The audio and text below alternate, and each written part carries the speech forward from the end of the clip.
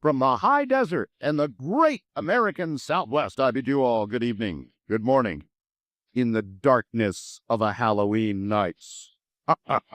Thank you for being here, everybody. This is the 2003 annual edition of Ghost to Ghost AM, always on Halloween night. I want to thank George and Premier, of course, for the opportunity to host the annual Ghost to Ghost program. And I want to remind the rest of the audience that I'm also here on Saturday and Sunday nights now. I don't know if you knew that or not, but I am here on Saturday and Sunday nights. Matter of fact, tomorrow night is going to be Whitley Strieber, and then Sunday night is going to be John Lear. John Lear has not done a radio interview in many years. John Lear is the son of Bill Lear, who invented actually the Lear jet. And of course, John has many hours in commercial jet aircraft, and boy, does he have a lot to say. So that's going to occur Saturday, Whitley, and he's going to be talking about the sun and an awful lot of things that happened to him early in his life that he's just discovered. Very, very interesting stuff. And then Sunday, John Lear. So if your radio station doesn't get Saturday, Sunday version of Coast, call him up and say, "What's up?" You know, get us Saturday and Sunday. Now, Ghost to Ghost. There will be no guest tonight. This program is entirely caller-driven. Either I will call you because you have sent me a ghost story and your phone number, or you will call me. Either way, the subject is only one, and that's ghosts. Are they an important subject? Yes. Not just tonight, but 365 days a year, because, you know, it may answer the question, the biggest question really in our life, and that is, do we have eternal souls which survive our physical death, inevitable and crawling up minute by minute for all of us? Is there something that comes after this? It's the biggest question in the world. So is it an important subject? Yes. And those stories that I want from you are the very best, nothing but the best, the scariest, the most frightening of all the stories that might be told, because I know they've well, how do I know so many have happened? Because I have received thousands of emails and ghost stories. I've selected a few, and we will take, of course, from the phone some number tonight. But is it an important question? Is there any more important question in this life than whether that's it, whether it's the worms in and out, or whether there's actually something that comes after this? Well, the stories are going to roll tonight. In a moment, we begin Ghost to Ghost.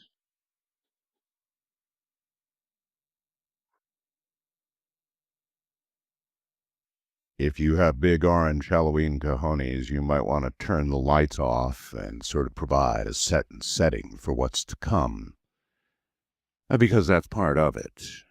And people do enjoy being scared. I enjoy being scared, and so I turn out the lights, and this program generally scares the hell out of me. Shall we begin? First-time caller line, you're on the air. Hi there. Hi. What is your name?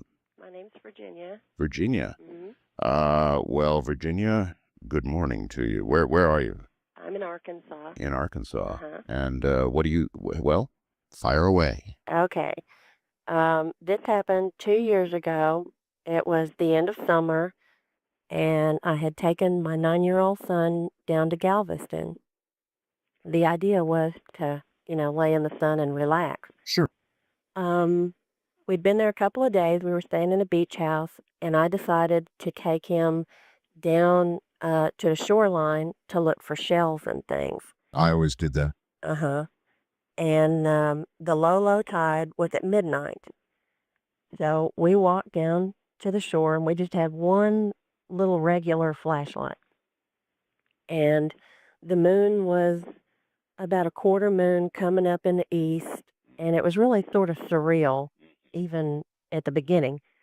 We had walked east for a long ways, and weren't really finding anything, and you know how kids are. He was real jumpy, thought the crabs were gonna bite his toes off or something. You know what And I think, Virginia? I think when something is about to happen, you said it was surreal. It felt surreal. it was. There's a kind of a prequel, a sort of a something hanging in the air before something happens. That's true. Yeah. And I kept looking for something, and he wanted to go back after about the first 20 minutes. After we'd been down there about an hour with me saying, "No, let's just walk a little bit more." I had heard him say the words, "Mom, what's that?" about a million times already. But he said it again and it sounded different. His voice changed. And I stood up and straightened up and shined the light down the beach. We were headed back west at this time. And I saw, first I saw feet, and as I took a few more steps, there was, the rest of this man laying right where the water meets the sand. Laying. Laying on his back, his feet towards us, laying right where the water meets the sand. Uh-huh. And so I thought, Apparently alive or dead. well, it was hard to tell at this point. Okay. And so to answer my son's question, I said, well, it's a man laying in the surf. Well, you know how when you shine your light on somebody, you instinctively, you just kind of have this up reaction and you shine the light right back off. Right. You're sort of embarrassed that Yeah, you sure. shined it right in their face. Sure. Well, we walked, a few more steps, and I would kind of, do the light back over that way. And was trying to kind of keep my son behind me. You know, I call it being in mommy mode. Yep. Uh, but we got, a few more feet closer and then a few more feet closer. And I was gradually, you know, looking back over there to see if he had moved or anything, and he hadn't. And, I was beginning to know that it wasn't a man just laying in the surf. I couldn't be that lucky. And the last time I shined the flashlight over there, I saw a wave come over his head, and he made no response, and his arms kind of floated funny, and I knew that he was dead. Well, I told my son that we needed to go, and I had been, plodding along so slow, that it scared him, that how How about moms we need say. to go call 911? Well, I didn't say that, and I just said we got to go. Right. And I, grabbed all my stuff and, hopped. There was a long lot of seaweed that year, and you kind of have to jump over it. Yeah. And he said, "Well, why?" And I said, "Well, we need to get back to the house." And right when I said we have to go, I heard this man's voice clearly. I mean, just like I can hear you now. I Yeah. heard him say, "No, not yet. No, not yet. No, not yet." And I thought, what? I was I was like between him and my son, and like I said, I call it being in mommy mode, and I went anyway. And I kept thinking, I should run right up there and check this guy, try to help him. But I don't know how to explain the feeling that you have as a mother. I did not want my son. Involved in anything. No, Of course not. And so no. then what did you do? Well, without breaking into a dead run, we went back to the beach house. I called 911, Right. put my son on the couch. The fire trucks went roaring by. I will say they have great response time. Um, Beach patrol, city, county, everybody was there. And so I got my son situated and I went back down there. Beach patrol told me that they hadn't even attempted CPR and that I shouldn't feel bad about that at all. That I hadn't, because they didn't try. He had been in the water too long, and yes, he was definitely dead. And they, of course, took my entire life history. Um, And we stood there and talked for a while, and the search and rescue guy and one of the other cops pulled the guy up out of the water and, and laid him on the beach, and I went home. Well, nothing like this has ever happened to me. And, there I was alone, and when I got back to the beach house, my son was sound asleep, and I made a couple of phone calls. I'm sure I sounded hysterical to these people. Sure. And I sat on the porch, and that down on the coast, the wind is always blowing. And I sat there and I was just crying and crying and I was, like talking aloud and just really just focused on, mentally and aloud. Who were you and what happened? Yes. Because down on the beach, they had sort of one of the cops had said, well, what way is the current going? And one of the men had said, well, he was probably from the state park. And I immediately knew that wasn't right for some reason. I just knew that wasn't right. Any more contact with this man or what's left of him? Yes. While I was sitting on the porch, saying, "Who are you?" I just had to know who he was. Right. This figure sort of materialized at the top of the steps. It wasn't like his feet were not on the porch. I don't know how to explain it. Floating? It's sorta.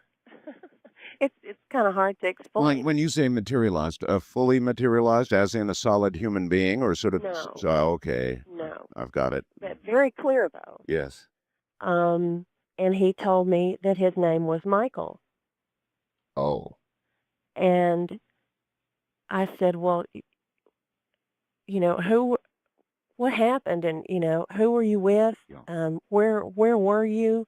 Because I don't think the state park's right."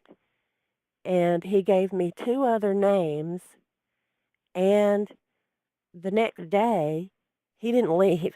The next day he was back and told me to look on a map and showed me the next sort of subdivision down west on the beach. well, what had happened to Michael? He had been down on the beach with two friends. They had been partying some. Um, he didn't go into a lot of detail. I felt like it was a very suspicious thing. Oh, yeah, but I mean, here you are talking to a dead person, not fully materialized in front of you. I mean, weren't you totally freaked? Yes, I was. And I was for a long time afterwards How long did he remain with you in totality? until I left. Which This was? He died on a Wednesday night Yes. at midnight. I found him actually at 1 a.m. on a Thursday. Um, he had been in the water for a couple hours. Um, I left that Friday, and he was not identified until that Friday when their local paper had a huge article on the front page with his physical description and all that kind of, And his clothing. name was indeed Michael. His name was indeed Michael. And why did Michael wish to speak to you? Just to get it right? Was that the idea, the impression you had? Actually, the impression that I had was, this sounds a little crass, but he was really ticked off that he woke up dead. Yeah. He was not happy. I can imagine. I know. Yes, indeed. It sounds kind of bad to say that. But he was aware he was dead. I don't think he was at first. I think That's that's really what the unfortunate. Not Yet Yeah. is about. Gotcha. I think when he said that was the minute he realized that he was dead. He was also, I think, trying to communicate with people that he knew. He had lived down there for half of his life. Did he essentially say goodbye to you? Did was he aware of when you left? Were you aware of? Yes? Yes. And what did he say at the end? I went and I stood at the top of the boardwalk that goes down to the beach, Yes. and I could feel his arms around my shoulders like he was giving me a hug. And he actually apologized for having put me through all that. But I think, really, I was the only person that could hear him, and that's why he kept coming back to me. Of course. Did so many questions. I mean, if you get to talk to somebody who's dead, did you ask any of the questions a person might ask, like, I now? don't answer everything. He never told me his last name. Yeah. Well, you had a full-fledged discussion with a ghost. Yes. That's one hell of a story, Virginia. Yes, it is. All right, my dear. Thank you. Thank you. And good night. I've heard this many times, that when we die, we don't necessarily understand right away that we're dead. And somehow we manage to reach out and interface with whoever's there, maybe whoever finds our body, like that case. To find a body just sitting there, sort of swirling around in the near the sand and the surf. Wildcard line, good evening or morning or whatever, you're on the air. Hi, Art, is it me? It is indeed you. What is your first name? My first name is Eric. Okay, Eric, what's up? Well, I guess this story begins back in the early 1990s when I purchased a fairly old house in downtown Atlanta, about 60 years old or so. And it was really odd because I noticed soon after we moved in that my dog, a Jack Russell Terrier, would refuse to sleep in the bedroom. And this was very uncharacteristic. I'll say.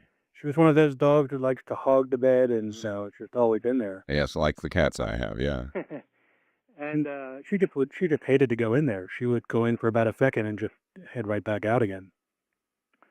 And the one exception to that is every now and then over the years she would catch a mouse, and she would take it into the bedroom, and she would kill it there, and she would shake it so vigorously that blood, kind of gross, but it would splatter against this one particular wall. It was always in the same place. Oh, great. So I'd come home. Blood. Yeah, and I'd come home, and of course I wouldn't be too happy about that. No. But anyways, after I'd been in that house for a few years, I started experimenting with OBE. I've been listening to your show by then for a while. And Out-of-body experiences, yeah. yes, Albert Taylor. Yeah, oh, yes. Yes, he laid out the groundwork for how to do an OBE. Yes. And actually, I got his books and a few others. I think Bill Buellman's books. Yes. And I really applied myself for a few months, and I actually did have my first OBE. It took about 3 or 4 months to do, but I was determined I wanted to see what it was like. It's quite shocking, isn't it? Yeah, it was really amazing. It was it was a state of awareness that I'd never been in before. It definitely was not a dream. Did you meet something or somebody? Well, at first I was just kind of floating above my body, and it was really weird because I could see in like every direction at once. I don't really know how to explain that. But soon right after that, I saw some kind of shape against the wall where the mouse blood got splattered every now and then. And I saw it was a small dog, probably like a black poodle. It's about the closest I could make out what it was. Yes. And it was like lapping at the ground like there was a pool of liquid there or something like that. It was just kind of licking. Yeah. And I was jarred by this because I thought, oh, there's some weird black dog in my room, and, I got in the house somehow. So immediately I shot back up into my body, and I turned on the light, and there was no dog there. And there was no liquid on the ground either. Uh-huh. So, I didn't really know what to make of that. But when I sold that house a few years later, my neighbor, she's about an 80-year-old woman. She's very nice. She lived there next door to my house for about 50 years. Yes. And she said she'd been dying to tell me the history of my house, but she didn't want to tell me when I'd lived there. She didn't want to scare me. And the history was? Well, back in the 1950s or so, a young newlywed couple had purchased my house. And shortly thereafter, the husband was killed in a car accident just a few blocks from the house. All right, I'll tell you what, that's a good punchline point. Hold it right there, all right? Okay, sure. We'll get back to you right after the break. You're listening to the annual Ghost to Ghost program I'm Art Bell from the high desert. Incidentally, you might want to check out the webcam photograph this evening. It's pretty neat. There's no way my wife, Ramona, though, can look devilish. She's just beautiful. Even when she actually sits there and puts on a face and tries to look devilish. She's actually, she's just beautiful no matter what. So you might take a look, though. And now back to our friend with his dog. Yes, sir. Continue, Yes. please. Yes. So let's see. I think I was just saying that my next door neighbor, the old lady, had been telling me that a newlywed couple back in the 1950s, they purchased my house, and shortly after that, the husband was killed in a car accident, just a couple blocks from the home. And a neighbor apparently found out about that right away, and she rushed to get the wife just a few minutes after it happened. Mm-hmm. And she arrived on the scene, and she found her husband's body. It was decapitated, and Oh, my. it was a very grisly experience. I'm sure. Yeah, and so she was, of course, distraught and hysterical. And she went back to the house and went into the bedroom, and she shot herself in the head with a gun. God. And my next door neighbor said that she heard the shot, and she looked, and she could see through the bedroom window that far wall. I mean, she just saw blood splattered on it. Blood there. Yeah, and it was the same wall that my dog enjoyed splattering the mouse blood on, which I thought was something. And I was curious at that point. I said, did they happen to own any pets? And she said, yeah, they owned a small black dog. And of course, that kind of sent chills down my spine. I'm sure that'd be the last time I OB'd. Yeah, it was a while after that, and I never did in that bedroom again. I fully understand. Thank you very much, sir. You're welcome. Take care, all right? Well, you see, what is it that animals know that we don't? Obviously something, huh? They have a connection, perhaps, to a bridge world that we can only very occasionally pierce. They see things that, well, we don't. Cats certainly do. Any of you animal owners and lovers out there know exactly what I mean. East of the Rockies, you're on the air. Good morning. Hello? Hello. Yes, sir. Hi. Hi. How you doing, Art? I'm fine. What is your first name? My name is Rob. Okay, Rob.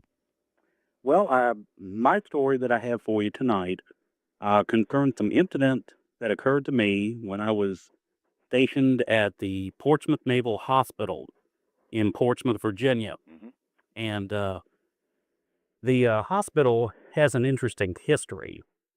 It was built in 1830, was the very first naval hospital ever built. Mhm. And the building that I was in was the original hospital building. They called it Building 1.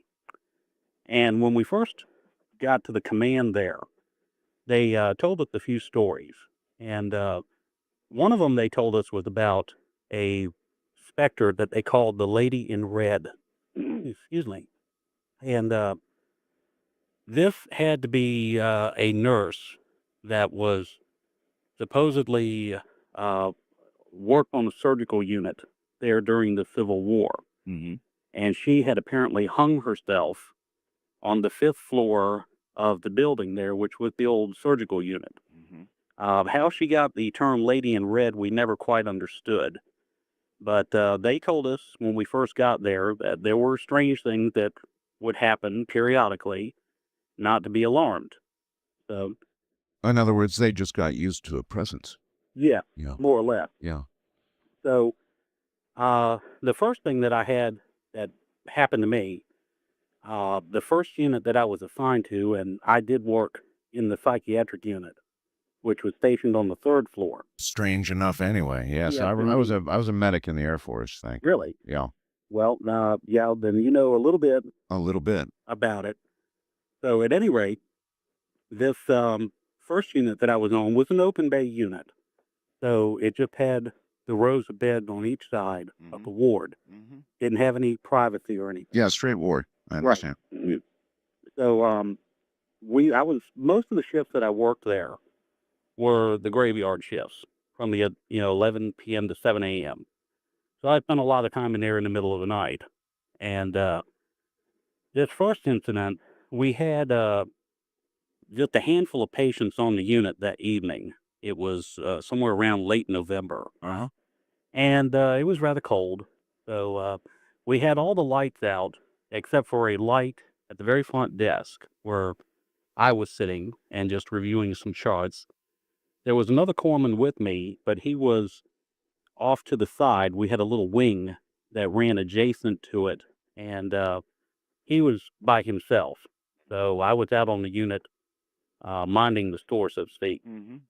And I had this young man. He had about 18, 19 years old, and he had gotten up. It was about 3, 4 o'clock in the morning, and he approached the desk and went past me to the restroom. But he looked a little shaky when he went past me. Mm. And when he came back out, he asked me if I knew who was wandering around in the back of the unit. And I told him that there wasn't anybody back there. Mm-hmm. Well, he proceeded to tell me that he had seen this woman and that she was dressed in antique clothing and that she appeared to be floating in the back, and she was circling around a pool table that they had in the very back for recreation. Bearing in mind you're in a psychiatric unit here, right? Yeah. So And so, you're taking a little bit of it with a grain of salt. yes. So, I didn't at first really think anything of it. I thought perhaps he had been dreaming, had just woke up. And so what happened? Well, he was very insistent that something very strange was going on. So I got the other corpsman, and together we went back to the back of the unit with a pair of flashlights. And we did have one little dim light that was on outside of the medicine room, Right. and we didn't see a thing. But this young man was so insistent that he had seen this woman, described her, the period dress that she wore, Yes. and he was so frightened that he refused to go back to his bunk. He insisted on sleeping closer to the desk. Well, I can't say that I blame him at all, but No, not a bit. why would you give it particular credence since it was a psychiatric ward after Well, all? This particular ward, it was for what we called adjustment disorders, which was nothing terribly serious. It's just usually young kids that when they got out of boot camp, they get thrown into their first command. And Well, okay, so you never saw this entity. I never actually saw it, Uh, but it was, and the next morning, when we mentioned it in the morning report to the AM crew coming on, Right. the head nurse, he was a lieutenant commander, had been in the Navy for over 20 years. Yes. And he looked at me and he said, "Did you make a note of it?" And I said, "Yes, sir." And he said, "Well, that's good." He said, "Because this kind of stuff happens fairly regular." And he said, "Don't be alarmed." And he said it so matter-of-factly, as if to say, "Yeah, we know what this is." I gotcha. All right. Well, thank you very, very much. Well, on the one hand, you dismiss it because it's a psychiatric patient, but then on the other, there's history. I wonder if the sane at death are as likely to incarnate on the other side in some way, if that really is the other side, as the sane. West of the Rockies, you're on the air. Hello. Happy Halloween, Art. This And- is Jerry from Bismarck, North Dakota on KFYR 550 on the AM channel. That's the way to do it, buddy. All right. I have a good one for you. Fire away. I was attending college and living with friends in a haunted house in Fargo, North Dakota in the early 1970s. How'd you know it was haunted? Well, let me go on here and I'll tell you. All right. We all experienced the mischievousness of one or more poltergeists residing with us in the house. Every day, without exception, lights would turn on unexpectedly. The entrance door would open and close, although upon checking for visitors, there would be no one there. In our kitchen was a pantry that had a curtain opening the door. Once in a while sitting in the kitchen table, the curtain would fly straight out as if someone or something would be pulling it straight out. That would do it for me. One time, the hall curtain burst into flames. Well, Fortunately, someone was there to douse the flames. I had the bedroom in the attic of this old house, and many nights I would hear someone walking up the stairs. When I turned on the light to explore the situation, there would be no one there. During lightning storms, my possessions such as shoes and books would be thrown across the room and sometimes directly at me while I was laying in bed. You actually saw these things going through the air and coming directly at you? I did. Uh-huh. I felt them. Yeah. My dog, a golden lab, was always growling or whining at something in my bedroom. I saved the best for last. One night, we all retired to our respective bedrooms for a good night's sleep. I must have been unusually tired because I fell asleep immediately and don't recall waking up all night. In the morning, I woke up fairly refreshed and felt something cold beside me in my bed. I reached for it and found a butcher knife laying beside me in my bed. I wondered how in the hell a butcher knife ended up in bed with me. Uh-huh. I first thought it was a prank by one of my other roommates, but I realized that couldn't possibly be because I always lock my bedroom door when I retire at night. I proceeded to get dressed for the day and grab my butcher knife to return it to the kitchen drawer, where it belongs. As I was passing one of my roommate's bedrooms, he and his girlfriend were just exiting the bedroom, and he turned white as a sheet when he saw me with the butcher knife in my hand. I asked him what was wrong, and he began to tell me about the harrowing experience earlier that night. He said he was awakened by a person he said looked like me, standing over his bed with a butcher knife in both hands above my head, about to stab him. My God. He said he could not yell out and was able to move his hands back and forth, and the person dissipated into the thin air. His girlfriend had slept through the whole ordeal. One other thing, because his girlfriend was spending the night, he said the bedroom door was locked to protect their intimacy. Have you ever had thoughts of murder? No, I haven't. He still is a good friend of mine, and I never had any negative thoughts about him at all throughout my whole life. But he saw you with that butcher knife in both hands, and He you said, found the "Look," butcher knife in your bed. and the butcher knife ended up in my bed. All right, my friend. Thank you very much. Thank you, Art. And good night. Well, that sounds like something you'd tell a defense attorney, right? He dreamed it. And I was I standing above? No, with a butcher knife? No. How did it get in my bed? Well, I don't know. I don't know how it got there. Only in those cases, there's usually a bloody mess in the other room. Not the person just waking up telling you about a dream. On our international line, you're on the air. Hello. Hi, Art. Well, hi there. What's your first name? My name's Robert. I'm in Albany, New York, listening on News Talk Radio 810 WGY. Welcome to the program. I don't know why I'm on the international line, other than the fact that I'm 5 miles from Albany International Airport. Well, that's because I called you, and I got to choose the line. So what's up? Well, I had emailed you the story, and that's why you called me. And That's right. at this time, I'd like to give a little history leading up to the story, which increases the impact of it. We'll do the best we can. Okay. In 1974, I began having premonitions of my father's impending death. I did not believe in psychic phenomena at the time, and my father, so far as I could tell, seemed to be in perfect health, and I kept dismissing these things as some sort of odd psychological thing that would just pass. And one night I was asleep, and I suddenly woke in a cold sweat. The family cat, which still lived in our family home in upstate New York, I was living in Manhattan at the time, I heard that family cat scream, and an image came into my mind of the cat being run over. I took that to be a very odd Sure. went back to sleep. About a week and a half later, I'm visiting my parents at the home in upstate New York, and it turns out the cat hadn't been seen since that very night. And at that point, the reality of that experience hit me, and I began to wonder if these premonitions I was having about my father were true. And those were? Those were that my father was going to die, despite the fact that he seemed to be in perfect health. Yeah. Now, I'd always had a phobia about learning to drive, and one of the reasons I was living in Manhattan rather than commuting was that I never learned to drive. The reason I never learned to drive is any time I sat in the front seat of a car, I kept getting this visual in my head of going through the windshield.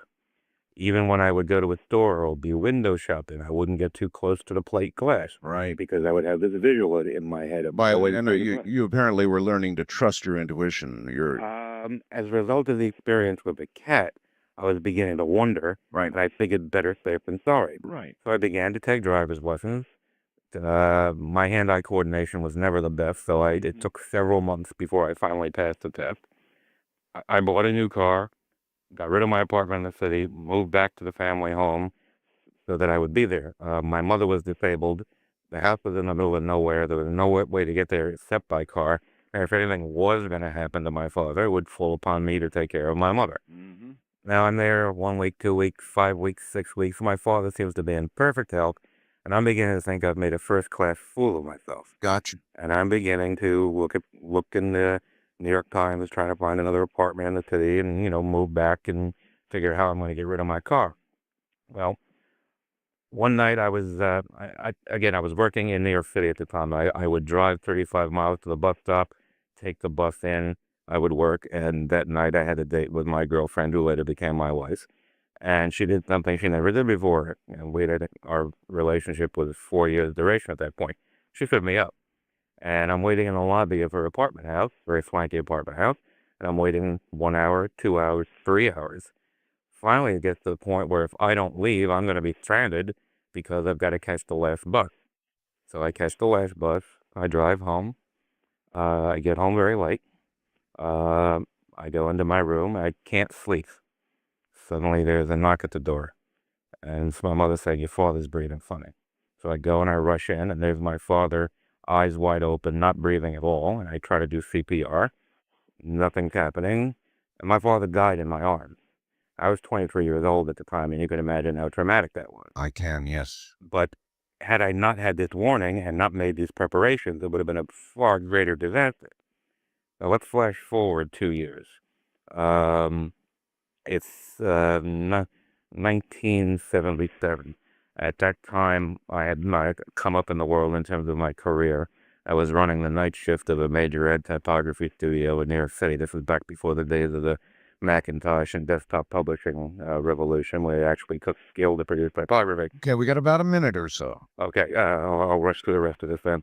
I'm driving on Upper Manhattan, going downtown early on a Saturday morning. I worked about a 16-hour shift. Right. I glanced in. I had a Pinto. I glanced in the rearview mirror, and there I see my father, who had died 2 years before, with a look of urgency on his face, leaning forward with his hands on the back of my bucket seat. Suddenly, there's a bang. The car careens out of control, and just like you see in the movies, time seems to slow down. Oh, As the car flies. Now, if any of you know Manhattan, down the Center Island at 74th Street, there's this big concrete pillar like they have in Paris where they post community notices. I know the ones. Okay, my car smashed into that pillar. Front of the car was smashed in. Passenger side was bent at a 45-degree angle. And we didn't know at the time Pintos were supposed to explode in flame when hit from the rear. That's right. Which it didn't. At the point of impact, my bucket seat flew back and I was lying down. When the dust settled and I managed to extricate myself from what was left in my car, I saw the damage. I walked around and assessed the damage. The clip on the back of the bucket seat had broken, so I was lying down. The car was totaled, so I opened the glove box to take out the various documents in there. Just about out of time, yeah. Well, a dollar bill that my father had given me when he was alive for luck to keep in the glove box was gone. Take care, my friend, and thank you. And have a good life. From the high desert, this is Ghost to Ghost AM. Go ahead, turn the lights down, and let's go. On my guest line, you're on the air, Ghost to Ghost AM. Hi. Hello there. Hello. Hello. Hi. What is your first name? Cindy. Cindy. And I live in Dallas, Texas. Dallas. Thing on Cliff. Okay. Well, I had emailed my story into you, and it's not that it's so scary, but I think it's a message from beyond, definitely. That'll do. Okay. Well, about 12 years ago, my father passed away unexpectedly. He had a heart attack, and so he wasn't able to say goodbye to my sister and myself. But what was interesting is that for 35 years, he had worked for Oscar Mayer Company. And most of us know that that's the manufacturing plant where they make the different lunch meats, hot dogs, etc. I think hot dogs when you say it. Exactly, hot dogs. So when we were little children in the 60s, my dad would always bring home, and anyone who grew up in the Midwest would probably remember this, these little red weenie whistles. Of course. Are you familiar with those? Yes, of course. I And they had remember. the little holes, and you would blow, and you played a little musical song. Right. And on like hot dog packages, they have the little weenie mobile on. If you ever looked at the front of Oscar Mayer hot dog package. Well, anyway, so that was our family's joke growing up as kids. We always had these red weenie whistles in the 60s and 70s all over the house, and we played a little song, and that was just our little family thing. So fast forward to when my father passes away. And I called my sister, and I told my sister that my father had died. She lived in St. Louis. So she was driving up to Iowa to go to the funeral. And when she got to the funeral, I was already there, and she just kind of looked upset and kind of bewildered. And I talked to her, and I said, well, what's wrong besides we're coming to the funeral? And she said, Cindy, the weirdest thing has happened. She goes, on my way driving from St. Louis to Iowa, as I was driving down the highway, this huge weenie mobile was driving toward me, the promotional car. Yeah. And she said, if that isn't a message from Dad, I don't know what is, because we didn't get to say goodbye to him. And so I thought, well, that is really strange, because most people in their lifetime will never see this car that drives around with a big hot dog on top. And so that kind of tweaked her out, but she felt it was a message. Well, I'm a school teacher. And after the funeral, I came back to Dallas, and my first day back at school, I'm a high school art teacher. One of my students was looking through a big box of old magazines for an idea for an art project. And this was my first day back from the funeral. Out of the blue, the student says to me, I don't know why, but I just found a picture in an old magazine of a weenie mobile. I know. That might do it for me. And he calls me over and he says, look at this. Yes. And it was just an old magazine that, I keep in the classroom, probably from the 70s, 80s kind of thing, that the kids can cut up. And here was that same promotional car that my sister had driven by on the way to the funeral. That's a little much. Well, it gets even weirder, because then the student looked at me and he said, I don't know why, but I'm just compelled. I'm going to draw this for my art project. And he goes, his exact words were, I can't even explain to you why I'm going to do this, but I'm going to draw this for you. Yes. And it gets weirder. The student's name was Chris, and my father's name was Chris. Uh-huh. Now, Well, it gets a little more strange. I'm almost finished. Okay. I decide I'm going to show my mother this picture that this kid has drawn of this weenie mobile. And so I have it in my hands, and I come home, and my mother watched my daughter, who was about 7 at the time. And so my little girl comes running up to me as I have this picture of a weenie mobile in my hand. And she was like, Mommy, look what Grandma found and Grandma gave me today. And I said, what's that? And she opened her hand, and she had the little red weenie whistle in her hand. And in my hand, I'm holding a drawing from a student of this Wienermobile. Yes. And so the two of us just kind of looked at each other, and I was like, I don't think a message from beyond can be any louder Any clearer, yes. than that.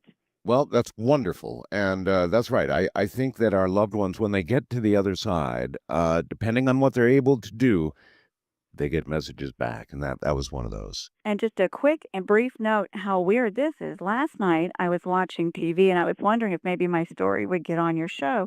Last night, I was watching television, and there was a little clip for a show coming up. And on this clip, it's about the red weenie mobile.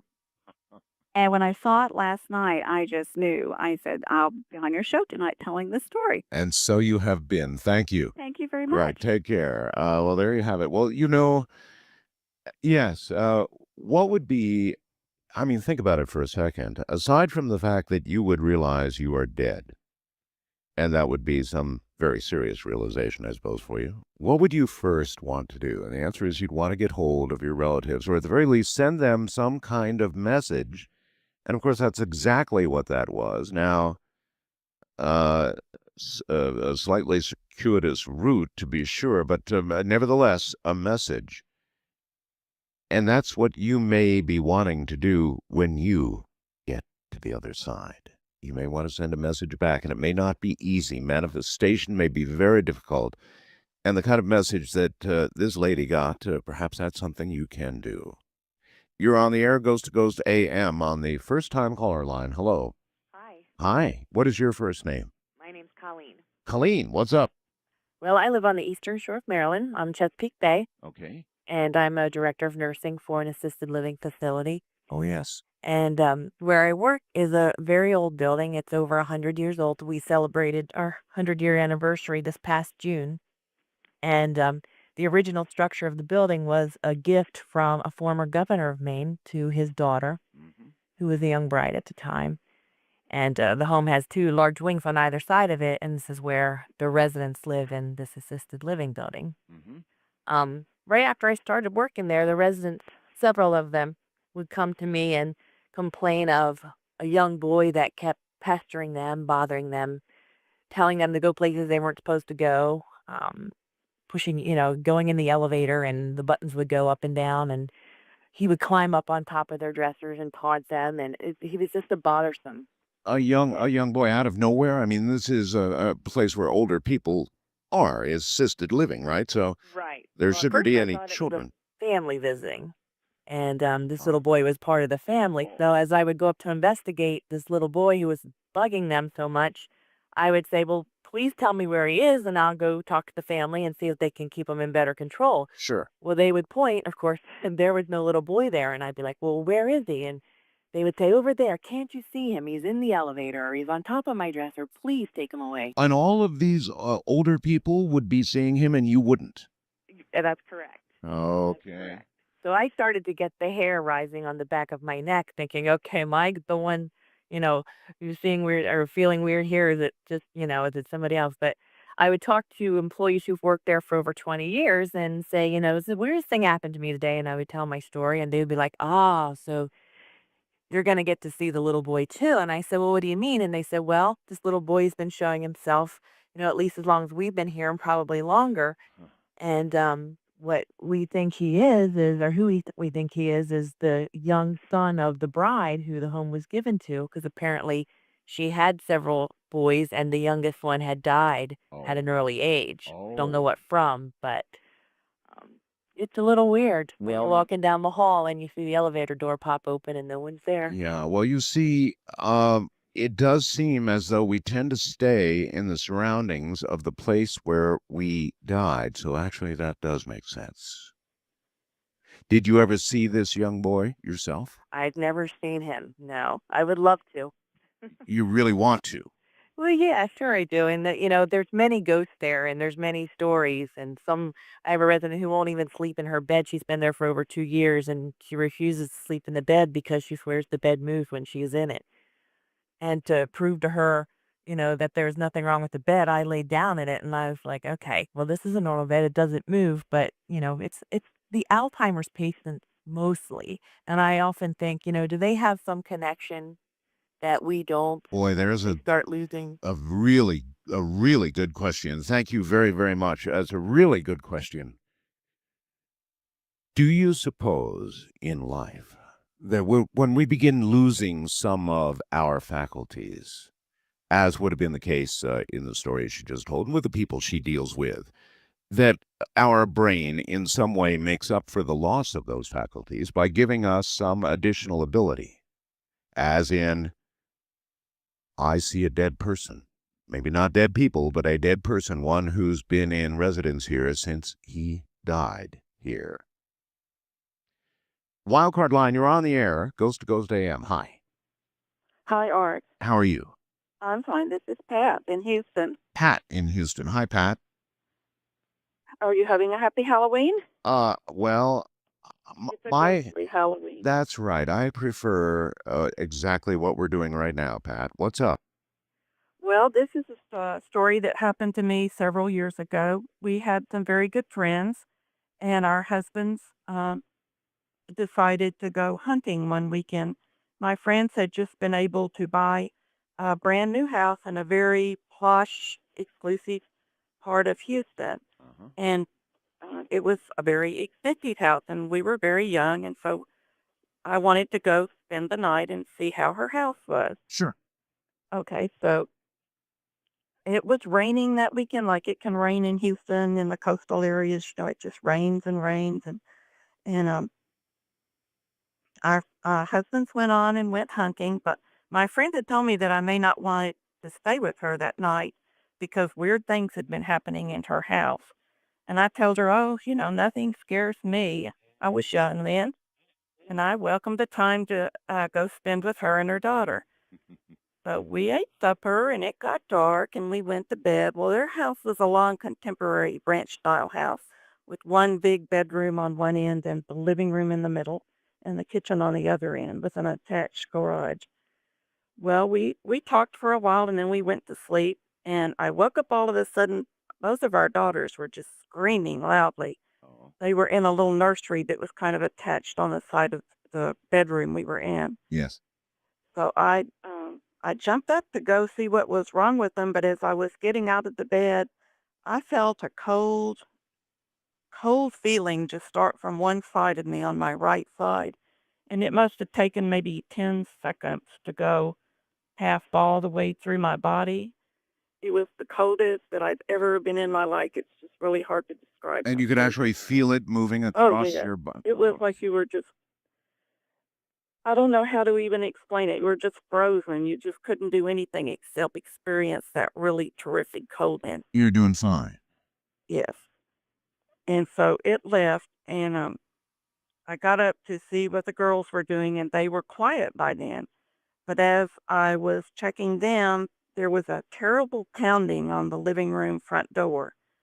And so I started to go to the front door, and my friend started just sobbing, just saying, please don't go to the front door. Don't go, don't go. It won't do any good. And I was like, well, I'm going to go see who's at the door. Well, then the pounding kind of moved around to the garage door. You're like every lady who dies in any horror flick I've ever seen. Yeah, sure, let's go to the basement. Well, let's go open the door. Who's out there with the Yeah, butcher knife, right. right? That's right. That's right. So you go to the door, huh? Right. So I headed for the kitchen to go to the garage door because that's where the pounding was. Well, then the pounding stopped there, and I looked over to my right, and there were big patio doors looking out at their big backyard. And there was huge, just pounding, just frantic pounding, like the glass would almost break. Yeah. But when I looked, there was nobody there. So by this time, I was really kind of afraid, and my friend was going, Well, that's about time. just come back, don't go. But I did. I called the police. I called 911 and got the police, and it was a very exclusive part of Houston, so they were there as fast as you could put the phone down almost. And I let them in to the house because they wanted to check it out. And my friend was going, oh, please, please, no one is here. Just won't do any good. She was hysterical by then. Yeah. So the police checked the doors, and they decided to walk around the perimeter of the house. Well, it had been raining so much. There were no footprints outside at all, but they could hear the pounding on the garage door to the kitchen. So they came into the garage, to the kitchen, and tried to open the garage door. Yes. They could not even wedge that door open. My friends had not unpacked all their boxes, and the garage was just stuffed to the rafters with packing boxes. So bad that the police could not even wedge the door open. Right. So they said, well, we'll go check around at the patio door. So they went to look there, and there was nobody there at all. But when the policemen saw my friend, they remembered that they had been there once before, but they had never been able to find anybody at the house. So my friend said, okay, you can leave. It'll be okay now. We never hear this more than once a night. So what do you mean? You never hear this more than once a night? Well, it seems that the original owner that had the house Yes. had hung herself in the kitchen. This is like the third or the fourth suicide. It seems like suicides, for some reason, are more likely to remain than others. That should be telling. That's a strong message, I think. So she had hung herself. She hung herself in the kitchen, and her husband he traveled a lot, or he went hunting like our husbands did. He was not gone an awful lot. Yes. But when he got home at night, he tried to get into the house, and it was all bolted on the inside, and he went around to the patio doors and looked into the kitchen, and he could see that she was that she was dead, hanging. So he shot himself in the backyard that night. Oh my God. And that's what we think the pounding on the door was his ghost trying to get in to help her. All right. I really appreciate your story. Thank you. And there's so many aspects of that I think are right on the money. The fact that there already tonight, how many have we heard that were suicides? So that must mean there's a greater chance. It must mean there's a greater chance for suicides to remain or be forced to remain. We don't know the nature of the other side, or even that represents the other side. It may be a kind of a hellish place where people who do that kind of thing, commit suicide, remain. I don't know. And the other, of course, is that things continue to repeat. It may well be that the hell you enter when you do something like that is that you are then forced to repeat for eternity. I'll put a question mark there. That act that got you there. Night after night after night. East of the Rockies, you're on the air. Hello. Hi. Hi. What is your... Tom? Okay. Where are you, Tom? I'm from Chicago. Okay. This happened approximately about 11 years ago. Yes, Tom. It's around 3 in the morning. I was coming home from a party with a friend. We're driving down Roberts Road, and I know you're thinking Resurrection Mary, but this has nothing to do with Resurrection Mary. Okay. There's somebody standing by the curb with a lantern, and he got in front of the car, and we slowed down. He walked towards the car. We looked. He had one. It was February. He had like one of his arms was out, like a bandage was hanging, and it was like stained. It looked like maybe blood, whatever. It was like really gruesome looking. His mouth was agape. His eyes were like rolled in back of his head. His leg was missing, and you could see like a translucency through him. We just looked at each other and just like, whoa. We drove on. He walked in back of the car, and the other car, we looked in back, and the other car just went right through him. Went right through him. Went right through him. And you and... I'm sorry, who was with you? Who saw? A friend. We were in a car. And you both saw it? We both saw it, and he was right by the side of us. We drove, and then he continued to walk across the street, and there was another cemetery. It was Bethany. He was walking to the other cemetery, and there was another car in back that drove right through this apparition.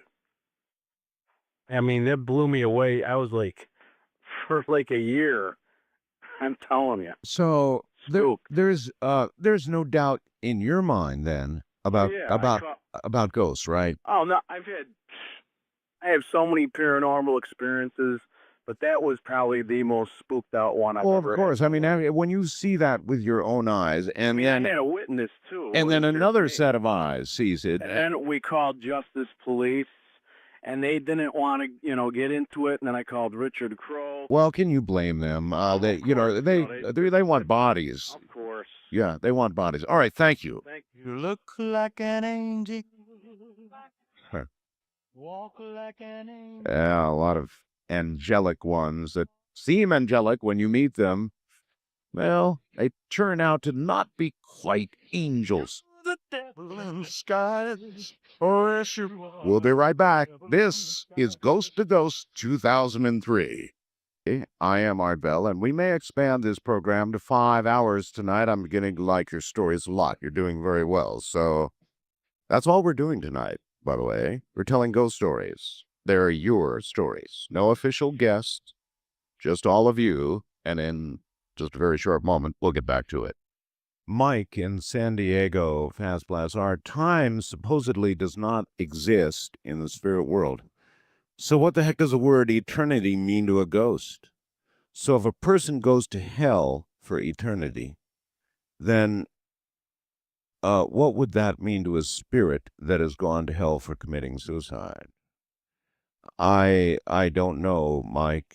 I just know what I'm hearing. And as you listen to these stories, an awful lot of them involve suicides. And time. Well, it may mean nothing, but how could you have a punishment, a punishment for eternity without realization and understanding that you're in this for eternity? West to the Rockies, you're on the air. Hi. Hi, Art. Hello. What is your first name? I'm Elizabeth, and I'm calling from Phoenix, Arizona. All right, Elizabeth. And, before I forget to tell you, if you're ever in Phoenix, there's a haunted restaurant you may be interested in. They have good food and about 20 ghosts, Good food, 20 ghosts. at least. All right. But anyway, I've also had numerous ghost encounters ever since I was about 6 years old. I go on record now, I don't like them, but the one I'm going to tell you about involved my late brother. All right. And before he died, he lived in northern Arizona, and I'm down here in Phoenix, of course, and he had been going through some marital problems. And my mama lived with me at the time, too, me and my baby, and he had asked, could he move back in with us while he got a divorce? And of course, I said, yes, of course you can. But I told him, I want to be with you when you pack your things. Something just told me I needed to be there. Yes. And he had promised, at the time he was driving for a trucking firm, and he had promised he would come get me. And, I just wanted to be there. I wanted to watch his back, basically. Okay. All right. Well, on August 5, 1995, I had worked night shift, and, so I didn't get to bed till like about 5 o'clock that morning. And at about 11:20, I woke You've up. got your radio on, don't you? It's in the other room. Yes. You shouldn't have a radio on. It's very confusing. But go ahead. You woke up. Yeah, well, I just woke up. I had a most god-awful, horrible, sick feeling in the pit of my stomach, and I had such a blinding pain. I mean, a very hot, burning pain in the back of my head. And I've had migraines before, and this was not like any migraine, and it lasted for several minutes. And I just knew that something was wrong, that something awful was happening, but I didn't know what. And then about 3 hours later, I got the news that my brother had been shot. So, so that was it. You knew, in other words, you knew? I just knew something Had to happen. I knew something awful was happening. Well, I went up to the hospital where he was at. Like I said, it was a 4-hour drive, and that'll make sense to you in a minute. And he had left a living will, and I was with him when they disconnected the life support. They couldn't get me out of the room, He was brain dead. pretty much, yeah. No. But I couldn't be there, to watch his body die. I just couldn't face that. I understand. And and then finally on August 8, I got the news that he had died, and it was like I got the news at 7:15. They said he had died at 7:05. And of course, my mom and I were just totally devastated. And I managed to get her to bed in her room, and then I went to bed in my room, and I was just in my room, and I was just, crying my heart out. Yes. And I thought my mom had gone to sleep also, so I wasn't even thinking anything. But then at 11:05, exactly 4 hours after he was pronounced dead, I heard the kitchen door open, and I heard it slam shut. Mm. And I heard my brother call out, "Mom, Beth, I'm home." And I remember looking up because, my clock was right there by my bed. And I'm like, that's wishful thinking. That's just wishful thinking. And I literally cried until I cried myself to sleep. And the next morning, I went in to check on my mom, and she had been awake all night just crying and crying. And I was just trying to comfort her. And then she said, "Beth, last night, I heard the kitchen door open, and I heard it slam. And I heard Lonnie call out, 'Mom, Beth, I'm home.'" And I said, "What time was that?" And she said, "I looked at my clock. It was 11:05. Well, gee, what can I say? I guess he did come home one more time, huh? Yeah, he did. All right. Thank you very, very much. Maybe until you realize you are dead, you do something regular. I don't know. I mean, if you're able to in the next life, maybe you do that. Maybe you go home. Maybe you go to work. Maybe you keep headed toward, if you were on the way to somewhere and had a car accident, maybe your body just keeps going toward its goal. You shake it off, and even though you're dead, You just keep going to do the next thing you were going to do until, of course, you realize. You're on the air, Ghost to Ghost AM. Hi. Hello, Art. Hello there. How are you? I'm fine. What is your first name? It's Steve. Okay. I'm calling from Vista, California. All right, Steve. And this is a pretty scary one. Good. That's what I'm looking for. Go right ahead. I have a friend, she's from Tijuana, Mexico. Happened, I think, about 5 or 6 years ago. This happened in her neighborhood, and, I don't like telling this, but I almost have an obligation. There was a neighborhood party, kids about 20 years old and up. Sure. And, they do what typical Mexicans do there, listen to music, eat, drink beer. And one of the people at the party brought out a Ouija board, and I'll refer to it as a Ouija. That's what they call it. And they started playing. There was probably, I think she said 15 people there. Yes. And they're all from the same neighborhood.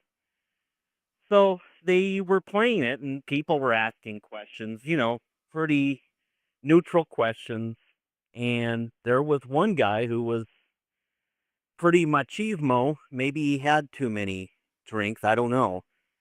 He started calling this Ouija out. He was, and I won't use the word, but he was saying F you, Ouija.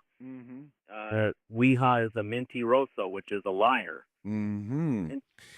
This is not wise. No, it's not. I'm not even Mexican, and I don't, but I know that. That's not smart. Yes, it's not smart. And so this went on, and he kept doing this, and he wanted to be confrontational with this thing. Yeah. Oh. And he's, they said, okay, that's enough. Let's put this away. He goes, no, I insist. I want to play. Yo quiero jugar. I want to play. So he started playing, and he asked the neutral questions at first.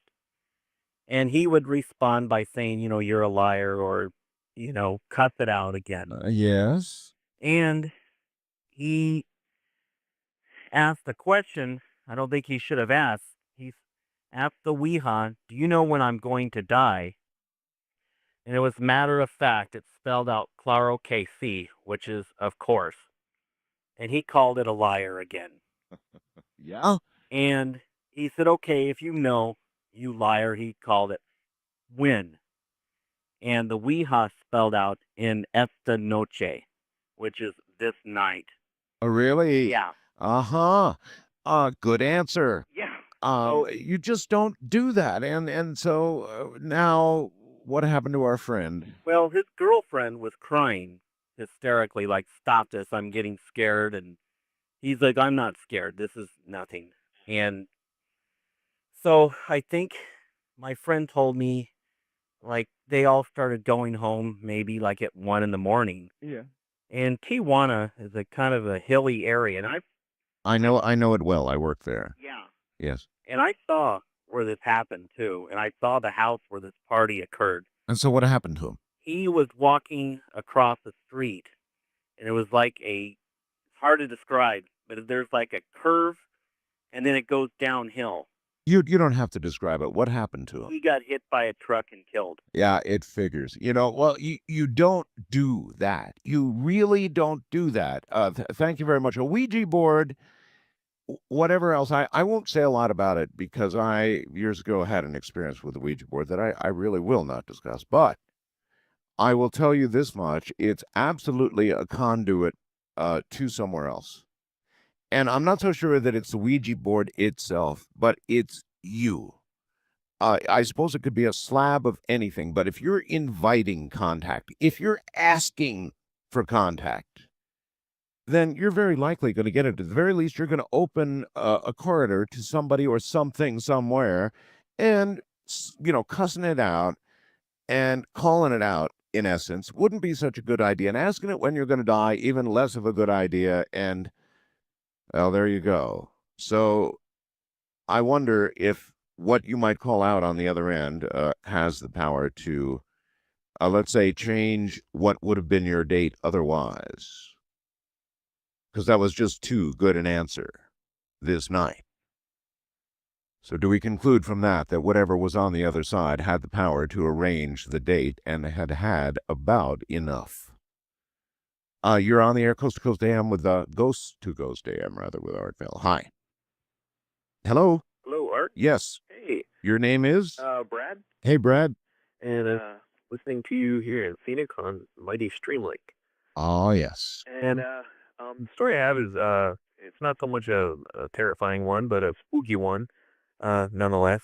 My grandfather passed away when I was about 15, and he was an unusual guy. The best way to describe him would probably be is a little bit ornery.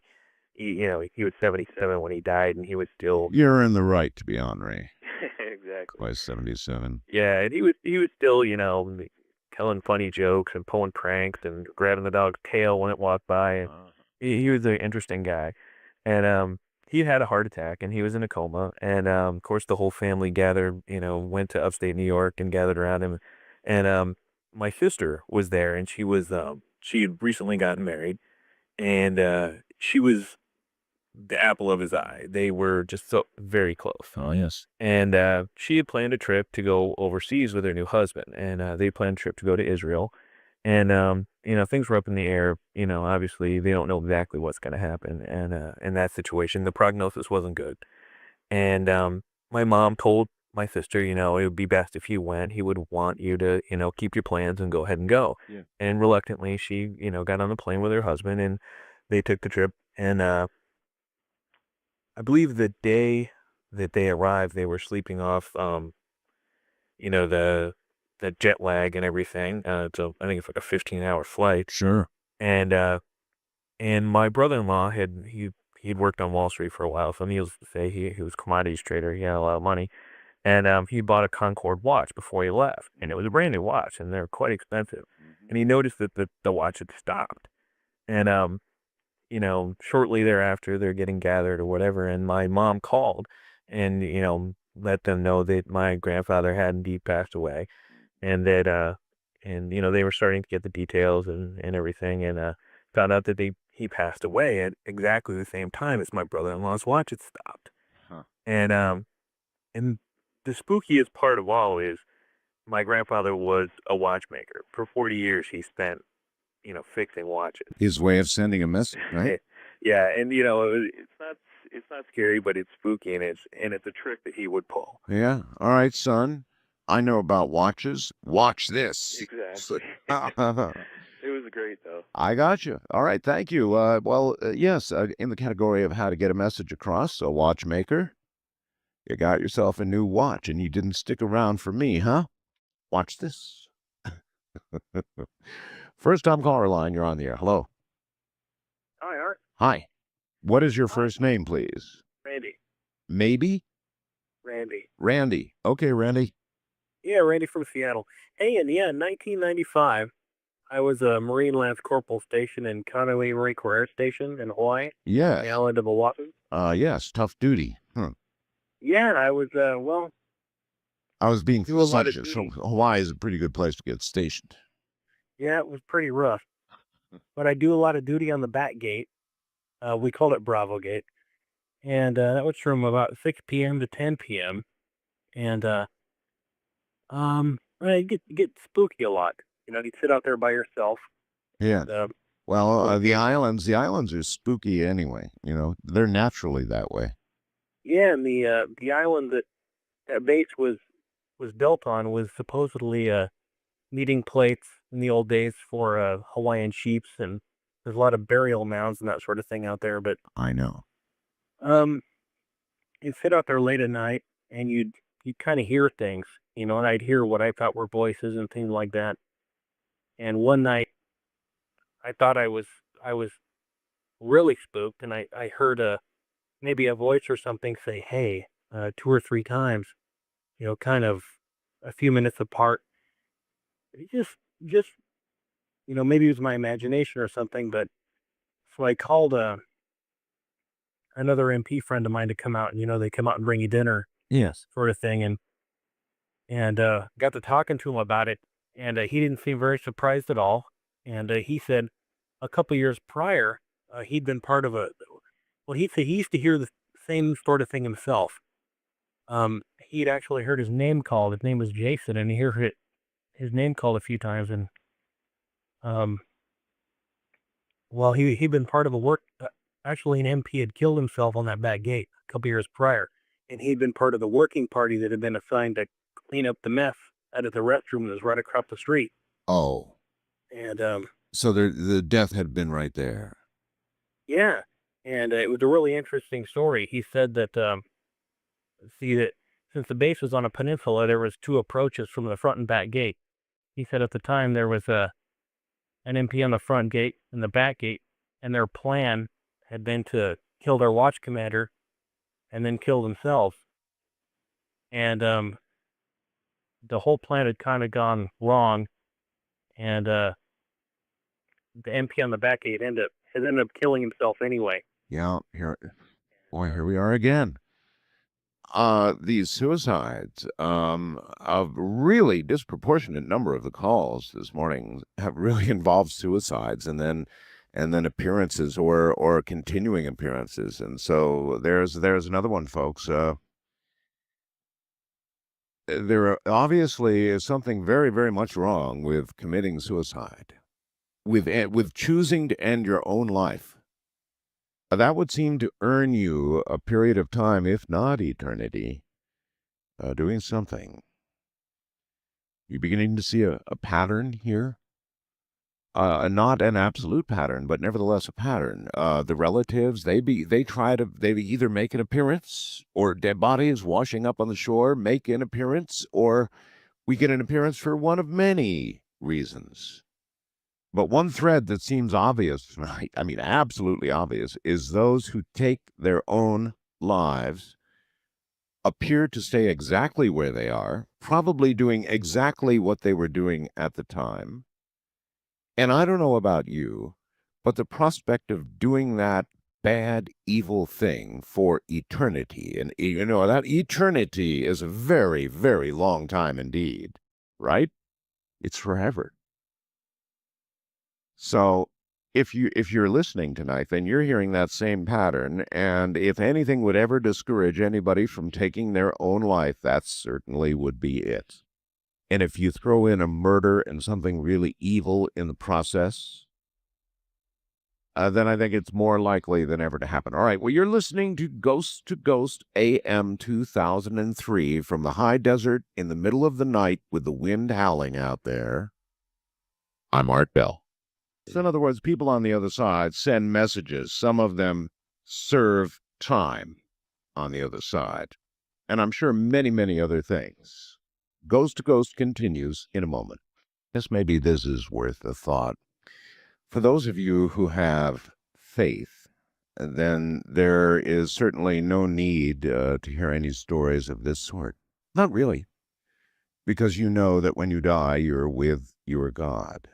And you have your religion. But then there are some of us, though we believe in God, and I do believe in God. I'll speak for myself. I believe in God. But I'm also really a pragmatist. I mean, I'm really a pragmatist, and I'm not positive. I'm not positive about the afterlife. I'm not positive about anything. So short of faith that would bridge that for me, I'm inquiring. I'm going to keep inquiring about whether there really is something on the other side past our physical lives. It's a really important question. And as you listen to these stories, maybe, just maybe, you'll begin to get the idea that there is, and you're hearing some proof of it. On our first-time caller line, you're on the air. Hello. Art? Hi. Hi, this is Bill from Pennsylvania. How you doing, buddy? I'm doing very well. I agree with your comment. I believe in God too, but there are just too many things that are left unquestioned. Michio Kaku, with his extrapolation of superstring theory, shows we're still learning about dimensions with more to go. So everything is still up in the air as far as I'm concerned. You better believe it. Yeah. You know, I've been a nurse for 23 years, and I've done a lot of things in my life and traveled all the United States. Yeah, you're on duty as a nurse right now, aren't you? Yeah, I'm on duty. Yeah. Okay. Prison. Yeah, that's right. It's a prison. Yeah, I had to call an extension to get through to you. That's right. Yeah, We've had a busy night too. Interesting thing happened to me about 20 years ago at a nursing home when I was the night supervisor, like you, I'm a Nighthawk. And nursing homes, for some reason, seem to attract this kind of activity. Maybe it's because they're internment places for folks who don't want to be there, and there's a lot of sad experiences. That's right. Well, I was cutting my teeth on the night shift there one night on the second floor in the elevator. Mysteriously, around 1 o'clock, began to open and close and go up and down the floor. I asked one of the aides, "Hey, something on the elevator." He says, "No, that's George." George. I says, "George?" I said, "Yeah, George. He used to be a resident here. He was wheelchair bound, and he whiled away his hours going up and down the elevator all day until his bedtime. And when he died, that elevator just started doing that. Usually he does it in the wee hours of the morning." Oh, yeah, right. Okay, I've been around. Yeah, I've heard this before. Well, day after day, up and just kept the mental tally around 1 a.m. in the morning. That elevator started kicking in, and I would go in there and I'd check the switches because I'm a geek like you being I am. Yep. I want to see what's going on here. Sure. Well, there's nothing wrong with it, and it kept doing it till about 4:30 in the morning. One time we had an aide, brand new aide, come in, and the elevator at 1 o'clock by the stroke hour, moving up and down. And she says, "What's going on?" There's someone coming up to the floor. Says, "No, that's George." By now, you're the one Oh saying, yeah, no, that's absolutely. George. I've been there about 6 months. I said, "Okay, George is cool. We learn to cohabitate with him. Yeah. He could sense the spirit too." But maybe in a way though, maybe it's not so cool for George. I mean, my God, here's a man who's in a wheelchair in life, right? Mm-hmm. And you would hope that in death he would be released from that. You would think so, but it's almost like there's unfinished business there. Oh, I hear you, but see, listen. Thank you very much. Go ahead back to duty. There's two theories regarding the end of life. One is that as a ghost, you continue to do whatever you did at the moment of death. If that's a suicide, then you keep doing that. If it's if you were an invalid in a wheelchair, then you keep going up and down that elevator. And so is it a tape loop? Is it just sort of a lingering memory? Or in fact, is George the person in that wheelchair in some other dimension, affecting this dimension, doing what he did during the latter years of his life, just going up and down in that elevator? It suggests some rather disturbing things about death, doesn't it? Wildcard line, you're on the air. Ghost to Ghost AM. Hi. Hello. Going once. Going twice. Gone. East of the Rockies, you're on the air. Ghost to Ghost AM. Hello. Hello, is it me? Yes, it is. This is Daryl from Missouri. Hello, Daryl. Hey, how's it going? Pretty well, thank you. Good. Okay. See if I could tell this story short and not ramble as I tend to do. Okay. All right. Thanks for the warning. All right. So, my dad, he was kind of obsessed with death, and he passed away January 31st of 1981. And about 2 months after that, I had a dream about him, and in the dream, it was very vivid. I told him that he had died, and he didn't know, and all this and whatever, and he told me that he could come back anytime I really needed him. So that was the dream and whatever. And so then, like 10 years later, some things were going on, and I was feeling very depressed about silly stuff and whatever. And I just had this feeling like somebody was tapping me on the shoulder. I just had this constant feeling like somebody was trying to tell me something, tapping me on the shoulder, whatever. Right. And so I'm headed home one night. I worked second shift, and it's like 3 o'clock in the morning, and I lived way out in the middle of nowhere. And I'm going down the road, and I just feeling very frustrated, and I'm doing about 100 miles an hour going down this road, this back road in the middle of nowhere. And I just let go of the steering wheel, and I just threw my hands up in the air, and I go, "What?" Because I just had the feeling like somebody was trying to tell me something, and I just wasn't getting it, or whatever. At 100 miles an hour, you Yes. throw your hands off the wheel and say, what? Yes. And coincidentally, I just happened to be passing a real old cemetery right at that point in time. Yeah? So anyway, all I can say is that all of a sudden I just got this intense feeling like The only way I can describe it is like if you were a little pocket transistor radio and you had the antenna up and you touched your antenna to the transmitter. Just like the ultimate hum, overload, squeal, feedback, whatever, and the hair stood up on the back of my neck, and I guess I'd let off the gas and grabbed the steering wheel. I'm not really conscious of that at that point, and I'm only like 5 miles from home. I should have been home in like 5 minutes, Yeah. and I just got this, and I just heard him, and he started talking to me, and he's telling me, I just wanted to let you know, I wanted to prepare you that all this stuff is going to happen to you, all this bad stuff, and I just wanted to prepare you for, whatever. And he said, your mom's going to get sick and she's going to die and you're going to get laid off from your job and you're going to get divorced and blah, Wow. blah, blah, blah. And he just started telling me all this stuff. And, And you knew this was your dad. yeah. Yeah. But, it's like I was hearing it in my head or whatever. So you hear from the grave with just nothing but bad news. Yeah. So I turned down the gravel road, and the gravel road is like a mile completely straight right to my house. And so I turned down the gravel road, and I'm just like coasting down the gravel road, and he's just telling me all this stuff. And I'm afraid to look, but I look to my right, and I can see him sitting in the seat beside me. And he's like, it looks just like him, but he's like translucent and kind of bluish gray color or whatever, and but it's like when I look straight ahead, I can see him like clearly out of the corner of my eye, but when I look straight at him, he's like not quite as clear. Uh-huh. And so I'm just coasting down the gravel road, and he's telling me, well, this, that, and the other, and it's like as soon as I can think of a question, the answer is already there. And it's like I'm a computer downloading information or whatever, and so I'm coasting down this gravel road.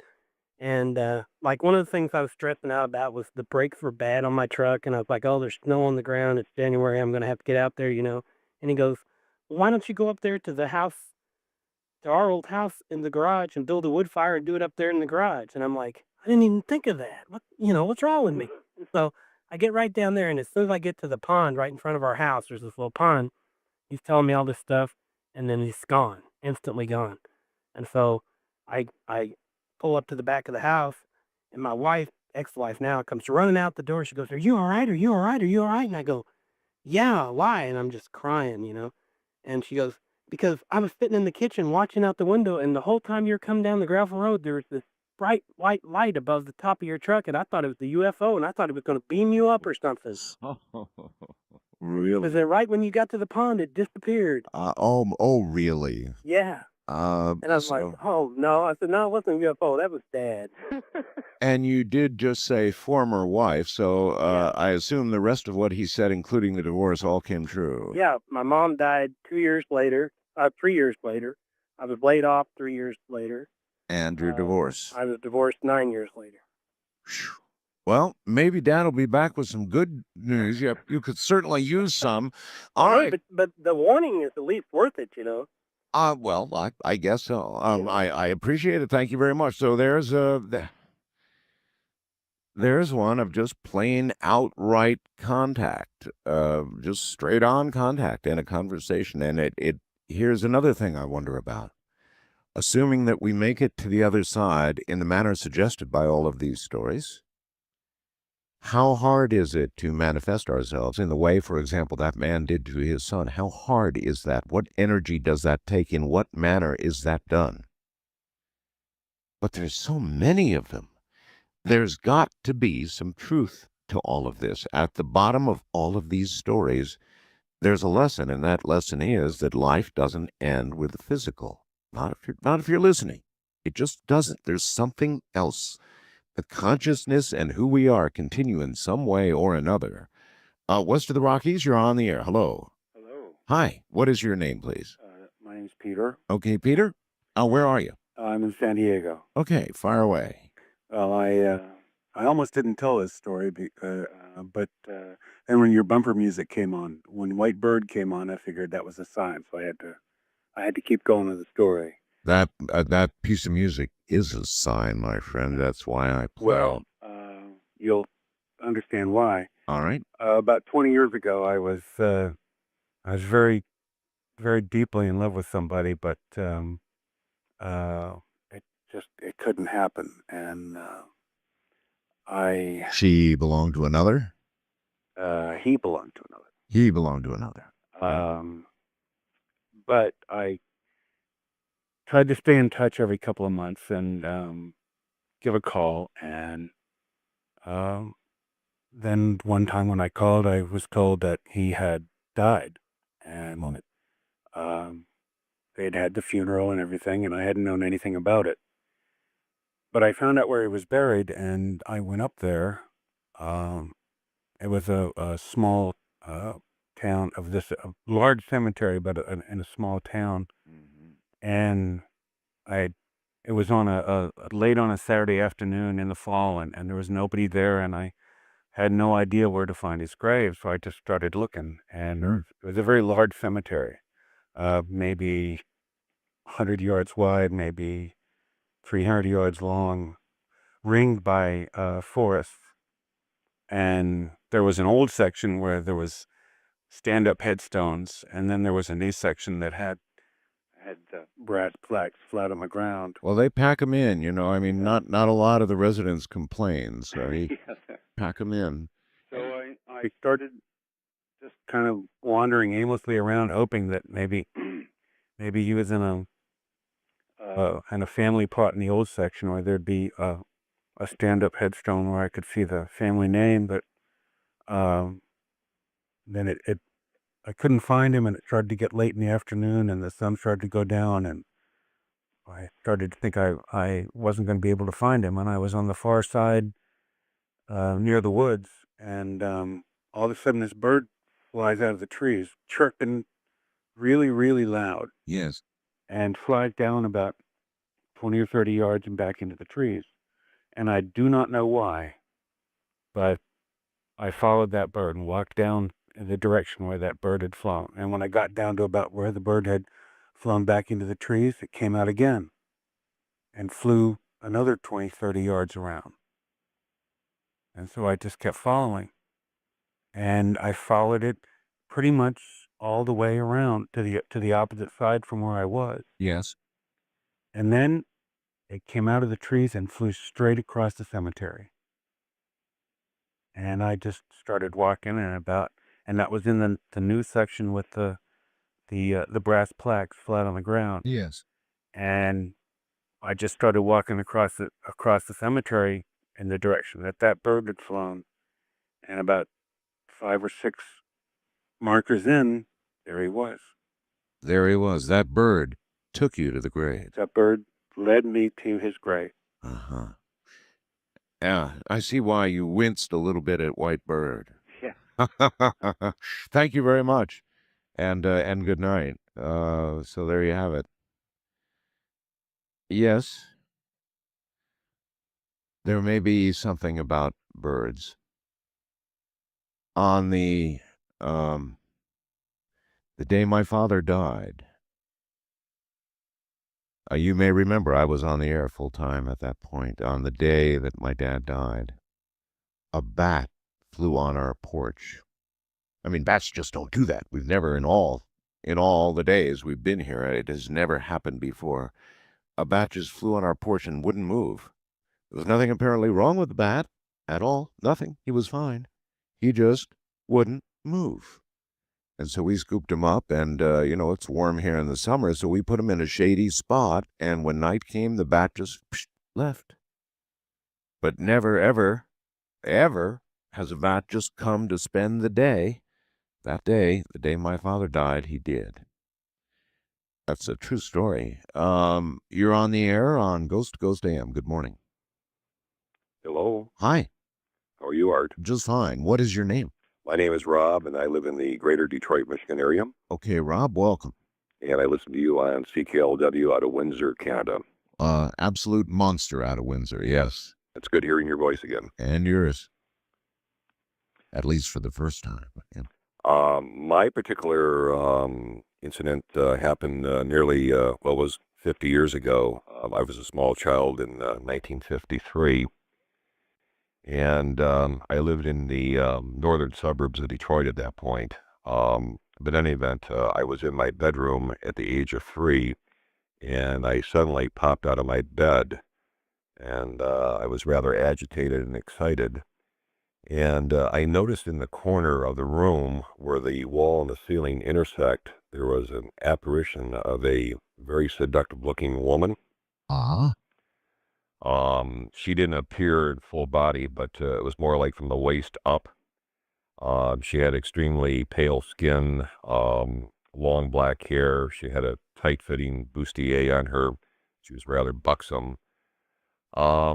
I was just simply mesmerized by looking at her and in awe, and I stood there for a minute, and You were in immediate lust. something of that nature. In any event, I was just staring at her, and I don't remember her lips moving, but somehow she was communicating to me, and she was summoning me, and she said, "Come here, Blue Eyes, come here, Blue Eyes, come here." Oh. And I do have blue eyes. So I started to approach her. I took a step or two forward, and I got towards the apparition as I saw it in the corner of the ceiling, and she said, "Stop," to me. Uh-huh.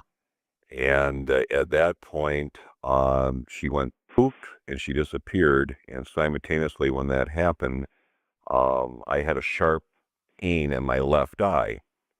And I thought that was very strange that, that had happened simultaneously with the poof. Yeah. So I went back to sleep and tried to, retain whatever I could of my composure, the age of 3. Indeed. Listen, can you hold? We've got to do a I quick will break. hold. All right, good. Stay right where you are. A seductive ghost, huh? Well, as they go, that might be all right. From the high desert, this is Ghost to Ghost AM.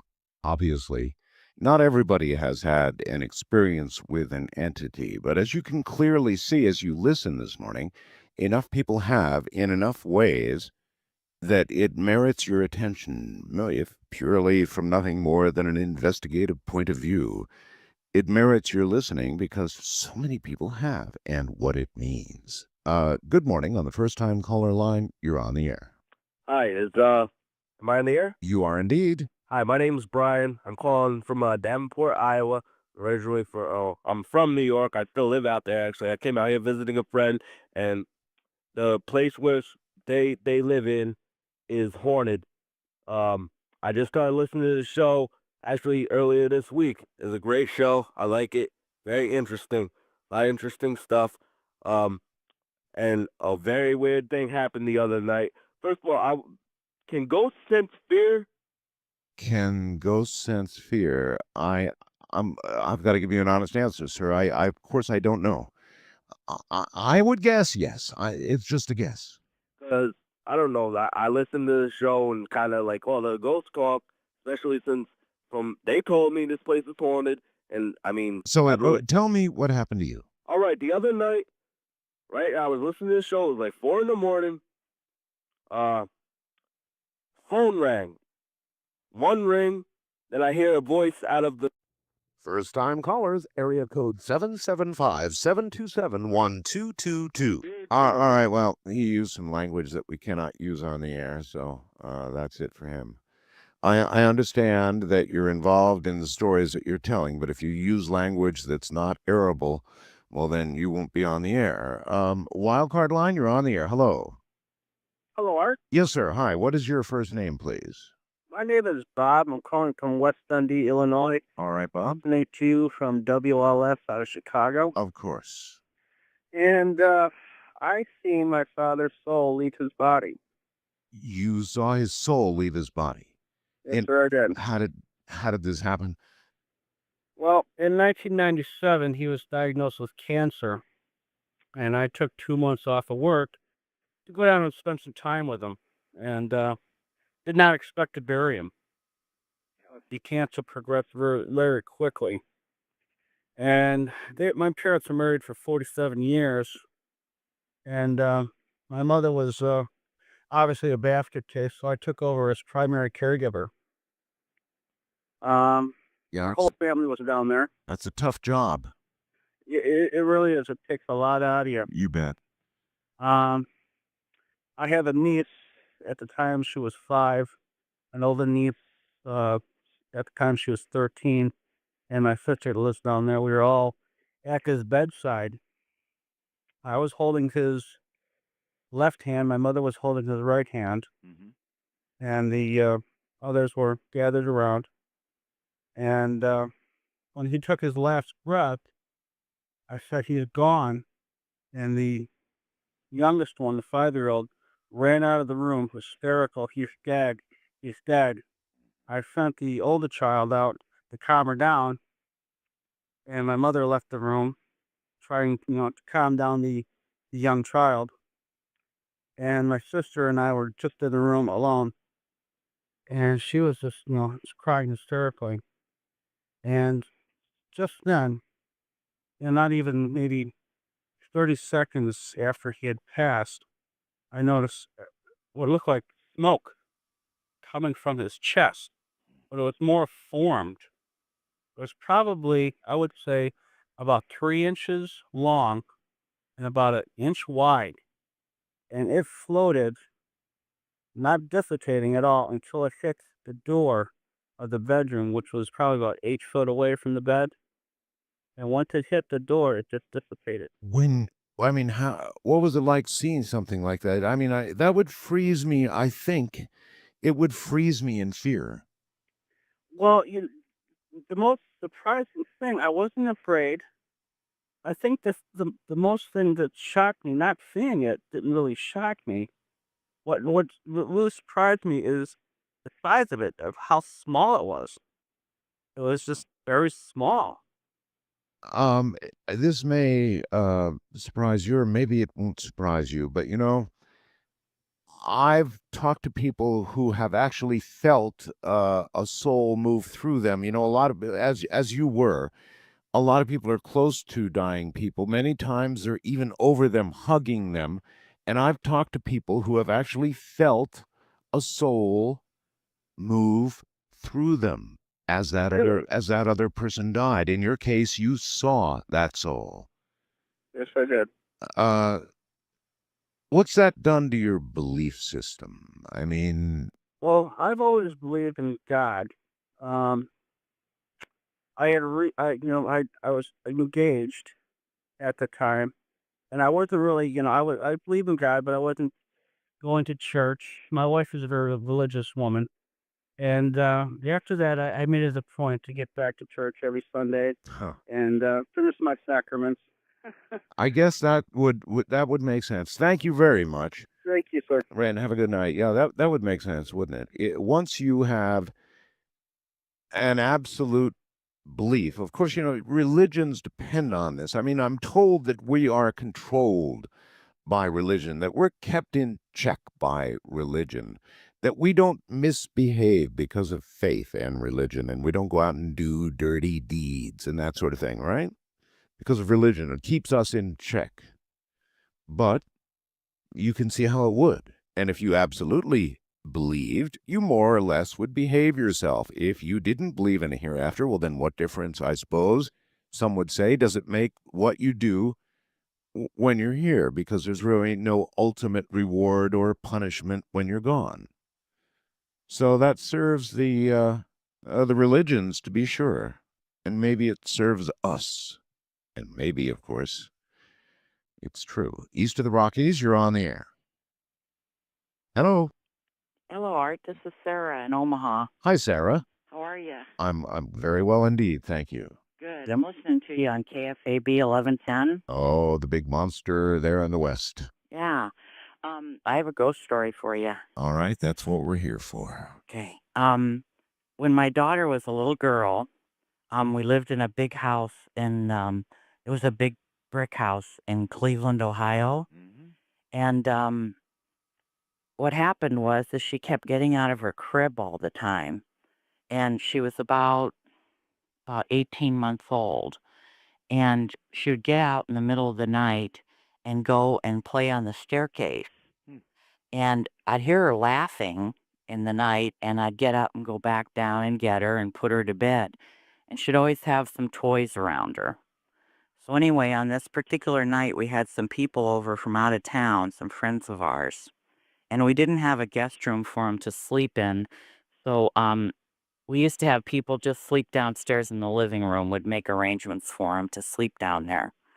And this staircase opened up on the living room. It was a big house, and the staircase was an open staircase, and you could see through the staircase from the living room. Right. Anyway, so everybody went to sleep, and everything was fine, and we woke up the next morning, and we kind of in the kitchen eating breakfast and everything, and they were talking about how cute our kids were, and I said, "Oh, when did you meet, my daughter?" And they said, "Oh, well, last night they were playing on the stairs." And I said, "Well, um, was it, early in the morning? Because sometimes she gets up and Yes. crawls out of her crib and everything." Yes. And they said, "Well, it was really cute how your son let her back upstairs and, looked like he was going to put her back to bed." Hmm. And I said, "Well, I don't have a son. I just have the one daughter." And they looked at each other, and I looked at my husband, and we go, it's kind of strange that you saw two children.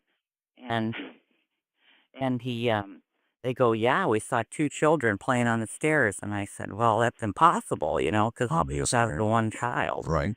And so we kind of, at that point, realized that they'd seen two children. And after that, I was always, thinking that maybe she had a little playmate in the middle of the night that she got up to go play with. And so, And the playmate took her back to safety. yeah, Yeah, all brought right. her back upstairs. Got you. Thank you very much. Well, there you are. What do you make of that? The prospect of children as ghosts is very disturbing, and so when we have the EVP people here, we're constantly getting the voice. Too many times we're getting the voice of children that appear to be on the other side, commenting on various things, but their little voices are unmistakable. These are children. That would mean that. What do we have here? Do we have two parallel worlds that intersect at time to time, from time to time? Is that what we have? Do we have a world where one little child might save the life of another child by leading her to safety, or that the invisible playmates maybe are visible to those who are claiming to see them? West of the Rockies, you're on the air. Hello. Hello. Going once. Going twice. Gone. International line, you're on the air. Hello. Hello there. Going once. Going twice. Gone. On the guest line, you're on the air. Hello. Hello. Yes, sir. Yes. Hi. Yes. I had previously submitted a story relative to the seductive ghost, Oh, yes. and I think that you were going to get back. I was and omitted you. I'm sorry. And you had a sort of a. We hadn't finished. You had a poke in the eye. Well, she had appeared to me, and then I had approached her, taken a step or two forward, and then she poofed, vanished, and then I had a very sharp pain in my left eye. I went back to bed. Subsequent to that, years had gone by. In the early 60s, I had developed eye problem. I had to get glasses, so I went to the ophthalmologist, and he was examining my eyes, and he noticed that I had a strange geometric mark in my left pupil. He had never seen anything quite like that in a child before, so he had asked me, how I got that, and of course, I was somewhat hesitant to relate anything as to the details of that whole, incident, but it turns out that 50 years later, I still have the mark of this particular ghost as evidenced in my pupil in the form of a triangle. I had LASIK surgery about 4 years ago, and once again, I was examined by an ophthalmologist, and they were scrutinizing the triangle in my left pupil, wanting to know what it was. Sure. But that's it. Basically, I don't dwell on the thing, but for some reason, when she exited her dimension, she apparently went through my eye and left a mark. I appreciate the story. Thank you. Thank you, and take care. Huh. So that's another dimension entirely, and that is ghost stories where there is something that happened to you, some physical something that happened to you. In that case, his marred eye as a real thing for people to examine and see, and he knew when it happened, and it was a good-looking ghost. First time caller line, you're on the air. Hello. Hi. Hi. I actually called a few minutes ago. I apologize about that mishap right there. What I had to say before... No. The reason that I didn't allow you on the air is because you used language that was understand inappropriate on the air. So one more chance, you do it again, you're out of here forever. Eternity. All right? Ain't gonna happen again. What All right. happened was the phone had rang at 4 in the morning, rang one time, and I believe the ghost have you ever heard of ghost haunting people in their dreams? Well, I don't know. What's the deal with it ringing one time? It So? rang one time, and through the speakerphone thing, there was a really weird voice, and I couldn't make out exactly what it was saying, but it sounded almost like "go to sleep." Well, I get those all the time, though. Usually, At first I thought it was my friend messing around. well, usually it's somebody trying to sell me something. I mean, how do you know it was 4 in the morning? Oh, they'll call. Well, not not 4 in the morning. And not only that, we checked the caller ID. It happened 3 times that night, right after where my friend had gotten up, walked out in the other room. He thought I was messing around. I'm like, no. And I thought he was messing around. No, the phone wasn't in their room. The phone wasn't nowhere. In the morning, the phone ended up being found in the bathroom. So that's weird right there. We checked the caller ID. There was no recollection of a call coming in at that point in time in the morning or anything. And having 3 times a very weird voice. I guess like also my friend's girlfriend that lives here said the ghost is like she's seen it before. A hag. Old lady? Did you say a hag? A hag. That's what she described it as to me, and they almost out with go to sleep. Go to sleep. Well, then that's what you should have done. Headed for the sack. Wild card line, you're on the air. Hello. Me? You. Yeah. Yes, sir. Hi. My name's Tim. I'm calling from Oklahoma, but I'm listening to a station out of San Antonio. All right, Tim. Welcome to the program. Oh, thanks. Yeah, this story begins in a hospital, actually, before the ghost, if you could call it that, it came about. But my dad died about 15 years ago, and the night before he died, some people told me to tell him that they had been to the hospital but hadn't been in to see him because they felt like they needed to just keep it together and be support for the family and stuff. Sure. And the next morning, he died, and immediately after that, just right at the same time, a clock stopped in their house and would not start back up again. A couple of months later, I was on a train from St. Louis to Minneapolis, which was, several hundred miles away from where my dad died. Right. And when my dad had been in the hospital, he was in a coma for about a week. I kept meeting people that he worked with who were coming by the hospital, and they kept telling me, your dad is really proud of you. He talks about you all the time. And that phrase, your dad is really proud of you, is important. Because several months later, when I'm on this train, I went to the car behind the one we were riding in, which they had cleared out the car because they were going to drop it off overnight. But I had to go back there to use the bathroom because the bathroom in our car didn't work. There was one man back there. Right. And a very old black man with white hair. And as I passed him, we made eye contact, and he said, I talked to your father the other day. He's really proud of you. Just out of the blue, he said that. Just out of the blue. Yeah.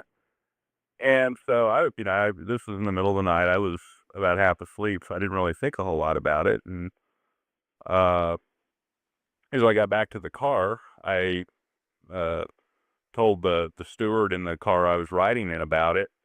Said, there's a an elderly gentleman back there who seems a bit confused. Can you go back and check on him?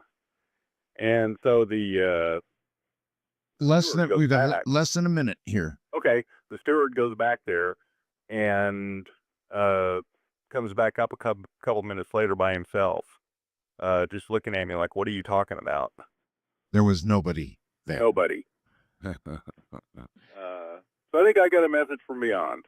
It sounds very much like you did. Yeah. All right, sir. I appreciate your call. Thanks. Thank you very much. You're listening to Ghost AM. We invite your ghost stories. If you had something really scary happen to you, then we've got the phone lines. Let's you and I rock. This is Ghost AM. Ghost to Ghost all night long tonight. Good evening, everybody. If you've got a really good story, we've got the telephones, even though we appear to have a slight malfunction in the long-distance lines right now. We'll work with it, and we'll keep taking your stories. So lay heavily into the first-time caller line and the wild card line, and you'll do just fine for a little while here. But they are having a typical Halloween kind of problem on long-distance lines. That's just the way it goes. Expect these kinds of troubles on nights like this. Top of the evening to you all. As we continue with Ghost to Ghost. We'll see how we do here with regard to whether we go 5 hours or not. I'm not sure about these telephones, but we'll make a good Halloween try. First-time caller line, you're on the air. Hi. Hey, is this me? Yeah, well, only you know that for certain, but it sounds like you. It sounds just like you, actually. Well, I've been listening for a long time. I want to thank you and George for getting me through the night. I drive a truck. I'm sitting on the side of the road just outside Gallatin, New Mexico. My name is Meade. Well, all right. Welcome to the program, and you're very welcome. Happy to keep you awake. Awake is our job. Y'all do a good job. So, what's up? Okay, real quick, about 1993, my grandfather had emphysema, and he was sick for a long time, and I was praying, that he wouldn't pass and this, that, and everything. Well, he did. And I got real angry and had a fit there where I was cursing God and this, that, and the other thing. And during that time, my mother was just distraught. I mean, it almost destroyed her. And every time I seen her, she's upset. And then I seen her, at one time, and she's fine. She's happy, back to herself again. I'm like, what's wrong with you? And she said that she was sleeping in the house where they lived in Tennessee, and it was still dark outside, and she woke up with a light, and my grandfather was standing there, and he told her, Kay, he grieved so long, stop it. I'm in a glorious, glorious place. I wouldn't leave, if I could. Yes. And that calms her down. Well, that made me mad for 2 reasons. One, I didn't believe it, and the other one was that, why didn't he come see me? I'm just as messed up as she was. And then I got thought about it, and I joking with people, well, he reason he is because I'm famous with my friends for being spooky. You hit on the door, they got hobbies of scaring me. And so I'd probably just leave him whatever room he was in and be gone. You're sounding a little spooky now. Your cell phone's breaking up, so. Okay. Anyway, I was sleeping and I dreamed about it. And for he was for like 2 years, my grandmother had paid to have a lake dug on their farm, and she had sunk all this money into digging Plumbing Lake, and it would never hold water. And so when I dreamed about him, give you the short version, we went to the lake and it was full of water. And the following day, I went to my grandmother's house because it freaked me out. And sure enough, the doggone thing, and it hadn't rained, Art, in like 6 months, and the thing was just full of water. And I mean, it cured me. It changes the way you believe things and what you believe, doesn't it? Well, I mean, to observe that. It's just inexplicable. I mean, there was no rain, and for 2 years it would rain. And Oh no, I'm with you. It's quite clear. It was another message. Well, I don't know if that's enough. I too had a message, and I think that was a message from my father. But I'm the kind of person who just requires this incredible, unobtainable, ironclad proof. And I haven't had it yet. But that's why I listen to these stories with intrigue. Because there are so many of them. It's so common. There's got to be something to it, don't you think?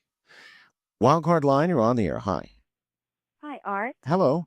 Hi, this is Joan in Alexandria, Virginia, Hey, Joan. and I'm listening on, I don't know what it's called anymore, but it's 5700, 570 AM. 5:70 a.m. in Virginia somewhere. Well, it actually comes out of Bethesda, Maryland, which is on the north end of Washington, D.C., and I'm on the south end. Gotcha. Okay. Okay, I'm calling to tell you about a friend's house in North Carolina was built about 15 years ago, right out on the Outer Banks, one dune away from the ocean. Yeah, Hurricaneville. Yes. And we've known these people for a long time. They have a very large, multi-generational family, and they're always inviting other people to come and stay there.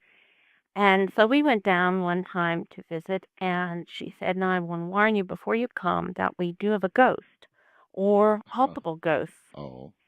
And I said, "Oh, great. I thought that was super. I have my chance." And she told us that there was a woman who walks through one certain bedroom who wears a dark, long, body-fitting dark vest with many buttons down the front, and she has a white blouse underneath it with long, loose sleeves. And that one time she walked in the room and somebody had put a crib with a baby there, and she walked right through the crib and the baby, and the mother was just horrified, took the child and went to a motel for the night, never stayed in the house again. A normal reaction, I think. The night we were there, my friend's giant 6'4" brother had slept out on the porch because the house was really crowded. And he came running in the middle of the night, terrified, because of all the boot stamping out on the porch. There were all these loud footprints. So the other aspect of this was that in the wintertime, when neither she nor her family members are there is one permanent family just on the other side with some bushes, two house, the length of a normal two house away. So it's maybe 50, maybe 100 feet away. Right. And they complained to her one time because of all the party noise all winter. And yet they didn't know who was staying there, so they were concerned that someone was breaking into the house because there were lights all night and their lights would move from one room to another as though people were not using the electricity, which was turned off for the winter. So they were using candles or oil lights or something. And that there was all this raucous partying going on all the time. So finally, my friend contacted not an exorcist, but a psychic who lived down in the Outer Banks in North Carolina. And over the years, she got to know the locals, and she had heard about this woman, contacted her, and she came to visit the house and said that there was a shipwreck on that particular site, and that they, when they constructed the house, it had dug into it, and the ghosts were all disturbed, but they figured, well, if you put a house here, we'll just live in it. But that they were actually shipwreck victims. So the exorcist or the psychic, I don't know what she did, magic, I don't know what sort of things she did, but she asked them to leave, that it was alarming renters, and the family didn't mind, and they accepted it, but would they please leave? Did it work? Yes.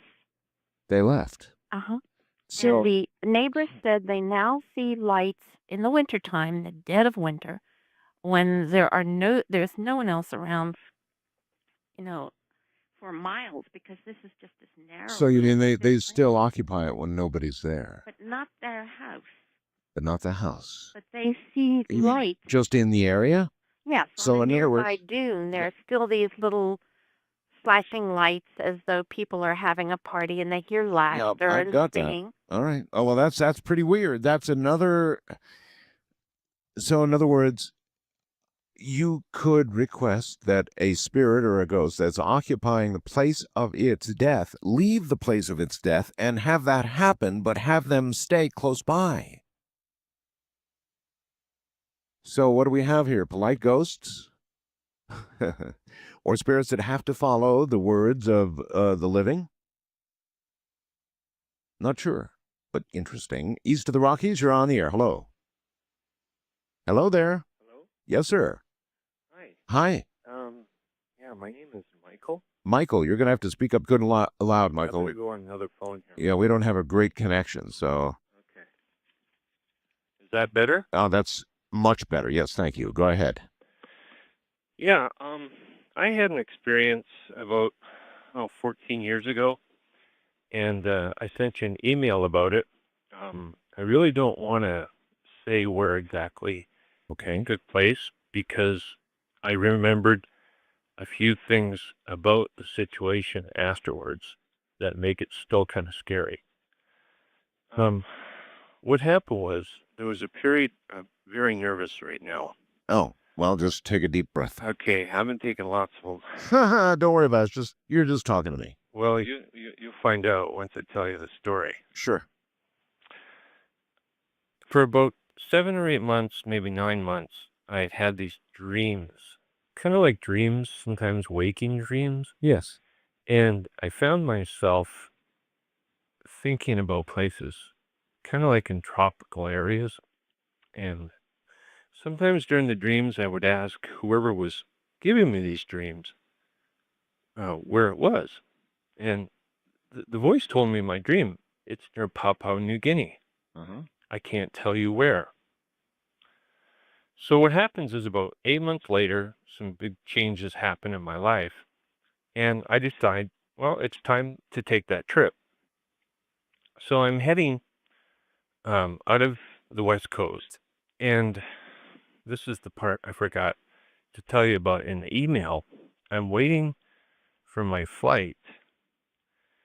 And all of a sudden, where I'm sitting, these two characters become apparent to me. And, you've heard of Men in Black? Yeah. Well, this was a man and a woman in black. Now, the man was like anything you'd see in a boardroom somewhere. He was older, and he was standing talking to the woman. Now, what happened was the man turned, talked to the woman. She had hair cut straight across the front of her forehead, down the sides, and around the back of her head.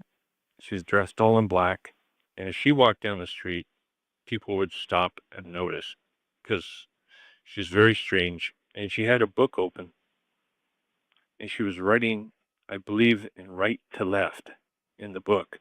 Really? Yeah. Right to left. Okay. Yeah. Well, something very old. Not many people do that except in certain parts of the world. That's right. And then the man looked at the woman. He came over to me, and he stood right beside me. And he stood right beside me within arm's reach and stared at me, stared straight down. I didn't want to look at him because, I didn't want a confrontation. I just thought, strange people, right? Yes. So he goes back and he's talking to the woman. And she looks up in the air and she talks to him. And then he turns and he looks at me like he wishes I was somewhere else or something. He's not liking me at all. And Okay, we don't have a lot of time here. okay. Well, what happens is I wind up getting on the plane and I head off into the Pacific. I get off of this plane and the spirit that had been talking to me through my dreams, it kind of leads me up into this valley. I'm walking through this valley and I'm going through where all of the orchards are. So you went, Up fruit. in other words, you went to the place of your dreams. Yeah. Yeah, okay. Well, I thought it was my dream. And I was thinking I would come to this place. I'm walking through the orchard. It's a full moon. And all of a sudden I hear footsteps behind me.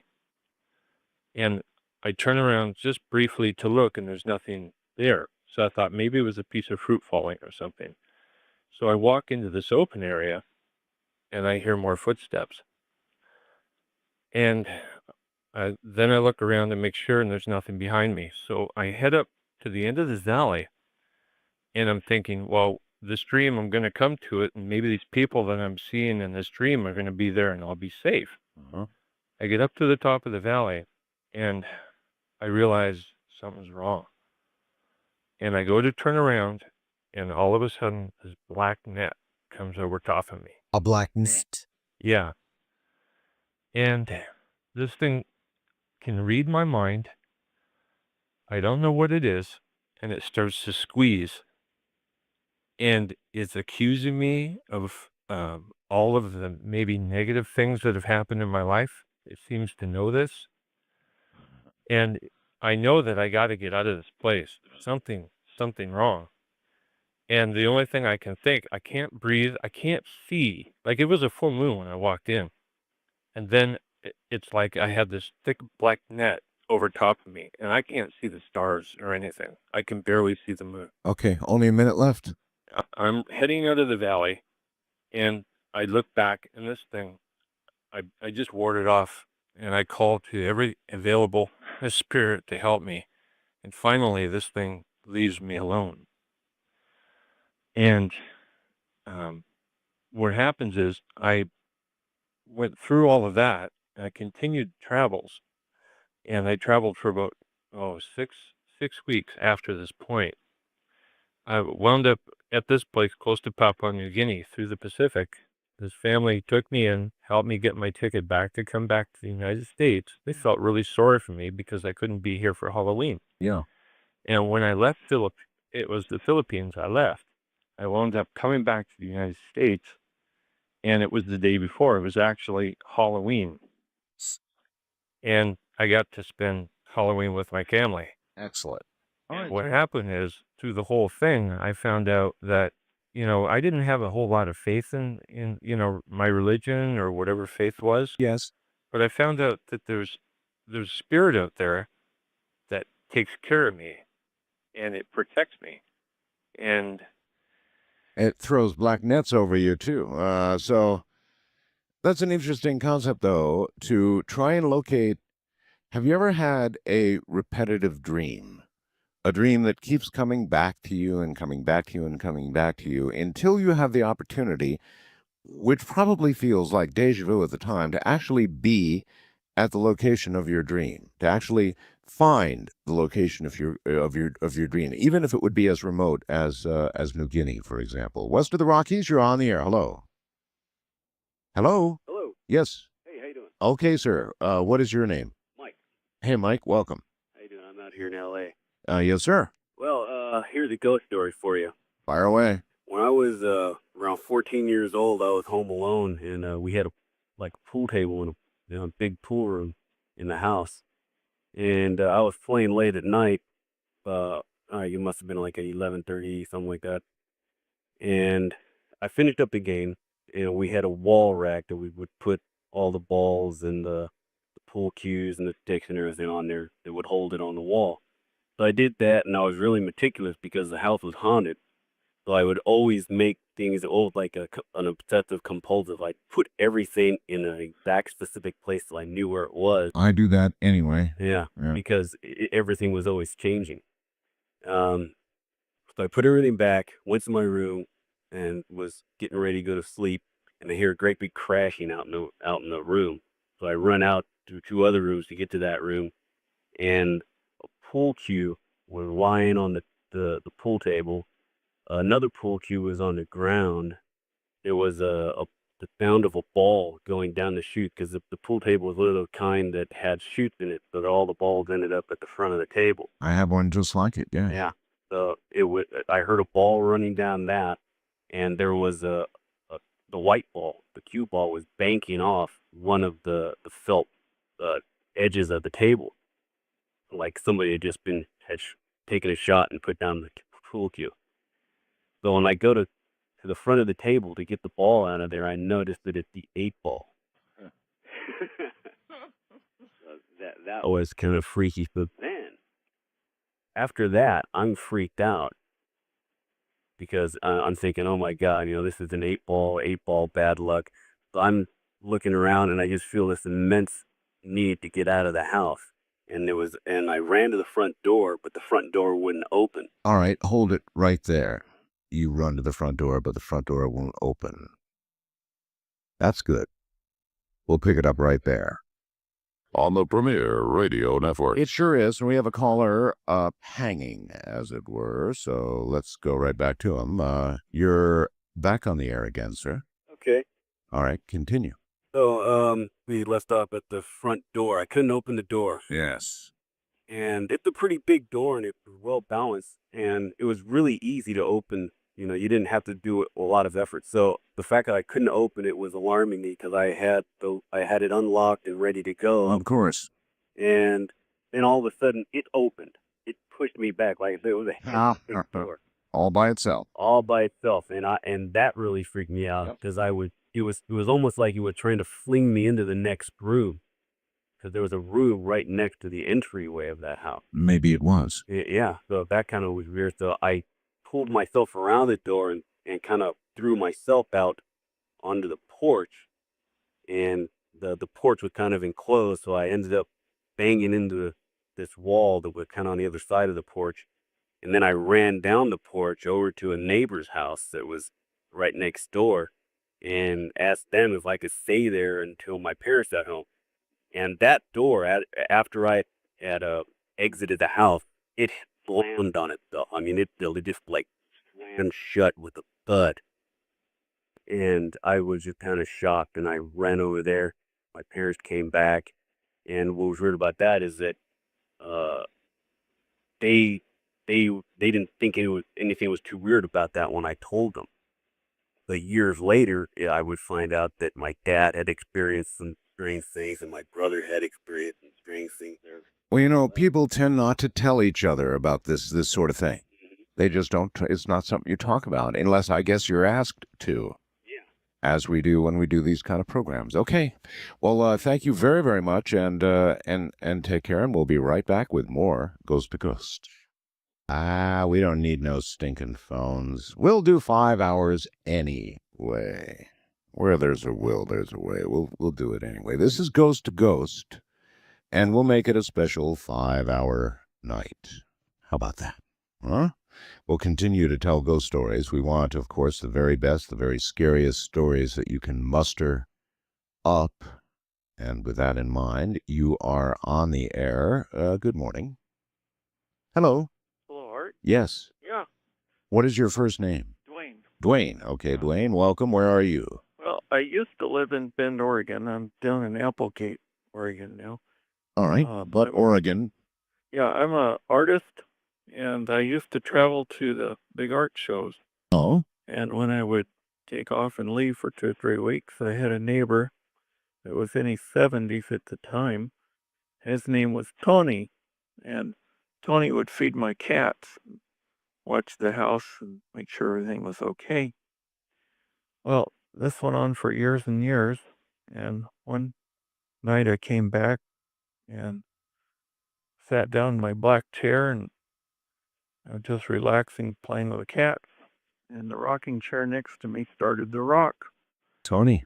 and Tony started to materialize. And, Started to materialize. yeah, and Tony and I always talked about the hereafter, reincarnation, and Now, Tony was, I take it, passed on at this point. yeah, Uh-huh. Tony was always telling me he was going to stick around for a while and watch people. Yeah, I wonder if we have that choice. So there was Tony's. Did he materialize completely or what? Quite completely, and I reached over and shook his hand, and I said, "How on earth did you do that, Tony?" Yes. He says, "Ectoplasm." He says, "This is really, really hard to do." And he said, "I had a message. I want you to do something for me." You're not pulling my leg. No, He said ectoplasm, it's really hard to do. well, Tony had a real sense of humor. Obviously. Laugh constantly, and he was laughing just like Tony was in real life. And I said, "Tony, what happened? How you do that?" And he says, "Didn't you hear? I'm dead." And I said, "What do you mean you're dead? You're sitting right here." He said, "No," says, "I'm dead, but I told you I was going to stick around." And he wanted me to tell his wife that everything was okay, that he was just as happy and alive as he was in real life. Yeah, right. And through all this, how are you holding up? I mean, Oh, I just thought it was cool. Things that happened to me over the years. I'd be driving home. So it didn't bother you? No, one thing that happened to San Am Pass quite often, it was always a runner.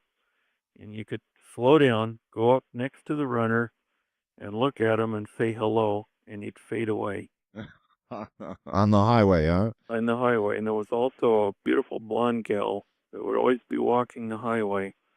And you'd stop for her, she'd get in the back seat, and you'd start to drive off, and she'd fade out. And she'd fade out. You know, these stories are rife in Oregon. I mean, they're really all over the place in Oregon. Oregon is famous for those kinds of stories, especially the hitchhikers that suddenly disappear. There are even hitchhikers who tell drivers stories of coming Armageddon and really awful things, and then disappear. A lot of those stories recently. First time caller line, you're on the air, Ghost to Ghost AM. Hello. Hello. Hi. Hi, my name's Jerry. Well, since I was a kid, I've seen several different things. I guess I've been kind of sensitive to it. Uh-huh. And actually, it's kind of funny is that some of the spirits have told me that all they really want is to be seen and to be acknowledged. Yeah, and I take it that's a problem on the other side, that you're not seen, you're not acknowledged, and that must be rather frustrating for the people on the other side. Yeah, it seems if you can see them or feel them, that you become a magnet for them. That would also make sense. I mean, if they finally find somebody who can either sense them or know they're there and, is acknowledging them, giving them feedback, something they don't have on the other side, then naturally they're going to, they're going to be drawn to that person. Well, unfortunately, I had a very bad one that stuck to me and stayed with me for several years and occasionally still does little things to let me know that he's still around. Like what? Well, moving things around in front of me. Sometimes I'll see a shadow, like a shadow person. Yes. Or out of the darkness, I'll hear him call my name. And so it's this person? Yeah, actually, he gave himself a name. He said his name is Tommy. Tommy. Yeah, and the way I met him was a long time ago. It was probably about 10 years ago. My other friend's house, and one of them decided that they wanted to play the Ouija board, and he made it out of a piece of paper. So that goes to show you it's not the game. No, it's your will, your wish, your intent. It's not the thing. All you've got to do is sit there and wish it to be, and the door opens. Yeah, exactly. You call them and they'll come. Yeah. But one thing that he did do that isn't normally on the board is he put a pentagram on there.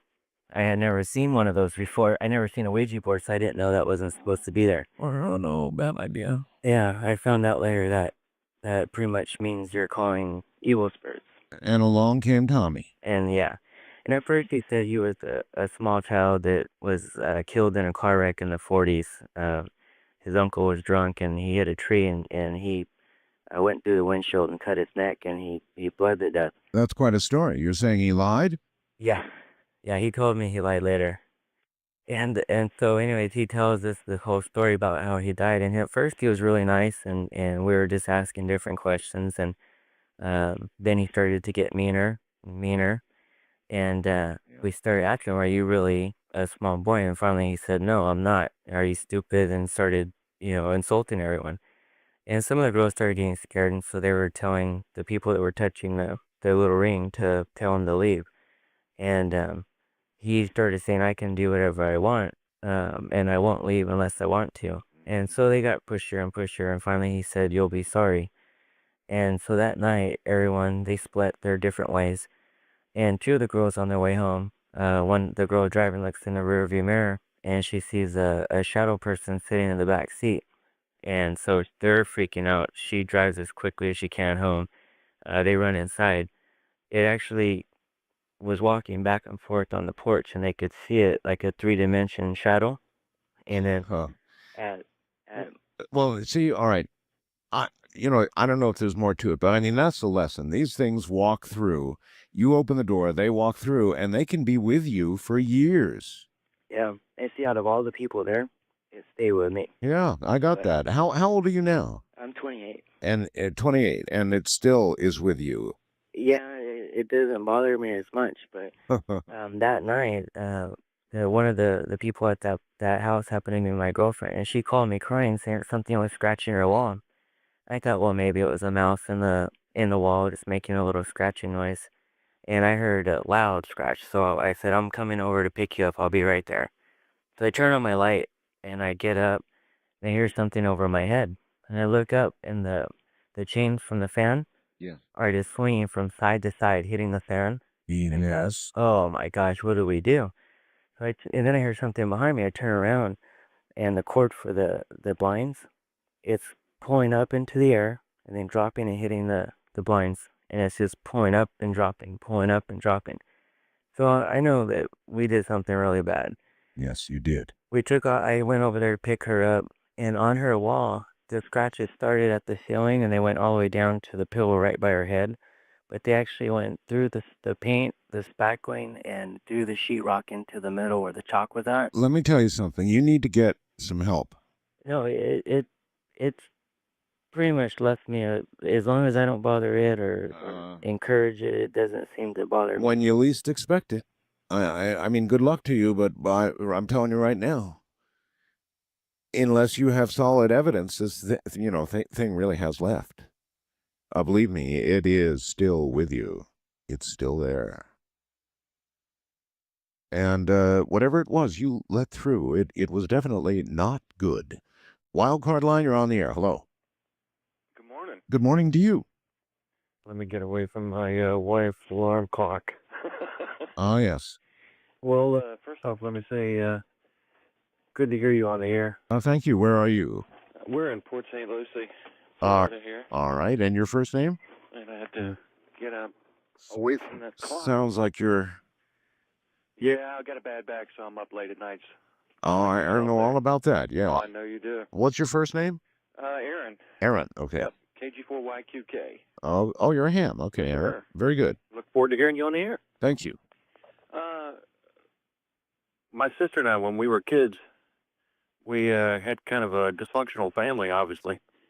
And I'm beginning to think all of America is I dysfunctional. think so. Right? I don't think there's any Ward Cleavers out there. That's right. So, for the longest time, strange things used to happen in the house. My sister, when we used to come home from school, used to literally come home and pet the porch and go, nice house, because she was scared to go inside. Sure. And we'd be sitting in the living room watching TV, and you'd look over, and all of a sudden one of those little pictures, that you either would fit on the nightstand or something like that, would just kind of go pew, and flip up in the air and then land on the ground and land straight up. That was freaky enough. Of course. My 13th birthday, I decided, we're getting ready to, my mother was going to throw me a party. We're going to have a few friends over. And so I, ran, took a shower, whatever, and my bedroom was on the top floor, along with my sister. And nobody was upstairs until I went to cut on the light in the hallway to run up the steps. Right. And the light went out. Poof. I said, oh, man, I'm 13. I think we just got through watching Jaws, earlier that week. And I ran into the kitchen to get the flashlight, which was up over the counter, and hit my towel on. Of course, there's a window there, and the towel fell off. I'm trying to reach for the flashlight. Of course, Mom didn't like that, so get up there and change. So I go running up the steps, and I get all the way up to the top of the steps, and a big sweeping arm, to reach in to cut my light on in the bedroom. Boom, I hit something midstream. I'm thinking, I know there's nothing there because it's just empty space there. What do you mean you hit something? Like what?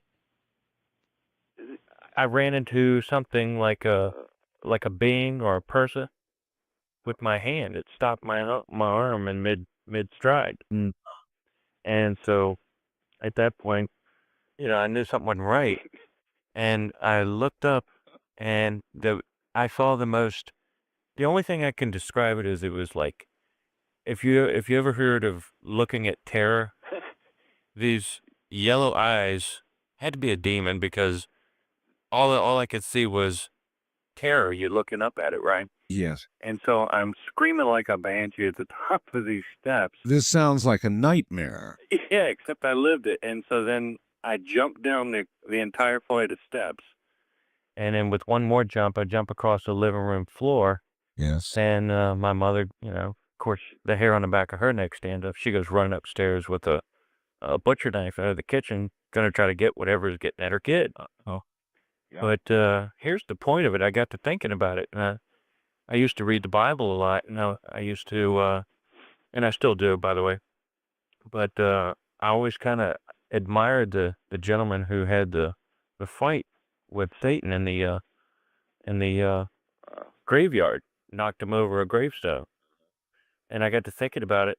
I had kind of wanted to do the same thing.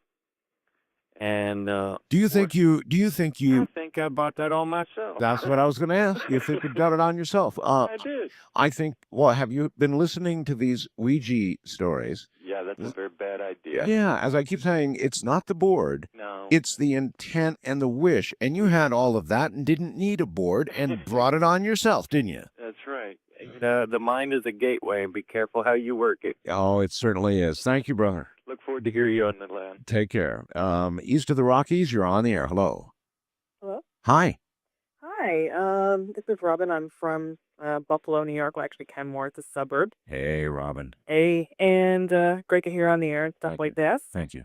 At my house, we've had a number of events happen over the past few years. Most of them are pretty benign, occasionally just irritating. Yes. The creepiest thing, though, I think that ever happened, and I'm not sure if this is a ghost or a poltergeist or exactly what this was, but when I was about 12 years old, I was doing my laundry like I normally do, downstairs in the basement, sitting there folding towel.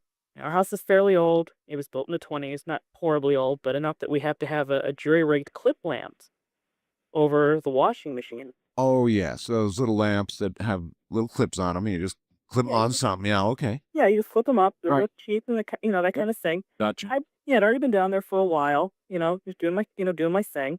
And all of a sudden, I just noticed, I'm like, there's a buzzing noise coming from this lamp, which of course was on. And I kind of stopped and looked up at it. And as I started to watch it, the noise started getting louder and louder. Mm-hmm.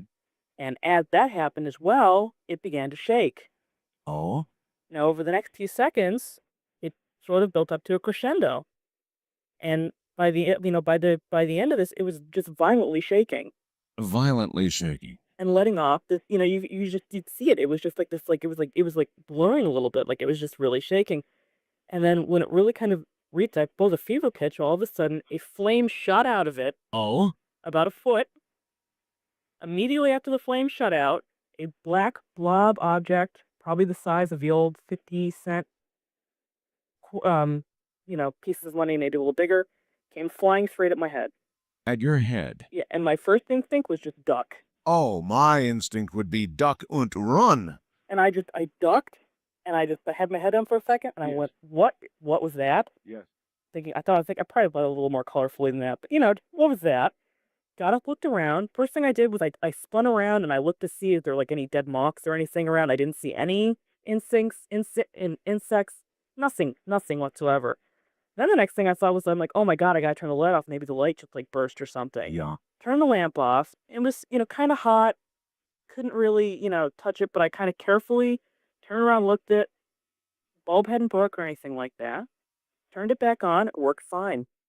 The buzzing noise is nothing. What do you think you met up with?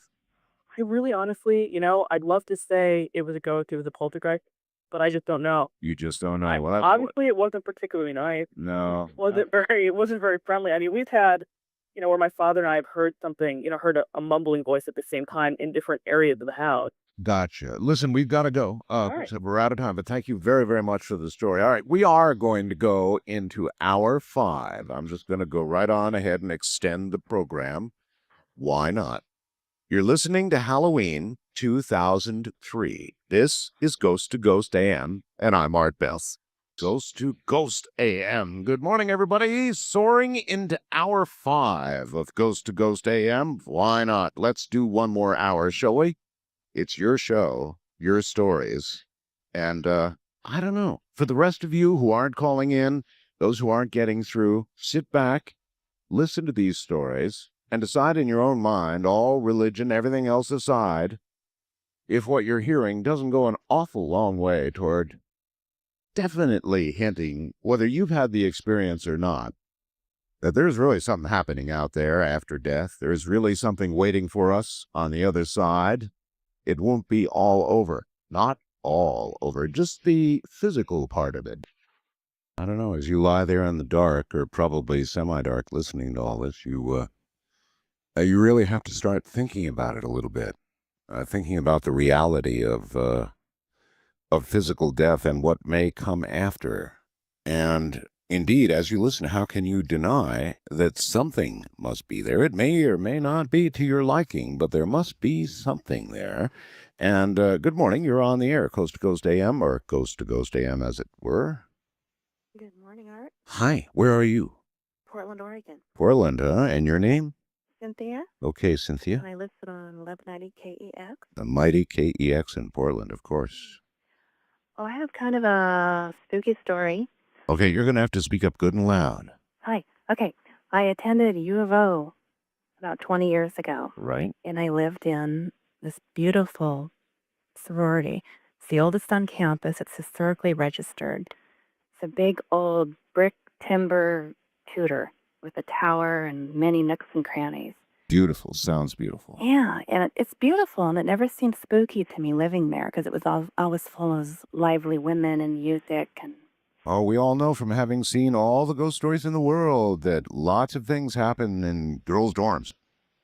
well, one spring break, they always closed up the sororities during spring break. You can't stay there during the break. But I had a flight that didn't leave till Wait a minute, what kind of attitude is that? I mean, you're going to go off and spring break it, right? And they won't even let you in the dorm where you'd be cool. I think it's a financial issue. I see. All right. But I had a flight the following day after they were closing up the house, and I was going to get a hotel.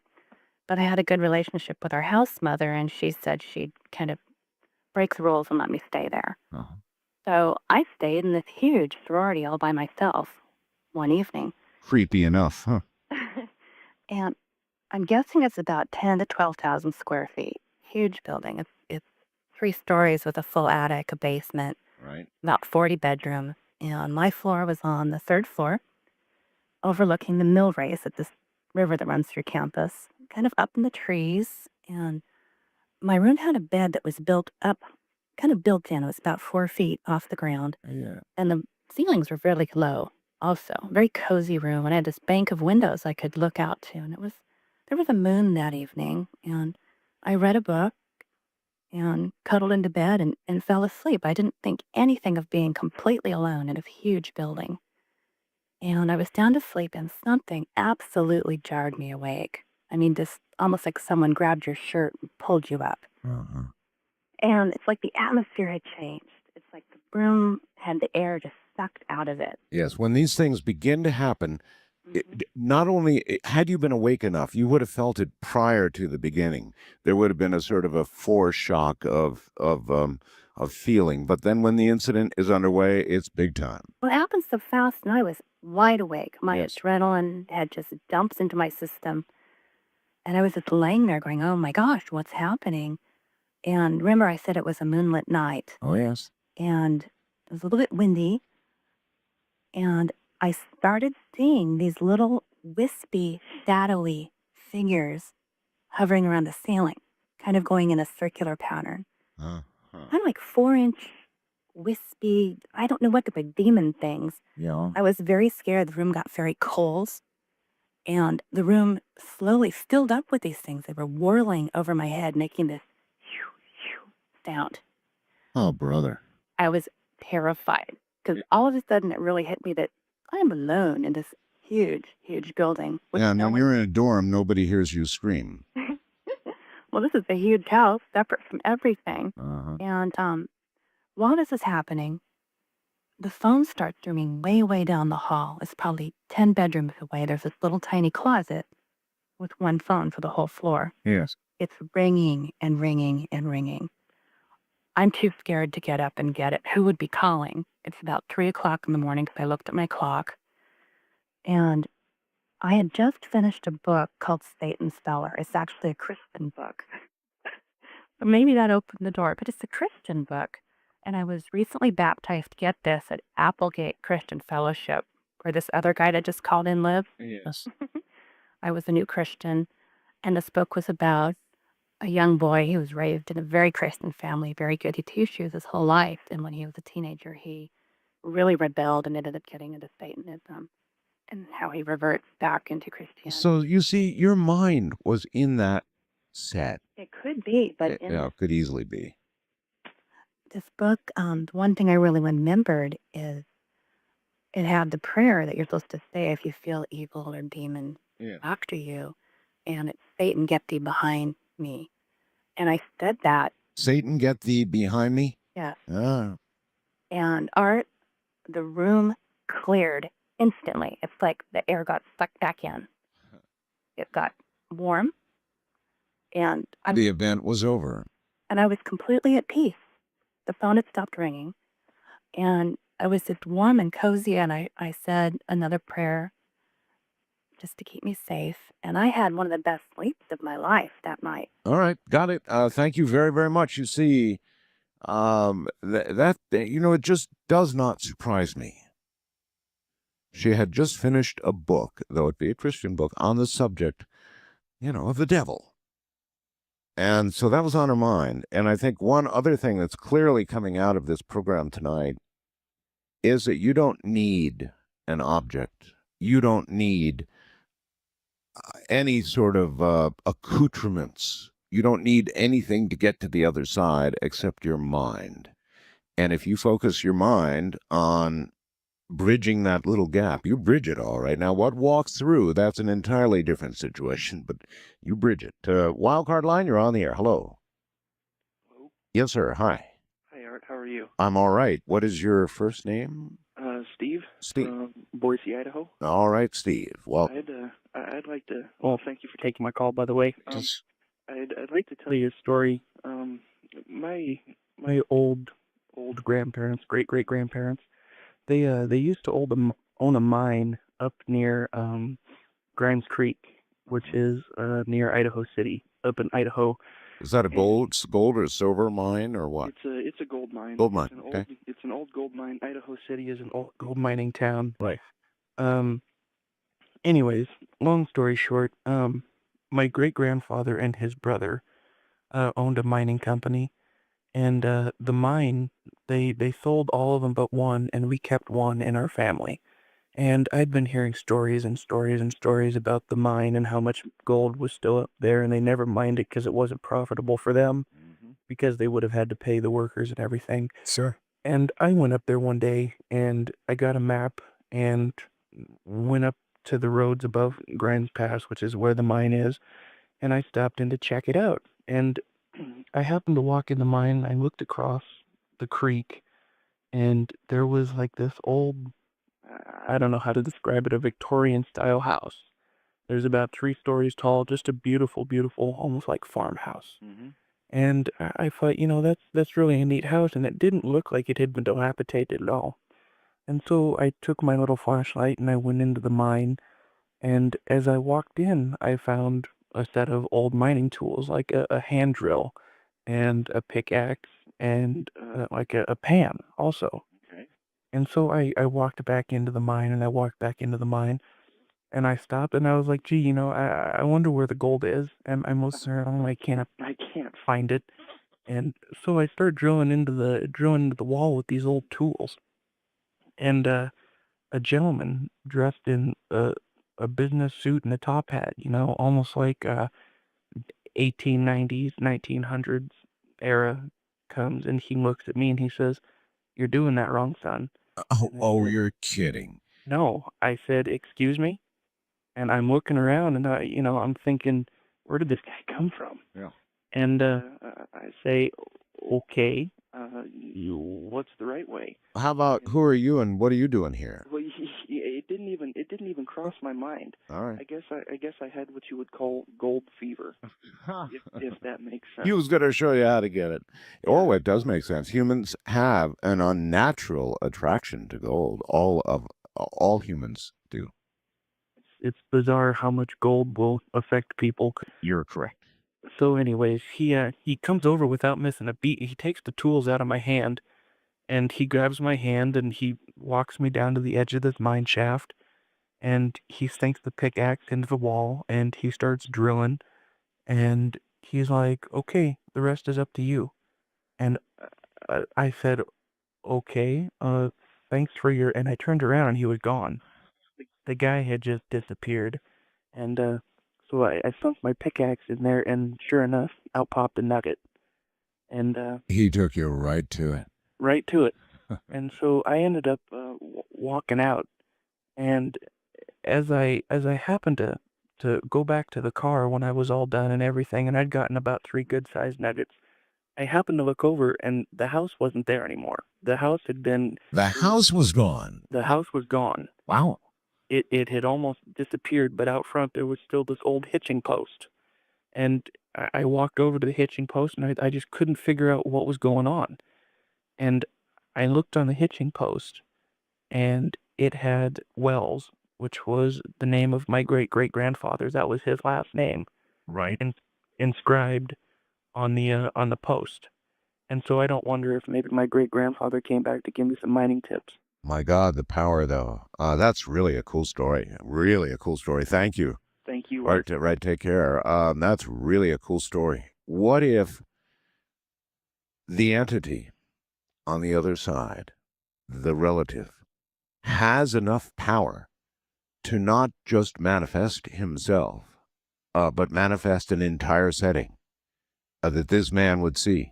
A home, an old ranch house that's not there anymore, that wasn't really there in the first place, along with himself in period dress and all the rest of it, taking him right to the gold. That's quite a bit of power. That's a lot of power. East of the Rockies, you're on the air. Hello. Hello? Hello? Yes, hi. Good morning, Art. Good morning. Your name? My name is Carrie, and I'm calling from Topeka, Kansas, and I'm listening to you on KMHA AM. That's the way to do it, Terry. Thanks. What's up? Well, I had a little ghost story for you, but it's not as scary as the others, but it's very true, and it concerns my grandmother. Very true is all that counts. I want people to understand that there is something after this life, that there really is. It may or may not be to our liking, but it ain't all over when it seems it's all over. Oh, no, it's not. Yeah. So proceed. Well, I was entering high school one year, and when my grandmother died, and well, let me jump ahead here because I know you don't have that much time. Anyway, I was in a car wreck, and a girlfriend of mine and I went to Lawrence, Kansas to do some shopping. And on our way back from Lawrence, we were about 5 minutes outside of Lawrence when I decided, I had realized that I hadn't had my seatbelt on in the car. And so anyway, I had just made a conscious thought that I wasn't going to put it on because we'd be home in about 20 minutes. And I wanted to go through all the packages of everything that I had bought that day. So anyway, I'm going through all my packages and looking at everything that I bought. And then a few minutes later down the road, all of us were coming up alongside a truck, a large truck that was just directly ahead of us. And anyway, so I'm sitting there looking at my things, and all of a sudden I hear a voice. And my grandmother had been dead for about 10 years when this happened. Yes. Anyway, all of a sudden I heard my grandmother's voice, and she yelled at me in my left ear, and she said, "For God's sakes, Terry, you have to put your seatbelt on now." And I just went, and I looked up at my friend, and she was just listening to the radio, and she obviously hadn't heard it. And I said, "Oh my God, Donna, did you hear that?" And she said, "No, what?" And I go, "Oh, nothing." I said, "I've just got to put my seatbelt on."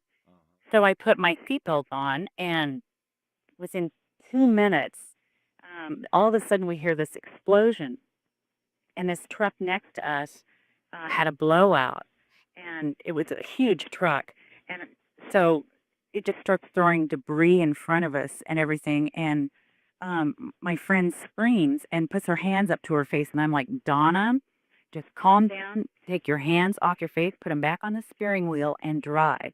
And I told her to slow down. So she was just scared. And so anyway, she starts slowing down. Well, this truck, because it had a blowout, it tries to slow down as well. Yep. So we're caught. And so anyway, this truck suddenly starts swerving back and forth, and I know it's going to fall on us pretty soon because he was doing about 70 miles an hour, and we were doing about 65. And so anyway, she slows down, and this truck starts swerving, and he's going to drop at any minute, and you can tell. And so I just told her to floor it. So she floors it, and we get right about to where he's about right across from the passenger seat where I'm sitting. Yes. And suddenly he just jackknifes around and slams into it. Oh my God. It was horrible. And anyway, he throws us into that center median, those cement block things that the Right. divider. Sure. He throws us into it, and then we go into a spin end to end. And then we hit one of the openings down the road a little ways, and when we hit it, it throws us back out into the front of this truck. Holy smokes. It was horrible. Yeah, that's a big wreck. It was. And as soon as he hits us the second time, we immediately flip over his hood. And he just really slammed into us this time. Good God. And we were airborne, and all I can remember are about 2 flips in the air. Yeah. And, well, we were told later that we flipped 5 times in the air before we hit the ground. And Holy smokes. it was a terrible car wreck. Yeah. And anyway, so we land, and we land upside down on the roof of the car. And she's okay and unsuspended in midair Oh. by my seatbelt, and it's strangling me, and I can't breathe. And so I'm trying to get this seatbelt off of my neck. And well, my right arm, though, which I was holding on to the little hand thing up on top as we were flipping, my hand was just crushed underneath the metal, and I couldn't see it. But all I could see was blood coming down, and my head is laying in the glass from the rear windshield. And all of a sudden, this man comes up. These people just rush up to our car. Yes. And, are really concerned, and they want to help us. A man and a woman go to my friend's side of the car, and then this other gentleman comes to my side. And I'm just really upset, and I'm scared, and he grabs my arm, and he just starts stroking my arm, and he tells me to focus on his voice. And I said, how can I do this? I'm strangling. I can't breathe. Yeah. And anyway, and I'm just entombed inside this metal. And I can just barely see my friend through all the metal. And anyway, he just tells me to calm down and listen to his voice and focus on him.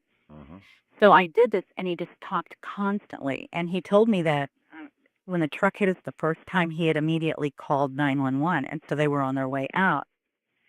So anyway, he said just to hang on. Well, they tried to get us out of the car, and they couldn't get us out. Not a lot of time left, hon. Okay. Anyway, so finally, the paramedics get there, and the highway patrol, they get us out of the car, and I'm looking for this man because I want to thank him. Of And course. so I'm looking around at all these people, and I see one man standing while the others are kneeling around us. And I look up at him, and I just thought, oh my God! And I look at him, and I said, has anybody ever told you that you look just like Jack Palance? And he just threw his head back and laughed, and then he leaned down and grabbed my face with his hands, and he said, I am, honey, but that's not important now. The important thing is that you're alive and you're going to be okay. Oh, what a story. All I could think of, I had to All right, say, listen, hon, I've got to go. What a whale of a story. Thank you. all right, thanks. Y'all, good night. This is Ghost to Ghost AM. From the high desert town of Pahrump, Nevada, in fact, this is Ghost to Ghost AM. I'm Art Bell, and we're hour number 5 right now. On this morning, it's good morning to do 5 hours, isn't it? Tim. It's a very interesting fast blast from Tim in Los Angeles, who says, Art, I'll never, ever, ever listen to Ghost to Ghost again. Never. I was driving home listening to your show, and I saw a ghost floating. I swerved, nearly hit a cop car. The cop saw what I saw, asked if I was okay, and told me to go home.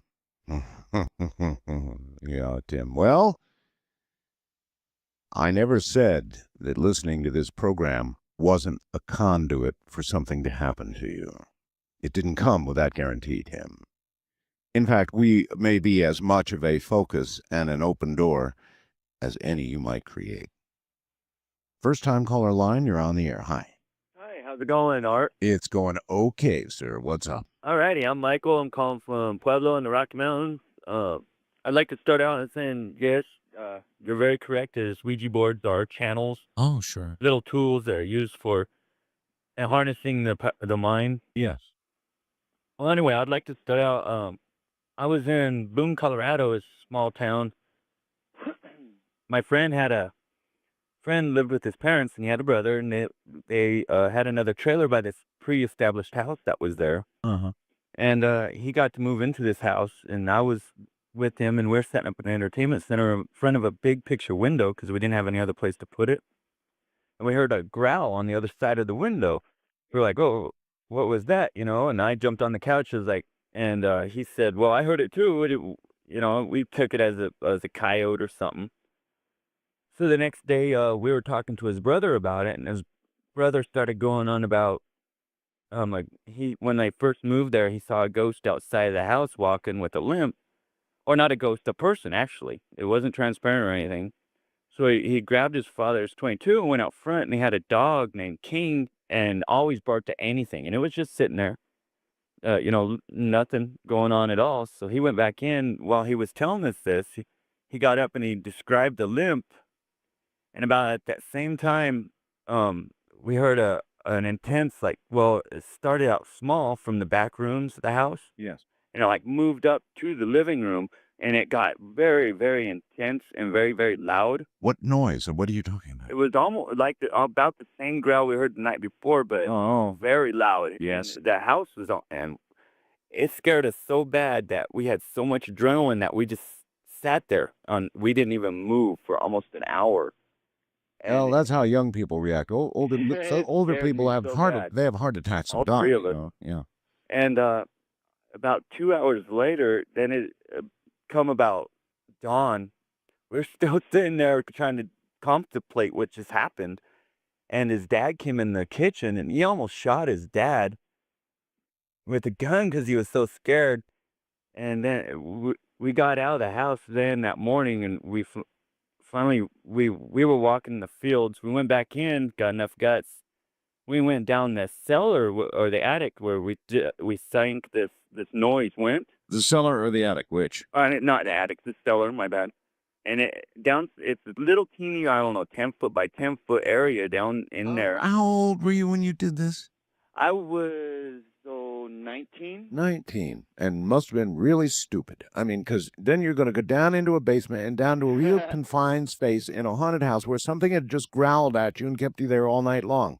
Well, inside of there, well, we figured it, well, since it's dawn, it should be okay. Well, I don't know, but there was a small window right there in the attic or the cellar that went to straight dirt. Okay, well, cut to the chase. What happened?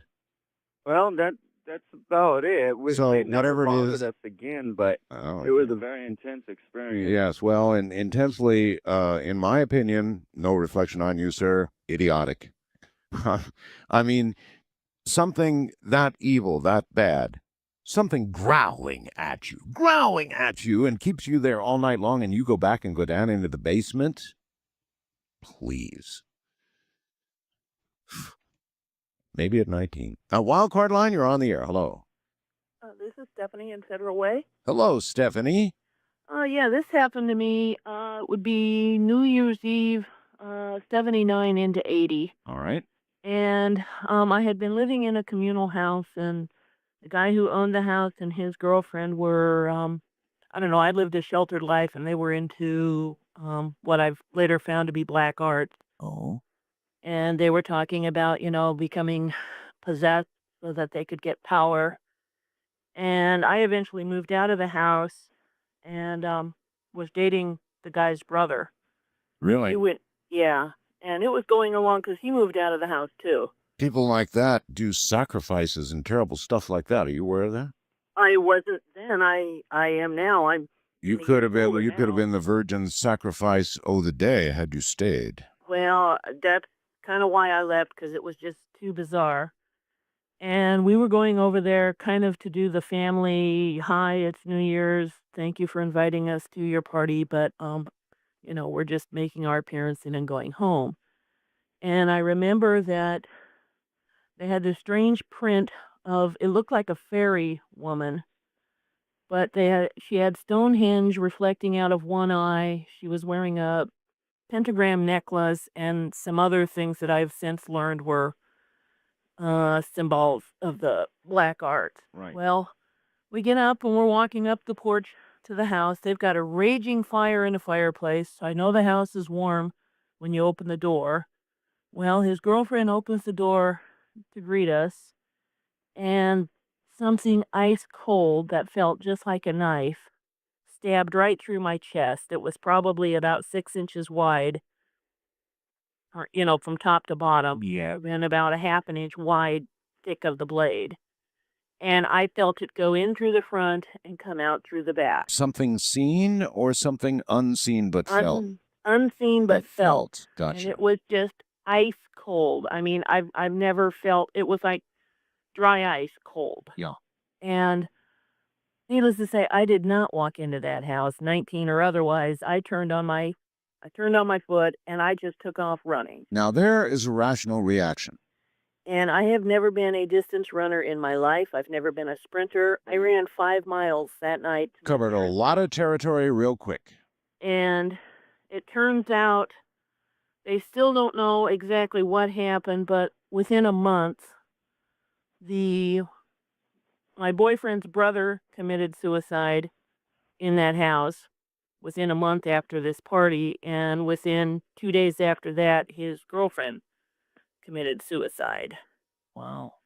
And to this day, when this happened in Portland, Oregon, and to this day, if I'm anywhere near the street that this house is on, I just get nauseous.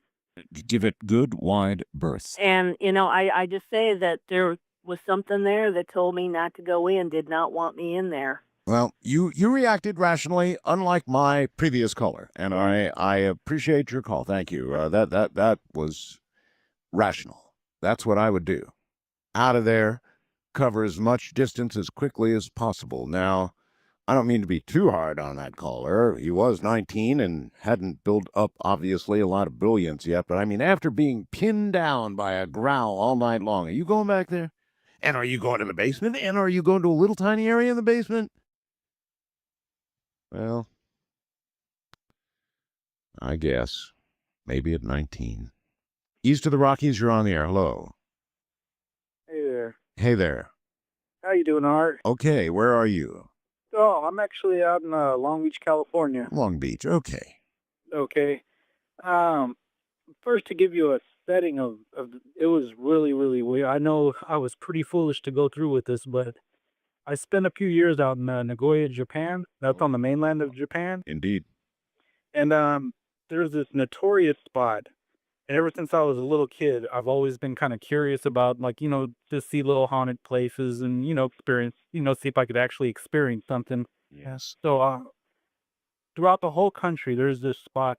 It's named Aokigahara Kai. It's at the foot, at the foot of Mount Fuji. It's called in English translation, it's the Sea of Trees. Yes. And it's known as basically like a suicide spot throughout the whole entire country. Here we go again. Yes. People basically wander in and they never come out. Because of I guess the volcanic rock or whatever, even with the compass, you can't find your way in or out. So it's highly recommended by the government. They even have signs posted within Well, suicide has been developed to a fine art by the Japanese. No, I can imagine, because supposedly it's been back from when we were at war with them. Anyway, I don't have a whole lot of time here, so what? Okay. What happened? Well, anyways, I somehow talked the person that I was with into, when we made our trip to Mount Fuji, to taking me to the forest. So we went ahead against her wishes, and so we started walking in. We walked. It basically looked identical. Everything looked basically the same because it was the same type of trees and everything. And I made sure that I wouldn't get myself lost. So we got ourselves to a point, and I saw somebody run by the trees, and so did she. It was a male. He was about probably in his mid-20s or whatever, and we were both pretty shocked because there was nobody goes there. I mean, this poor young lady, I had her shaking. She was really scared to go up in there.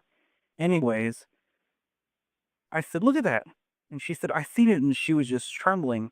I said, "Hey," and I ran to the trees where he was, and as soon as I got there, there was blood all over this tree, and there was a piece of rope, and it looked like it had been ripped or somehow it was like mangled.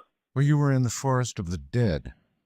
Yeah, basically, yeah. Actually, the police go in there only once a year to get the people that have killed themselves because they get lost themselves. They have to actually mark the trees. Yes, what this man says is true. It might not seem it, but in Japan, suicide.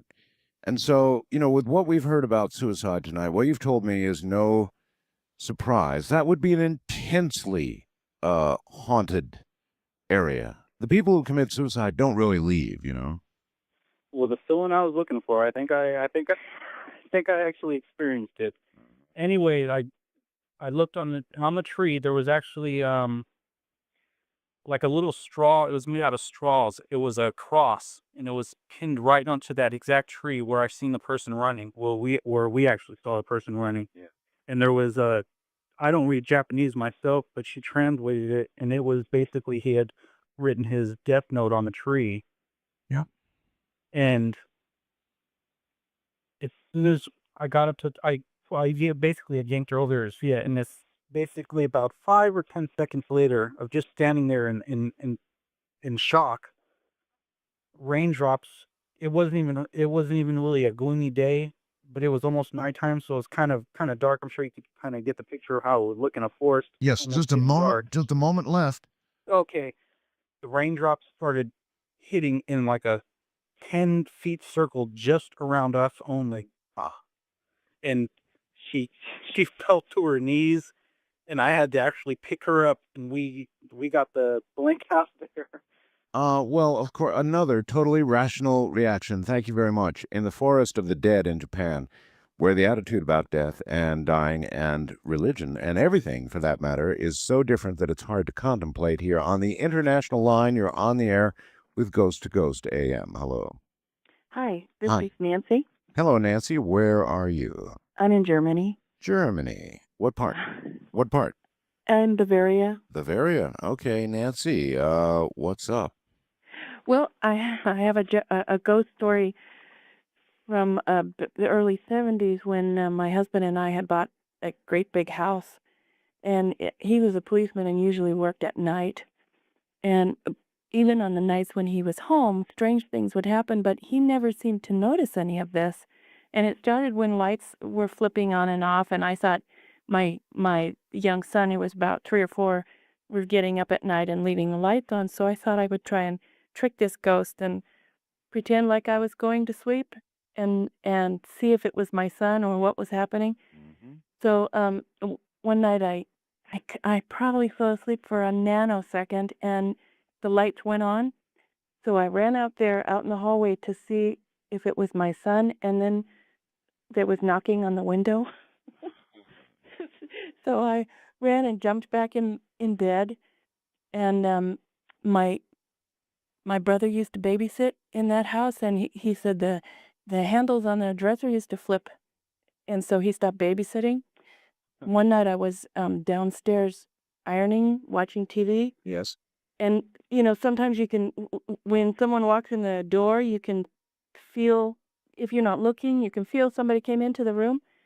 So I thought my husband had come home and he was trying to scare me, and I turned around and I saw this extremely huge, I mean, it was like, he was so big, this man, and I just saw it for just a second. Yes. Like he was dressed like with a short skirt, kind of, whatever that's called. A kilt? Yeah, and a thing going across his chest, and he was just huge. And I said, this is my imagination. I turned around and I started to iron again. Yes. And all of a sudden I felt a spot in the back of my back, Yes. like it was a hot poker. Right. And the hot started to spread out in a circle across my back. And I jumped up and I said, okay, but you have to stay downstairs. I'll go upstairs. You stay downstairs. And I ran upstairs and locked the door. Of course, that's not going to do anything, but That's all right. It's rational. It's what I'd do. Lock it anyway. Sure, it can walk right through and munch on you, but lock it anyway. And then this happened like about the first 2 or 3 months we had moved into this house. Yes. And my husband, thought I was nuts. He just wouldn't even listen. And so I used to teach catechism. And so the last time I had all these papers spread out on this big dining room table, and there was a big chandelier above it. And all of a sudden the table started to shake. And I thought, oh no, because it was in California. I thought, oh no, we're having an earthquake. And I looked under the table and the cat was sound asleep. He hadn't moved. And I looked at the chandelier and it was still. And my left arm started to flop all over. And I'm right-handed. And so I just leaned back in the chair. And I just said, look, Ghost, I don't have time to play. And very slowly the table, stopped shaking. And Yes. I never heard from him again. And it sounds like you left California by a long way. You're in Germany. Yeah, well, then I moved to Washington, and I think he followed me there, but it wasn't ever as bad as that time. How's Halloween in Bavaria? Actually, it's Not a big holiday there? no, but today is a holiday. Ah. Everything shuts down. Today being November 1st, it's, I can't remember what they call it. It's kind of like our All Saints Day. And it's, it's a very Catholic area, and nothing is open. Usually they have flea markets on the first Saturday of the month. Nothing happens. Well, I guess when you're in Bavaria, every day is Halloween anyway. Listen, bless your heart for calling. Wonderful story. Thank you. Thank you. Good night. Good night from the homeland here. Well, all right, folks, that does it. That's Ghost to Ghost AM, 5 hours worth. It's been my pleasure. As it will be every year, I have an opportunity to do it for you. One thing it should have done is to have caused you to stop for a moment and think as you listen to some of these obviously true stories. There's got to be something more. From the high desert, good night. And as yet not mapped, and yet things every bit as real as the air we breathe but don't see. This is Dreamland. It certainly is. Top of the evening to you, everybody. I'm Art Bell. And Dreamland on the air once again. Now 208 radio stations wide. Like to welcome WRUF at the University of Florida, Gainesville, Florida. Welcome aboard. Good to have you to WBOWAM in Terre Haute, Indiana. They would be 1230 on the dial. Welcome aboard.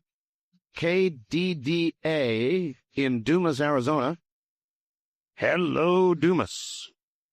They're 1560 on the dial. And KSIM in Sikeston, Missouri would be 1400 on the dial. Welcome to Dreamland. That's a lot of welcoming, isn't it?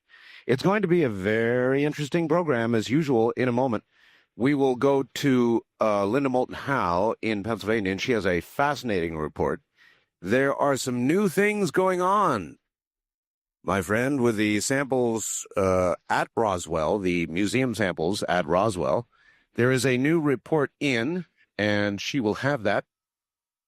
There's a lot more going on as well with respect to evidence on the forming crop circle. You may recall that from last week. Absolutely fascinating. It looks as though they have caught a crop circle forming on videotape. So that sort of headlines some of what she is going to tell you about.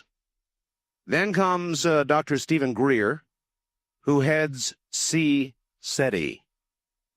You're not going to want to miss that. So all of that underway in a moment. Shows in 2 copper and silver fragments and concluded, and I'm quoting from the report, that the isotopic ratios measured for the 2 fragments are not unusual. That is, they are typical of terrestrial values, unquote, which is similar to what we experienced also with our bismuth magnesium isotopes analysis. Right. But Mr. Callis did find an anomaly that is similar to the mysterious bismuth magnesium material that I've been investigating now for 3 months, and which allegedly also came from a crashed UFO in New Mexico. What Mr. Callis found that surprised him were alternating layers. The silver and copper fragments are thinner than a piece of typing paper, and yet in one piece there were 8 alternating layers of copper and silver, and in the second piece there were 19 alternating layers.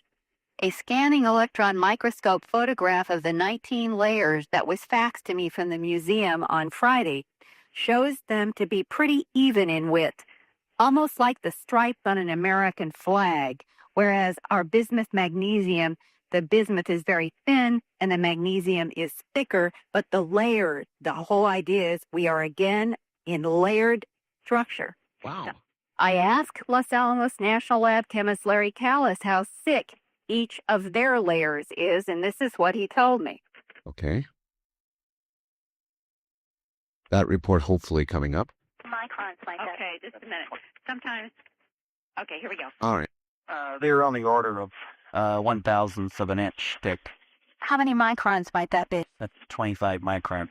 So each layer was approximately 25 microns thick, of one of copper and then one of silver and then one of copper, like that? Right. This is really thin. It's very thin.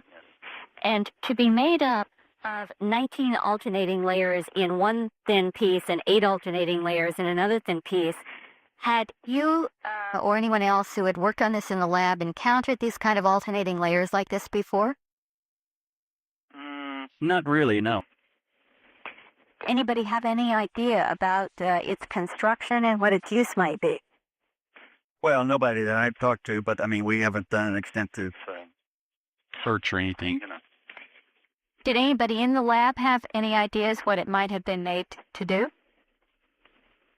No, but as I say, I haven't really talked to that many people. Because really, I mean, this was not part of our, our original agreement. I mean, we just sort of noticed this and decided to take a look at it. But, well, it becomes relevant to a certain degree now that we've got pieces of bismuth and magnesium, about 20 to 25 layers of 1 to 4 microns, ranging up to 100 to 200 microns. The magnesium layer is thicker and the bismuth is very thin, and it alternates in the pieces that we've got. Well, it's very unusual, I would say. So, but I don't really know the explanation. There's no one guess that will tell you if something is extraterrestrial. I mean, there's no one's ever came up with some sort of a cookbook recipe for saying whether something is extraterrestrial. The isotope ratios has the best chance of actually proving something is extraterrestrial. However, if the ratios come out normal, then it's just one piece of the puzzle. You don't really know that much more. And Art, as you know, I'm still working with other scientists in different labs who are trying to duplicate the construction of the bismuth magnesium layered material and to try to determine what its function might be. But I think it is extremely interesting that a alternating layer at micron alternating levels has now been found in 2 pieces of metallic fragments allegedly from a UFO crash. So the materials in what they have at the museum are not quite as exotic with reference to the bismuth, but alternating layers. I mean, yeah, we're back. Boy, oh boy, oh boy, oh boy. Yeah, we're back to construction again, and it, as he's pointing out, we may never be able to separate something out in terms of extraterrestrial versus terrestrial, Right. in terms of isotopes and elements. We could be dealing with an intelligence that's using elements from our own planet to construct things. We don't know. But if we are up against construction that is unusual, and I'm going to be doing more research on this thin layered metallic structure, see what more I can find out. We may come into this from another angle, that the structure of these things may have a similarity that is going to point us in the direction of function, perhaps. They are different elements. There's copper and silver in one. There's bismuth and magnesium in ours with a little lead. So they're not the same elements, but we're still at that alternating layer, and they're only micron thick. All right, Linda, if you manage to get the electron scanning microscope photographs, I'd be glad to put them on the web. Yeah, I'm going to do that, and I want to get that on the website so that scientists can make that comparison. Good. Now, I'd like to move on to the other mystery that we started last week, the videotape of the glowing objects moving over the wheat field at Oliver Castle in England on August 11th. Right. Last week, I interviewed Nick Nicholson, editor of the Circular Review, who had seen the tape through the black and white viewfinder of the camera owned by the college student. Mr. Nicholson said he could not see circles forming. But tonight, I have an interview with cross-circle researcher Colin Andrews, who has a color copy of the actual videotape recorded around 5 a.m. August 11th from the hilltop at Oliver Castle, looking down on the wheat field below, where allegedly there was nothing the day before. Colin says the snowflake-like symbol can be seen forming. This is Colin Andrews.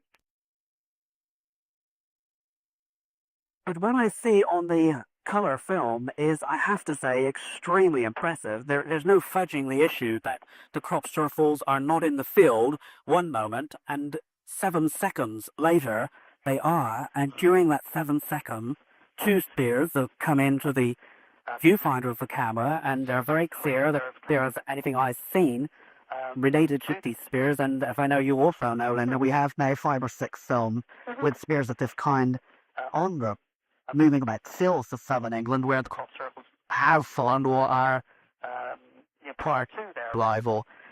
There is no question that these circles are forming underneath the spears. There are actually 4 spears in all. As 2 leave the area, a third one comes in from the west, joined by a 4th which comes up out of the field, actually appears to come out of the serial closet itself, and takes the same route the first 2 spears, which then also move out of the area very fast. So in 7 seconds, we have the commencement of the construction of the pattern, which is about a 7 to 10 feet diameter circle, which you can see the platter oscillating. When you say oscillation, do you mean you can actually see the wheat moving back and forth? Yes, you can see that the heads of the wheat have been pushed over, and that the light is actually casting off of the stems as opposed to the head. The central circle of the snowflake pattern is round about 60 or 70 feet in diameter, and the whole of that circle is formed in probably 2 seconds, with the arms then connecting, and further circles head over those arms. They're positioned into the field in less than 7 seconds. Could you compare what you're seeing in the color tape to the Steve Alexander and the 2 German students' videotapes of several years back? Yes, they look very, very similar. Very similar. The spheres that we see here on this film look much, much more like the Stephen Alexander film, but they're not pulsated. These are, I would say, they're probably self-illuminated. They do have a certain shrillness, brilliance to them that would certainly give me the impression that they are self-illuminated. But not bright lights. They're not. No, they're not bright lights. They're absolutely not. They're, I would say, well, you can look at them very easily. They're not going any flare on the camera at all, but they're extremely clear, and I would guess that they're probably within about 150 feet of the camera itself. So this is the best, clearest material we've, I think, yet seen of these spears, if they are real. Could you compare the sizes of them to the tram lines, for example, and just guess about how big each one of these objects is? Yeah. The first 2 to appear, one is a little smaller than the other. The larger of the 2 would be approximately 14, 16, 18 inches perhaps in diameter, but certainly less than 2 feet in diameter. And the second, I would say, several inches smaller. And then they are joined inside that they exit the field, in come the third, and then a fourth, and they again compare. One is a little smaller than the other, and about the same size as the first two, but there are definitely four spheres. And so now the question is, what are these objects? And if they are the object that have been making the formations for the last 7, 8, 9, maybe 10 years and back, are they someone's technology, or are they in fact some kind of non-human intelligent interaction with these formations? Well, that's right. I mean, I think if we can confirm fairly urgently, fairly soon, the authenticity of this footage, this is going to open up a huge can of worms, because well, I have already established that there was a major NATO military exercise in that area that night. There was a military presence in that general area that night, and of course, people are already beginning to wonder, well, you know, are these some part of our technology, and are the military directly involved? Well, if they are, there's something here new for us all, for sure. Right. Advanced technology, regardless of whether it's human-made or other intelligence-made. That's right.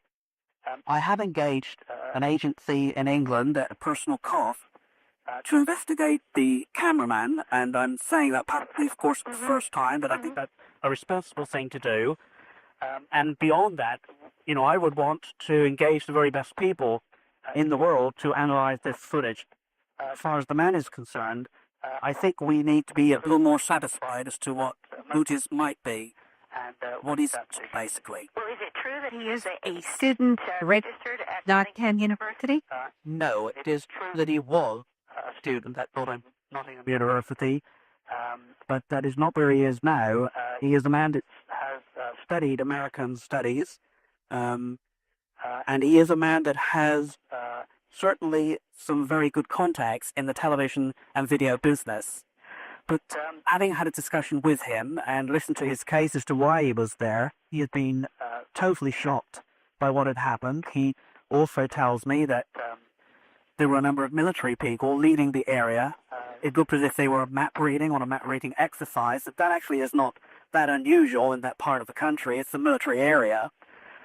But the last person to leave this particular team of military personnel looked at him as they passed and said, "Did you get what you came for?" That could mean almost anything, of course, but it alarmed him because he is of the opinion that they observed, or might have been part of it that way, what was going on in the field, and knew that he had filled it. And Art, I will see Colin in a couple of weeks when he and I are guest speakers at the Project Awareness Conference in Tampa, Florida, September 13th through the 15th. And I'll see the tape myself. For Dreamland listeners who might be interested in attending this conference and also seeing the videotape, you can call a number for ticket information that is 904-432-8888. That's 904-432-8888. All right, Linda, hold it there. We're at the bottom of the hour, and we'll come back and let you finish off in a moment, all right? All right, stay right there. Linda Moulton Howe, right now, from Philadelphia. Spheres. A crop circle seen on video forming in 7 seconds. We are moving forward, aren't we? This is Dreamland.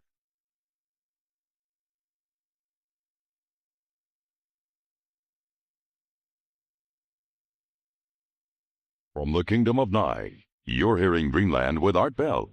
To participate in the program, call toll-free 1-800-618-8255, 1-800-618-8255. First-time callers, area code 702-727-1222, or the wildcard line at 702-727-1295. This is the CBC Radio Network. It sure is. Good evening. You're listening to Dreamland. Let us quickly go and finish with Linda Moulton Howe. Linda, a remarkable report. Spheres in the air, a crop circle forming in 7 seconds flat. All of this on videotape. The ball is beginning to move forward. Yeah, and you know that 7-second time for the formation is consistent with the work of Dr. W.C. Levengood, the biophysicist that I worked with the last 5 years. And when I did the book Glimpses of Other Realities, Dr. Levengood was just beginning to get a synthesis of his own material and looking at patterns. And one of the pieces, I'll say, of his puzzle's data that's in the book and that he has emphasized since is that he never found cooked plants. And yet some of the changes at the cellular level and in the cell pits would be consistent with something like microwave exposure, but it could not be longer than 30 or 40 seconds because the plants would be cooked. We don't know the frequency of the energy that is exposed to the plants, but Dr. Levengood at this point is convinced that some kind of a plasma, an intense energy that has a whirling motion, is definitely involved in its interaction with the cereal crop in the formation. All right, no matter what the source, it's a big story. Linda, we need to get your address and information on the air. Okay. For people who are interested in my books and the documentaries, I have an 800 toll-free number. That's 800-707-9993. That's 800-707-9993. And you can also leave a short message there. For people who can fax, it's 215-491-9842. 215-491-9842. And the address is Post Office Box 300, Jameson, Pennsylvania, Jamison, PA, and the zip code is 18929. And this will be very interesting, Colin, or to see how this keeps unfolding with this videotape. All right, as soon as we get any photographs, of course, webpage.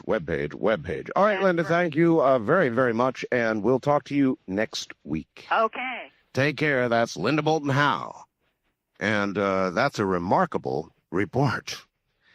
In a moment, Dr. Stephen Greer from SETI. The VTech 950 digital cordless telephone is on sale and not for much longer at this price. It is a 900 megahertz phone. That means up above cellular. It has, well, I'll list the advantages. It is totally digital, not just with digital security, but it breaks your voice down into yeses and nos, transmits them, and reassembles them on the other end, kind of a phone version of the Star Trek transporter or something. The result is this telephone delivers to you audio as clear as a phone you plug into the wall, better than a lot of them. In other words, perfectly clear, crisp audio on a portable phone. Number two, it's private. Nobody with a scanner or another portable phone can listen to a word you say. It's nothing but white noise. I mean, it's just totally unintelligible. You don't even know there's a transmission being made. It's remarkable. Number three, I get a mile distance from mine. You may get more or less, but I get a mile from mine. And those are three good reasons to take your old phone and throw it away. Here's the deal. You get the 950 digital cordless phone. You get an extra battery pack and a charger. All for $159.95. Before they're gone, you get one. To get one, call C. Crane Tuesday morning. They're closed tomorrow for Labor Day. Call them Tuesday morning at 7:30 at 1-800-522-8863. That's 1-800-522-8863. Have you seen the new $100 bills the government's come out with? They certainly are ugly. Do you believe these were issued simply to stop counterfeiting, as the government tells us, or do you think there might be something else going on? Do you know your government spent $32 million with public relations just to get you to accept the new money? Now, for the rest of the story. This new bill is only the first step in a sequence of events that the government has planned for you, more importantly, your money. These events are designed to put more restrictions on what you can do with your own money. May even lead to a planned devaluation of the American dollar. You must find out what these plans are, and you must begin to take steps to protect yourself and your family. Call my friends at North American Trading at 1-800-877-9799. Ask for the rest of the story on the new money.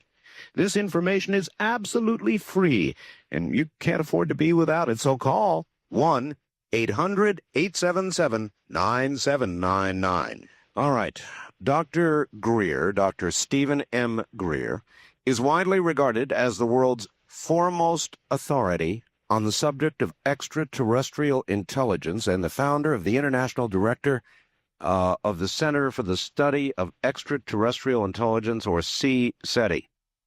A lifetime member of Alpha Omega Alpha, the nation's most prestigious medical honors society, Dr. Greer is an emergency physician and former chairman of the Department of Emergency Medicine at Caldwell Memorial Hospital in North Carolina. He, as director of CSETI, has led research teams throughout the world investigating the existence of ETI, extraterrestrial intelligence, and on several occasions has successfully established preliminary contact and communication with extraterrestrial spacecraft at close range. He has met with and provided briefings for senior members of government, military, and intelligence operations in the U.S. and around the world, including senior CIA officials, Joint Chiefs of Staff, White House staff, senior members of Congress and congressional committees, senior UN leadership and diplomats, senior military officials in the United Kingdom and Europe, and cabinet-level members of the Japanese government, among others. My, oh my, and comes to us right now, Dr. Stephen Greer. Doctor, are you there? Yes, I am. Wow. You really have been a busy man, haven't you? Well, yes, we have been busy. Particularly the last 2 or 3 years have been a very intense period of collecting data and witnesses to this issue, as well as briefing world leaders. So we've had a full plate. All right, we talked for just a second before you got on the air, and with this video of a crop circle forming in 7 seconds below spheres, with the research on the various metals that have been purported to be from Roswell, with news on Mars life within a meteorite, with news of the possibility of life on Europa. The ball has been moving forward at an ever-increasing rate. I've never seen news breaking like this. Right. I think it's just a prelude to something that will be unfolding in the next coming months and years, where we will have an official and final confirmation on the detection of extraterrestrial life forms in near-Earth proximity, which is one of the projects we're working on.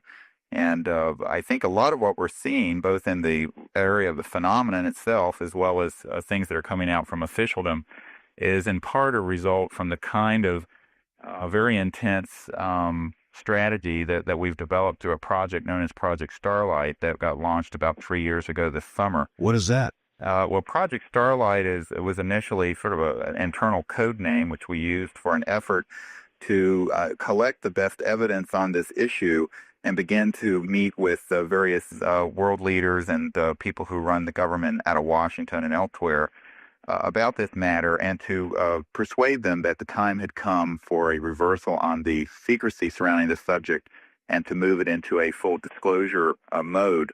And I think we're beginning to see the fruits of that. Doctor, let me stop you. That's very strong. In other words, it would seem to be something to, in essence, try to force their hand.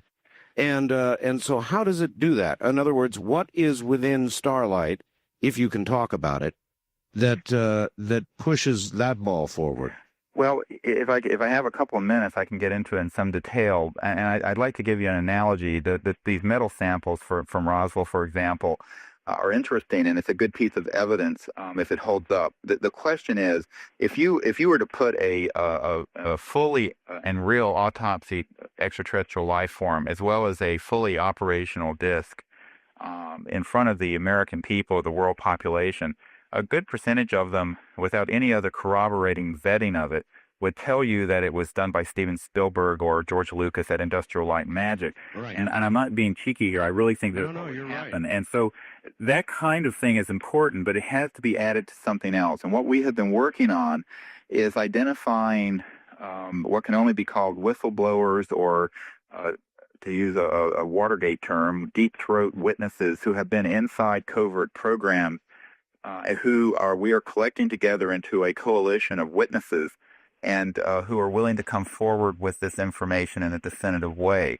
And the reason this is important is because humans are social animals, and if you have at the UN or through a congressional hearing 20 or 30 of the world's heroes and astronauts and people who have been military heroes in various countries who are standing there in front of the world saying, this subject is real. It is of immense importance that it be disclosed to the world. Here is what I have personally seen or handled. That would change things more than actually putting an ET on the screen or an actual ET craft on the screen. So part of our strategy has been identifying and putting these people into a coalition, collecting their witness testimony, and then in a preliminary sense, briefing people in the White House and the UN and in the agency and other facilities saying, look, this is what we have, this is what we intend to do with it, and we believe it's time for there to be a definitive change in the secrecy surrounding this subject. And that has actually been met with very positive results and very positive attitudes. I've been actually quite heartened by that. Who, for example, would you cite, or what position have you, of any government official, have you presented with this evidence so far? Well, we have met with specific leaders in the Congress, congressmen who have taken it very seriously and who are actually making some inquiries for us at this point. We have been able to present this to senior people in the government. I really am not at liberty to say who they are. No, you don't need to. But I can tell you that they would come with a full Secret Service detail, et cetera, and so on. Very senior people. And the interesting thing about this is that these people are, number one, not questioning that this is true, but number two, have without exception, and this is not only in the United States, but also at the senior levels of the United Nations and in Europe, told us that while they suspect these programs are ongoing, they have never been briefed on them. So it's sort of like going through the looking glass. We have and this we didn't intentionally have this happen. It sort of happened serendipitously. Began to be a group that was providing data and briefings to people who we initially thought would have been in the loop, but who turned out to be quite out of the loop on these sort of covert projects and information. All right, let me stop you for 1 second there. There is a new NBC series coming up this fall called Dark Skies. Yeah, I've seen. Matter of fact, I'm going to be advertising it. I've seen the 2-hour first episode because we're dealing directly with NBC. And I will only say this to you. It is contended, and this is really nothing new, that there is a group, a subgroup below our federal government, the highest levels of it, that has been controlling this kind of information for years and years and years. Is that roughly what you contend? That's what it sounds like. Well, certainly that's how this would operate. And talking to people who are, for example, heads of the Ministry of Defense in the UK, I've met with very, very senior people in the CIA and elsewhere.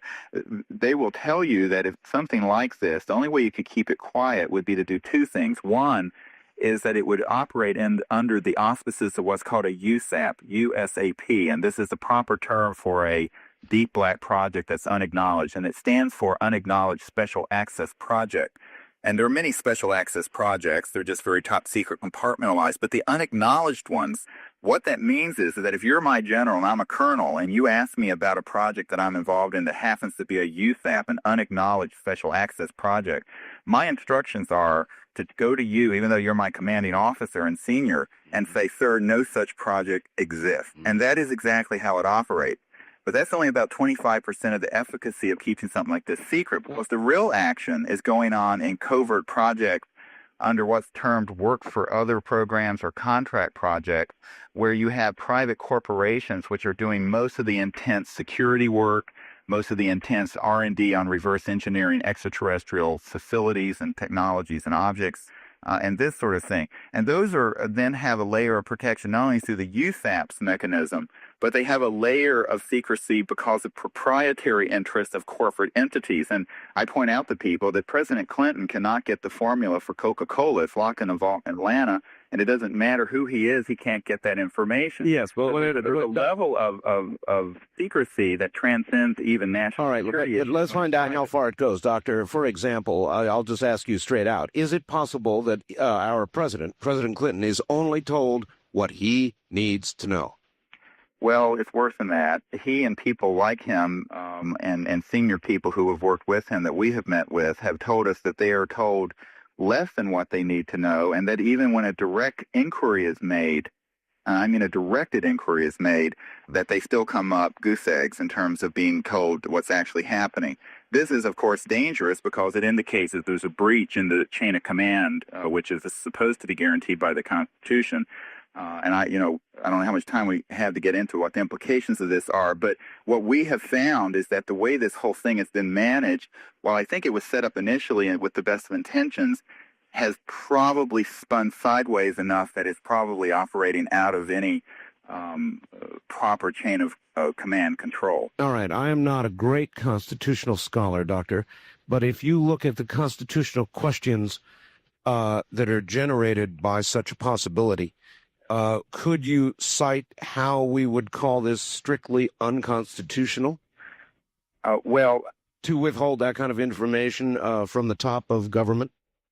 If a specific inquiry is made and information is not provided, that is a de facto breach of constitutional chain of command. And we know that has happened. I mean, I've worked with a man who was on Ronald Reagan's National Security Council staff who said, well, that happened all the time, that if the president asked about something and we didn't want him to know, we didn't tell him. And when I told him that I was shocked at that, he laughed and said, well, how can you be so naive? This is done frequently. But the point is that on something this important, if you really wanted to keep it secret, and this is something that Lord Hill Norton told me when I was meeting with him a few months ago, or last year it actually was, in England, and he had been head of the Ministry of Defense, and he now knows the subject is real, but as an MOD head, an MI5 head, he never heard anything about it. Well, I heard that story from senior people in the Senate, senior people in our government and other governments, and the only way that can happen is for these USAPs to be operating in a very much off-the-radar sort of way, and to have most of the really intense R&D projects going on in private corporate entities which have black budget funding and which have funding sources that are multinational and extraordinary.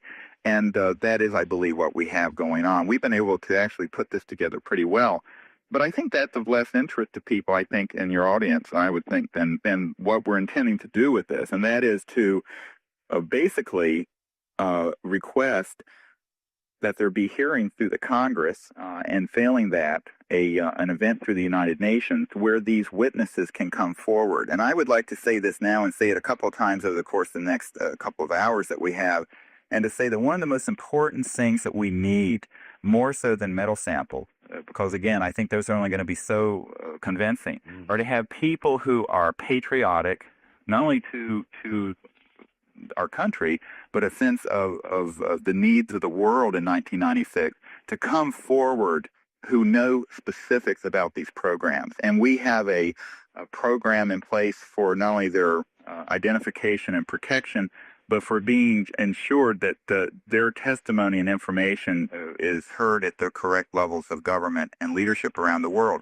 This is extremely important because the people around the world have to understand that if we're going to ever move this subject forward in a definitive way, it will require a number of courageous people to step forward and say, look, I have worked on these projects, I have seen X, Y, and Z firsthand, and I believe that before I die, that it is very important for this information to make its way to the public. Doctor, you are, in effect, asking people to come forward and to breach written secrecy agreements that you and I both know they have signed, correct? That's correct. And we are doing that deliberately. And I will say to you that the only way that this works is because these people are put into a coalition. In other words, if you do this one at a time, and I think the UFO subculture have made a lot of mistakes in this area, you don't do this, you don't dribble this stuff out one witness at a time, because A, it has no intended effect. The intended effect of making a disclosure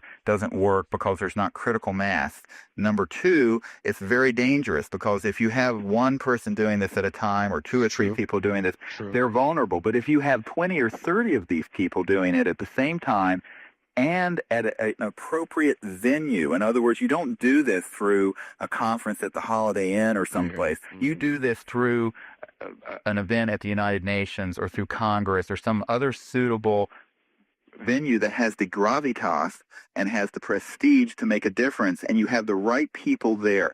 So, we're putting out a call, and this is why I'm speaking about this really for the first time on a public program, to say anyone who knows someone like this or anyone listening who is such a person should contact us, because we are deliberately gathering these people together and encouraging them to do the right thing on something that is arguably one of the most important issues facing the human race in our All right, let's say I'm one of those people, doctor, and I say to you, look, I signed a secrecy agreement. How would you appeal to me and say there's a higher reason for you to come forward? Well, we have found we haven't had to do that once they understand that we have a credible strategy in place to make good use of their information. Let me just say that. No one has really voiced that concern, because they realize that action is not going to be taken against a couple of dozen heroes of our country and of other countries. In other words, when they come out all at once. Yeah, safety They're and not that concerned about safety in numbers. There's safety in numbers, but the other thing is that most of these people have realized a long time ago that the justification for this type of program ended some time ago, and certainly it ended with the termination of the Cold War. And what we have advised the White House and what we have advised other national security leaders in this country and elsewhere is that with the end of the Cold War, the rationale for many of these deep black projects has ended, and that it is essential that we move in the direction of a certain type of glasnost within our own system on this and other related subjects. Mm-hmm. And the implications are not hard for these people to understand that the technology, for example, related to these extraterrestrial devices would obviate the need to continue to use polluting sources of energy. Well, I mean, quite frankly, to quote from Al Gore's book title, Earth is in the balance here. We're talking about whether or not we're going to have a sustainable civilization on this planet. All right, Doctor, 100 years from now. You've got to hold it right there. We're at the bottom of the hour. Stand by. We'll be right back to you. CSETI's Stephen Greer, Dr. Stephen Greer, back. This is Dreamland.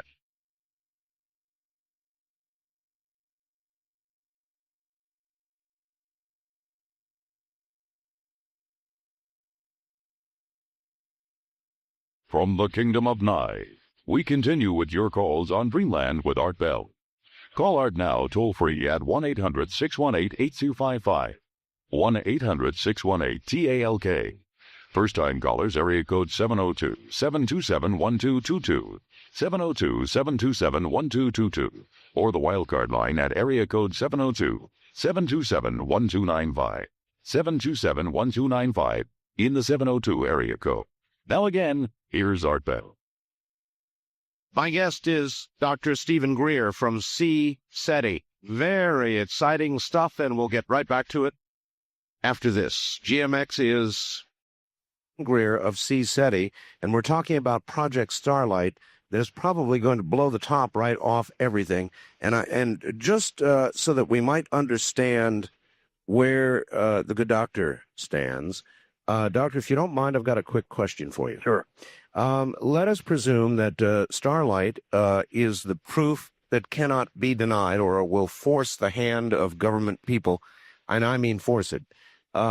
Let's assume for a second that you're all set to go and you're going to lay Starlight out to these various high-level people, and you get a knock on your door. Boom, boom, knock, knock, knock. And here is a fellow or two fellows in a suit, and they say, let's sit down, Dr. Greer. We've got to have a talk. Yeah, that's happened already. And well, all right. It's an appeal that I would like to see how you handled. In other words, look, Doctor, for national security reasons, we are asking you to cooperate. You are, we presume, a patriot. This is information that simply can't get out yet. What about it, Doctor?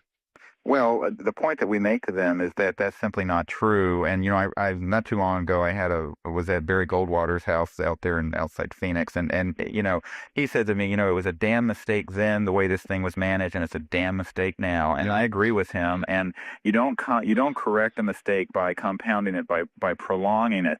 And the point that I would make to them is that even if there were arguably good national security reasons to keep this thing quiet 50 years ago, the point is 1996 is not 1946 or 56, and the world simply cannot continue to go on in the manner in which it has over the last 30 or 40 years, denying this thing and also withholding the world from coming to grips with this issue. And that's a very important point, is that if you look at the foregone opportunities, what we have lost as a people, we simply can't afford to do that. And I'm not just speaking here advanced technological systems that will replace the internal combustion engine. I'm talking about a shift in consciousness that will occur as people begin to realize that we're not alone in the universe, that we're one people on this planet, and that we need to begin to put the capability in place to interact in a non-hostile and peaceful way with people from other planets. That's not going on right now. Right now we're in a situation where this is a subject that's off almost everyone's radar scope, including a lot of our national security people. And therefore there's a lot of risk of something that needs the attention of the world community going without that attention. All right, well, look, let's leave the national security part of it for just a second. You're beginning to touch the social aspect, so I'll ask you about this. The Brookings report, I know that you know about it. Sure. It virtually suggests that so many paradigms, scientific paradigms, social, would be very disturbed, religious. It goes on and on. I mean, this is a non-trivial matter. So how do you get past that one, the social aspect of it? It is a huge, big deal. I mean, I'm not going to, please don't let anyone take from what I said, think that we haven't thought about these implications. There's almost nothing that would have the implications a disclosure like this would have. That's right. But I think that we get kind of locked into a retro view on society, and also a very patronizing and patriarchal view. And that is to say, oh, well, the people can't handle it. The people can handle a lot. We handled the advent and the detonation of the first nuclear weapon. We didn't all slit our throats when we found out that we had a policy of mutually assured destruction with tens of thousands of nuclear warheads aimed at between us and the Soviet Union, where a misidentification of something could have resulted in the annihilation of the world. I think the world can handle this now, and I point out to people that the Brookings report may have had some validities in the 50s and 60s. I doubt it has validity now in the 90s. Would there be certain kinds of changes that would result from this? Yes. Would they be all negative? No, most of them would be positive. And even the ones that would be somewhat unsettling at the outset, I think in the long run would end up being very positive and healthy for society. I think ultimately, though, there's a bigger question here, and that is democracy, and a constitutional democracy such as the United States and Europe and other places, can only be valid to the extent that the people are informed and to the extent that secrecy is contained to truly essential projects. Now, there may be aspects of this technology which is not appropriate to be divulged at this point because we have rogue states like North Korea and Iraq and other places. However, I point out to people, we also don't have those states possessing thermonuclear weapons. And in fact, you and I can't go down and buy the trigger for a thermonuclear weapon, even though we live in the United States. You can control some of these aspects, but what you don't do is continue to deny and deceive and keep the subject in its totality from the body politic of the world. All right, I understand. I understand, but I want to stop you again for a second, because, and I'm not being contentious just for the hell of it. I'm doing it for the betterment of this conversation, because you're making a very convincing argument. Doctor, I just got back from Russia. Yeah. You know, the free world thinks that Russia is now a free place, and they're wrong. Right. Russia is still pretty much a police state, Doctor. I was watched very carefully. They've still got nuclear devices. They claim they're not aimed at us anymore, but you and I both know retargeting can be done in a very short time. Sure. The situation there, Yeltsin is either close to death or extremely sick. It's very fluid. It could change. There could be a revolution there. Any number of things could have happened. Russia is a downright mess, a big mess. It's very unstable. That's true. That's right. So in other words, the threat is not by any means totally gone. And on that, you can base a case that we still need deep, dark technological secrets. How would you counter that? Oh, yeah. Well, I think there's probably is a need for certain technological aspects of this to be kept in a secret fashion until the world becomes a little more stable than it is now. And that's probably an understatement. It needs to become a lot more stable than it is now. But that begs a larger question, and that is, as I mentioned, you can't go out and buy a nuclear trigger for a nuclear weapon, but you know they exist.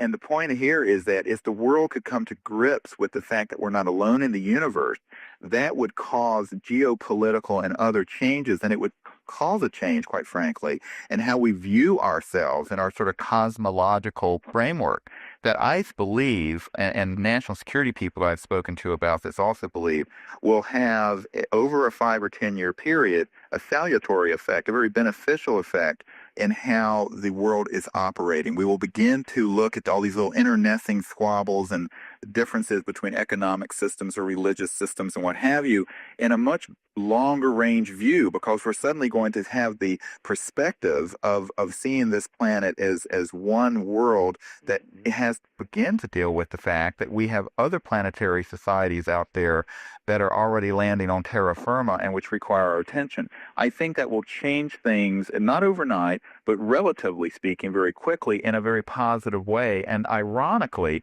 will redound to the benefit of society and to long-term geopolitical stability. And that's an analysis and an argument that we have made to various leaders around the world as we've been going through the same questions that you're presenting. Of course, it's been presented to us by various people in leadership positions. All right, we'll try this one. I would charge, for example, that such a revelation, when understood, would inevitably result in a very deep erosion, fairly quick erosion of nationalism. Well, it may change nationalism. I don't believe that it would necessarily change a certain sane degree of patriotic qualities. I mean, my family in North Carolina had fought in the American Revolution, were one of the original founders of the United States, and I consider myself a very patriotic and proud American. My uncle designed the lunar module, landed on the moon. I feel very strongly about this country, but I also love the earth, the whole world, and I regard the world as our first homeland. And I think another perspective will be added to this, and that is that we'll begin to view ourselves as sentient life forms, and that we are one of many intelligent life forms in the universe. And I don't believe that has to detract from the sense that we can be proud of being Americans any more than being an American means that I don't enjoy living in the Blue Ridge Mountains of North Carolina. You see what I'm saying? So it's not a zero-sum game. Now, will it ameliorate or at least temporize some of the extremes of nationalism that have been very destructive in the 20th century? Yes, I think it will, but I think that's a positive thing and not a negative. All right. Fair enough. Let us discuss the nature of, if you wouldn't mind, what we know about, excuse the quotes, them, end quote. In other words, the nature of who they are and what they want and what the interaction will be will dictate, of course, where we go with dealing with them. So who are they? Well, at this point, I can say with some confidence that there's at least one and probably several extraterrestrial life forms and phenotypes or body types from various planetary systems that are involved with a project with our planet. It's my opinion that they are working together, and this is quite contrary to the folklore and the UFO subculture. It is, yes. And I'm quite convinced of it. And I'm also quite convinced that they do not have overtly hostile intentions, but they have extraordinary concern about our capacity for hostility. And to that end, certain things have happened which have been misinterpreted by certain military and intelligence assets in the United States and elsewhere as being signs of hostility. Let me give you an example. Sure. There have been restrictions, I understand, in certain aspects of how we can look into space, where we're looking into space, and how far we can go into space. Now, taken from a purely anthropocentric perspective, one in charge of such projects could say, oh, well, these life forms are very friendly to us. But I believe what's actually going on is that they view us as being still a bit immature because of our history of extraordinary genocidal violence. I mean, you look at this, we've killed almost 200 million people in this century alone, the warfare. And so that there is a sense that they perhaps do not believe that we're at the state of maturity that we may wish that we were in. And so I think there have been wars are made out of miscommunications and people misinterpreting the motives of various sides. And what C. SETI has mapped out through our CE5 initiative is to go to people and say, look, we don't really know fully why they're here, but let's go out there and try to establish bilateral and eventually multilateral communication with these life forms without prejudice and without any assumptions about whether they're here for whatever reasons. I think people get way too speculative on this. But I think on balance, I have a very hard time being convinced that they're here for an overtly hostile purpose, a la Independence Day and this terrible show that's coming up called Dark Skies that you referred to earlier. But my point here is that we have to be very careful when you're dealing with something here that's not science fiction, but something that's real, that we not go off half-cocked making all kinds of wild assumptions and conclusions. And it's my opinion that if we gave this a chance, sort of a rational but somewhat visionary chance of trying to communicate with these life forms, that we would find that indeed there was some common ground and that we do not need to get either worked up into fear or any kind of conflict-oriented mode. I'm afraid, however, that there have been a lot of misunderstandings that have happened in the past. All right, let me ask you about this. We've had several Mars probes, as have the Russians, that have come to suspicious, untimely ends. Yeah, we are going to launch more Mars probes. Are you suspicious these probes were destroyed? Well, there are certainly people I'm working with here and in the Soviet Union who feel that. I don't personally have any direct evidence that that's the case. I could see the theoretical case why that would be the case.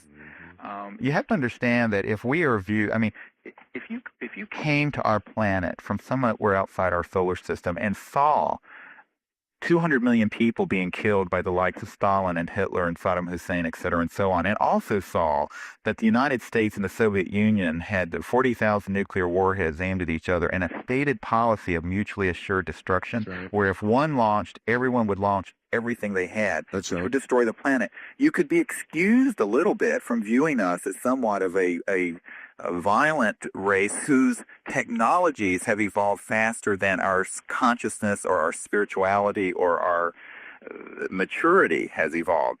And so I think that can explain some of the things that people have been concerned about. Well, then what makes you think we're ready? Look, if something came down, if it didn't come down with the protection of landing on the south lawn of the White House or something, that'd be very protected, by the way. Well, yeah, right.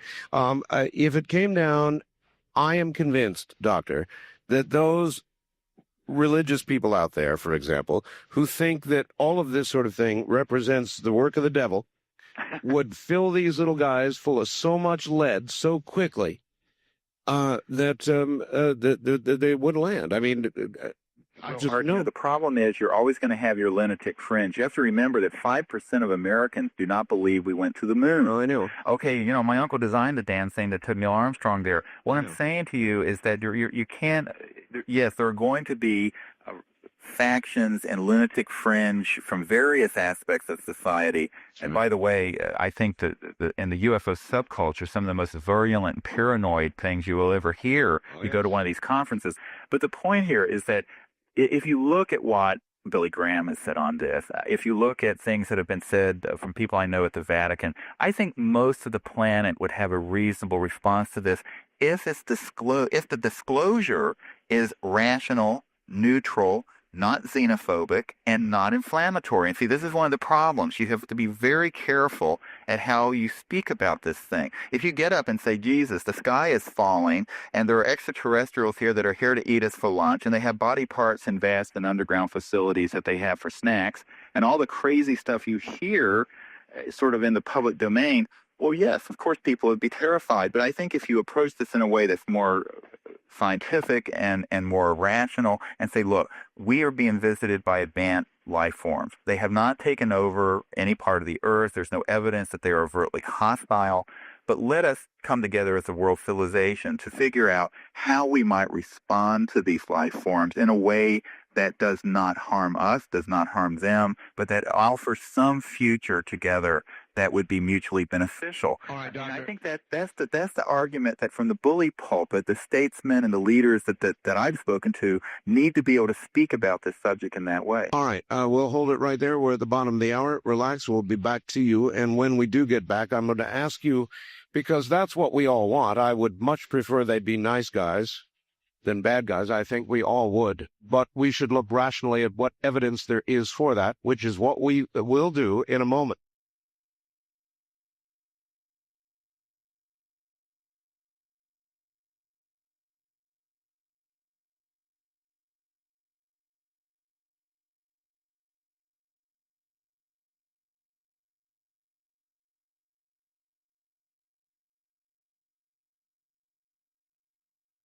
From the Kingdom of Nye, you're hearing Dreamland with Art Bell. To participate in the program, call toll-free 1-800-618-8255. 1-800-618-8255. First-time callers, area code 702-727-1222. Or the wildcard line at 702-727-1295. This is the CBC Radio Network. It certainly is. I'm Art Bell, and my guest for CSETI is Dr. Stephen M. Greer. Back in a moment. Have you been watching the stock market? It was down over 100 points last week. Up, down, who knows? The government tells us inflation is under control. Isn't that comforting? And yet the government itself issues treasury bonds indexed to inflation. The bond market has been going down all year. The rates you pay on CDs aren't even worth discussing. New money's out there flooding the market, old money not being recalled. What's going on? Good question. Want to know? We've got the answers. Won't cost you a penny. No obligation. 10 nationally known financial experts and what they think on audio tape. That tape to you is free o' charge. All you've got to do is call. 1-800-877-9799. Once again, North American Trading will send you this tape out of the goodness of their heart, plus the knowledge that when you know the real story out there, you'll make a move in their direction. The number is 1-800-877-9799. In just a moment more, Dr. Greer is back. If you're like me, you know how hard it is to keep your telephone costs down. Between family, friends, and most of all for me, business, you can start to dread opening that bill every month. Well, it's up to you. Either change your phone habits and call less, or change your phone bill habits and pay less. Global Telecom International can save you literally hundreds of dollars a year on your phone bill, and they use the AT&T wholesale long-distance network. So if you're already with AT&T, you still get that no-problem easy dialing AT&T quality. But guess what? You'll be paying 50 to 60% less a minute. That's right, just 11.9 cents a minute, 24 hours a day, 7 days a week. No monthly minimums. And if you need an 800 number for business, you can get that service for 12.9 cents. These are the best rates in the business. You'll also get AT&T customer service operators plus no surcharge calling cards with easy calling convenience for just 16.9 cents a minute. Why pay retail? Call the distributor F&G Enterprises and get the information you need to change your phone bill habits. Call 1-800-856-1119. This is also a great business opportunity. Find out about it. Call 1-800-856-1119. That's 1-800-856-1119. Real levitation possible. Well, boy, have I got something for you. You bet it's possible. A toy? Not just any toy, but possibly the most incredible toy ever invented. The Levitron Anti-Gravity Top. Called by the American Association of Physics teachers the best new science toy in a generation. The Levitron uses no batteries, no electricity, but it can achieve up to 5 minutes of sustained levitation per spin using only permanent magnets, something they said couldn't be done. It's been called a challenge to master and a miracle to behold. I can attest to the first part. You judge the second for yourself, because I've got a picture of the top levitating now on my webpage. The Levitron is sold elsewhere for $50, but you can order it here and now for just $35 plus $5 shipping and handling. And by the way, it comes with an exclusive 24-minute instructional video. Call 1-800-275-2877. Your money back. I said your money back if it's not the most amazing combination, puzzle, game, science object you've ever seen. To order your Levitron, call now 1-800-275-2877. Well, all right, a very, very compelling case from Dr. Greer's. He said he's Dr. Greer. And, Doctor, before I ask you another question, I would like you to, if you don't mind, I know that you've got some things that the average person, materials that they can order or purchase or whatever. What have you got? Well, we have a number of research papers on what our findings are, not only in terms of our assessment of the whole subject matter, but also some of the field encounters we've had in England, Belgium, Mexico, Latin America, around the world, where we have put teams out into the field and where we have had near landing and landing situations with these craft. And they're very interesting reports. We also have audio tape and videotape of a presentation that I have made that has quite a bit of footage. The interesting thing is that the videotape has about 12 minutes and about 20 different sightings on it. And then at the end of it, the videotape shows an extraordinary close encounter we had about 2 months ago in Colorado, where we had one of these craft come at very low altitude, and we were able to videotape it for a couple of minutes as it signaled to us. So these are things that people can order.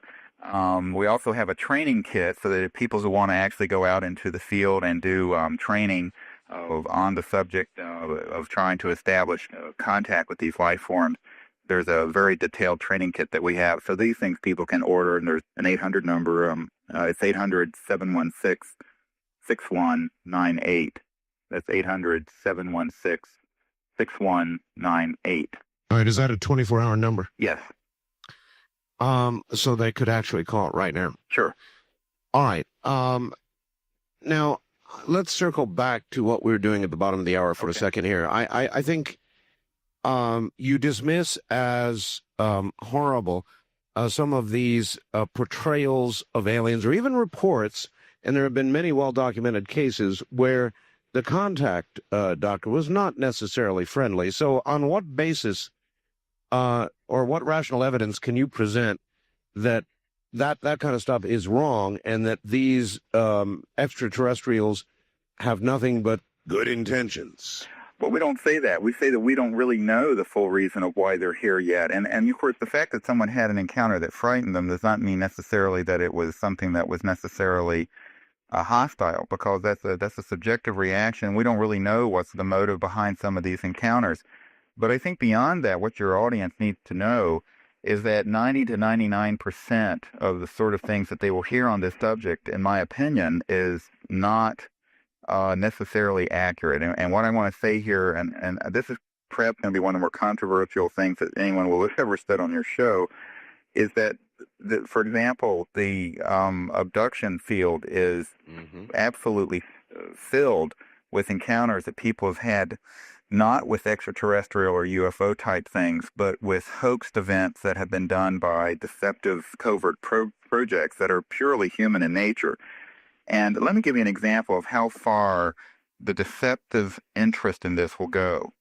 There's a person I'm working with who's been an NPR reporter and a public radio reporter for many years, very respected person, who started digging into this and found out about some facilities where there was a lot of activity going on related to this matter and related to some research and development and reverse engineering projects. He had somebody who was assigned to him, turned out it was a woman, who had been trained to be virtually an automaton robot in terms of her capacity. She had extraordinary psychic abilities. She had extraordinary and special abilities that she had been trained to do. She had been physically altered so that she looked like, quote, a hybrid between an extraterrestrial, alleged extraterrestrial, and a human.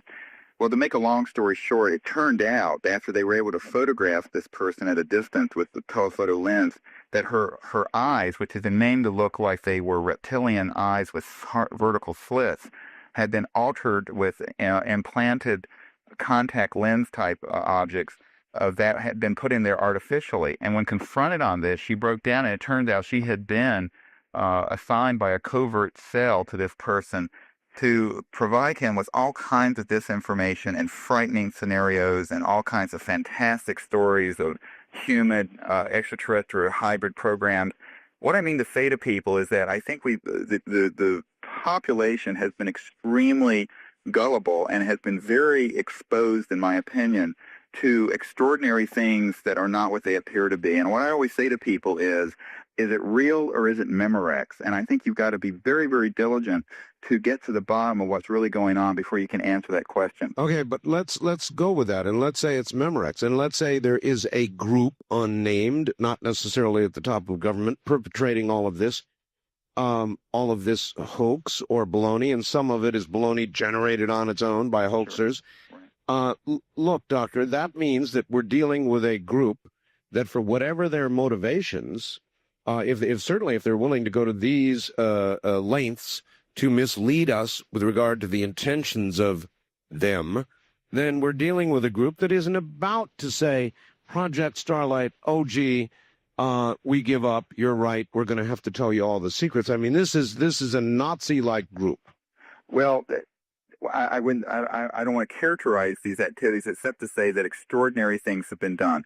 Let me give you, there's a man that I'm working with who's a very senior and respected military person, has been involved in various special access projects, and what I'm about to tell you has been corroborated by 3 or 4 other people, and that is that the technology exists and has existed for quite some time. And if this is off-the-shelf technology that can fit into a helicopter, into a panel truck, and on an antenna in a city, where if they want to target you or anyone in your building with an experience, you'll have it. You'll think it's real, and you'll pass a lie detector test. In fact, what I was told is that if they wanted you to have a personal conversation with your personal God, you would have it, and you would believe it was real, and you would pass a lie detector test if it was real, that it is that good and that seamless.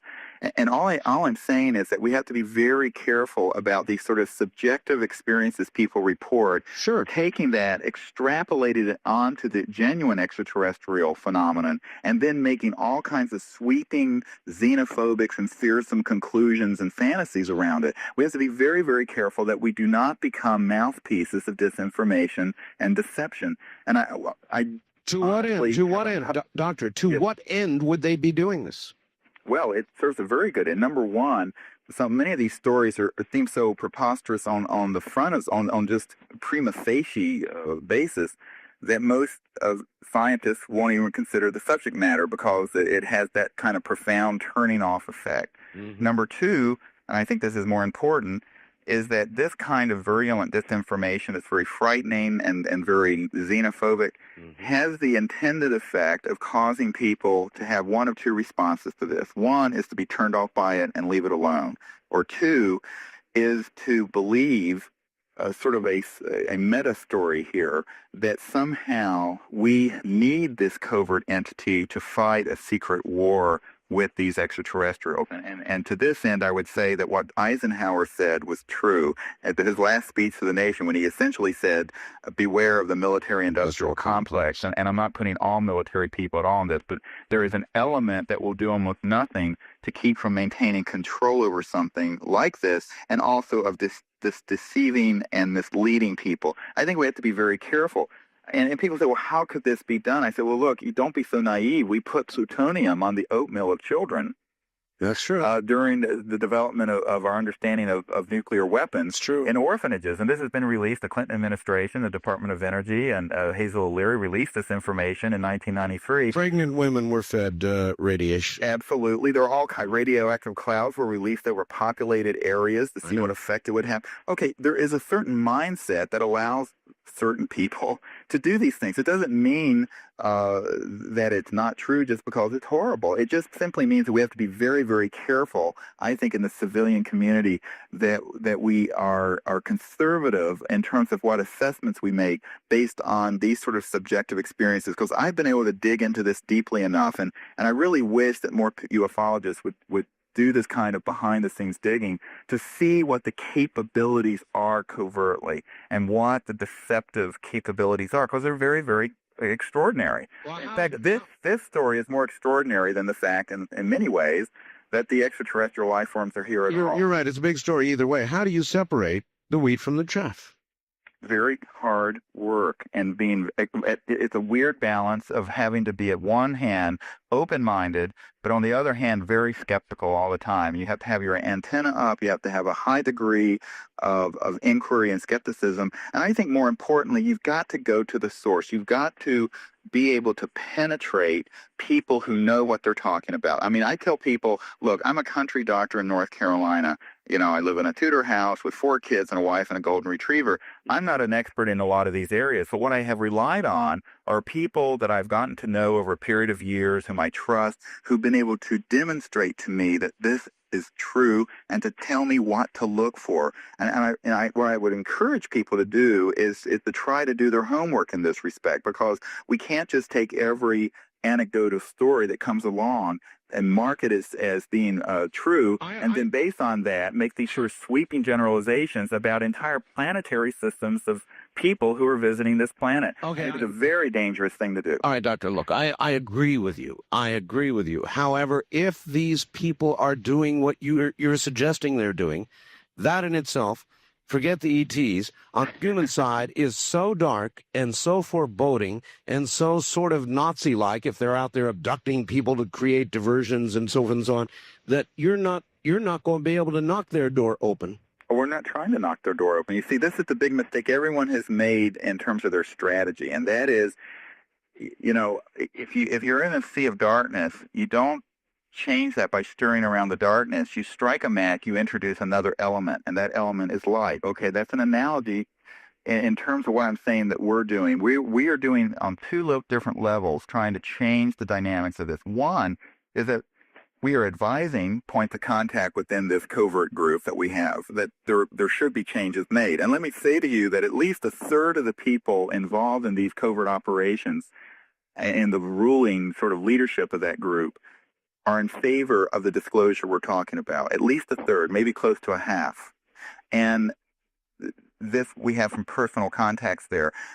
The point is that you can persuade. I view all humans and all intelligent life forms as educable. And so I would not give up on the fact that this can be changed. But secondly, you don't rely on them to hand this to you on a silver platter. You go out, you collect the best evidence, you find these extraordinary witnesses who have been involved in these projects, who are courageous and heroic and are willing to come forward.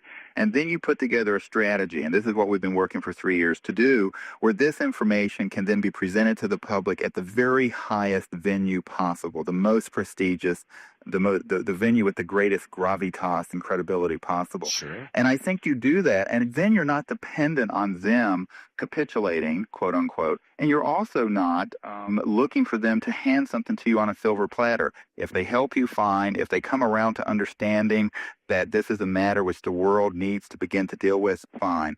But you go ahead and you do it, and you don't get into this sort of strange super system codependency where you're waiting on them to do this for you.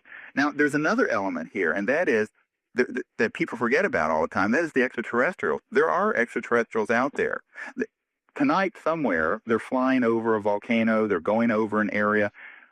I say to people, look, rather than worrying about feeding all of this to some covert group, we have the power as humans and the freedom in the United States and many other countries to go out there to where these objects are being seen, try to establish preliminary communication with them, try to vector them in on a landing approach, and try to establish some degree of confirmed contact with them, quite independent from being given information from this covert entity that you referred to earlier. And this is, of course, the main project that CSETI has been doing since 1990, and that is training people to go out there where these objects have been reported in a flap or a wave and try to establish some degree of contact and communication with them. And I think that's something we can do. The only reason it hasn't been tried before is that people somehow have talked themselves into the fact that it was impossible. Well, we have, I think, proven that it isn't impossible. All right, that's a good area to move into, and we will in a moment. But before we leave it, you said you're married, golden retriever, perfect family, American dream, North Carolina, out in the mountains, sounds nice. Who's come to see you, doctor? Beg your pardon? Well, you alluded to the fact earlier that, I said, well, somebody will come and see you. And you said, well, they already have. Well, yeah, that happened quite some time ago, and it has continued to happen. But there are people who have been tied into this project and to these, not the CSETI project, but the covert project, I understand. have opened up channels of communication. Like what?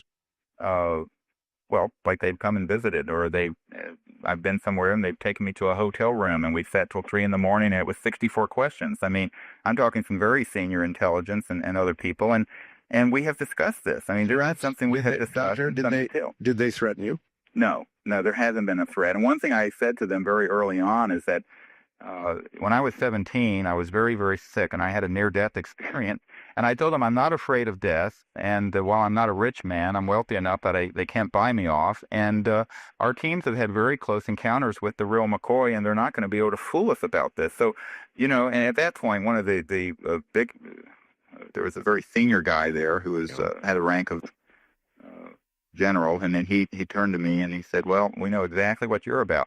Because I think, and that's one of the things you have to do. You have to establish to them that if you're going to do this and work on this issue seriously, incredibly, that you're not going to be intimidated. And quite frankly, we're not intimidated. And I think that this is something people make too much of.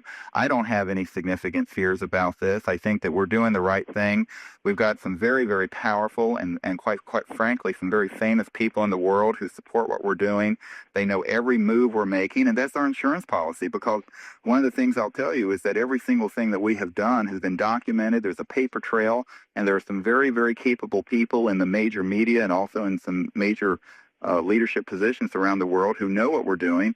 And they have been instructed that if anything happens to try to deter us from what we're doing, that they are to make all of this publicly available. And so we're not concerned about that. I think what I tell people that they should be concerned about is I guess they would say in some quarters, the sins of omission. We are the generation which must see that this issue is disclosed. It's disclosed in a sane fashion without causing panic, and which then leads to a time when the world can deal with this issue in a constructive fashion and create a foundation for interplanetary relationship. Whatever it may be, I'm not going to prejudicially say what it might be. Nobody knows. Listen, Doctor, I like your optimism, but frankly, if I were part of this secret cabal, whatever it is, and you were getting close to a real revelation or forcing somebody's hand, I'd be likely to issue orders to have your door knocked down. Well, that may be true, but what I'm saying is I don't think you understand the measures that we have in place to prevent that. And I'm not going to go into our security arrangement there with the phone and all that. No, but I'll just say we have those things in place, and they've been effective. We have not had, and this is what's interesting to anyone in your audience who's listening to this, who may be someone who's a witness who has been in some of these covert projects. Not a single person with whom we are working who is one of these people who are witness have been harassed, have been approached, have been told to shut up. And I think there's a reason for that. Two reasons. One is that we're approaching the point where I think a majority of the people in this covert control group are in favor of this thing being disclosed. But more importantly, we have this system set in motion where there is a significant degree of protection simply by the numbers of people involved and the people who are in the loop. All right, if you had to guess, Doctor, do you think your phone is tapped? Oh, I know it is. Yeah. All right, hold on. We will be back to you following the top of the hour break. Pretty heavy stuff. Dr. Stephen Greer is my guest. He heads CSETI.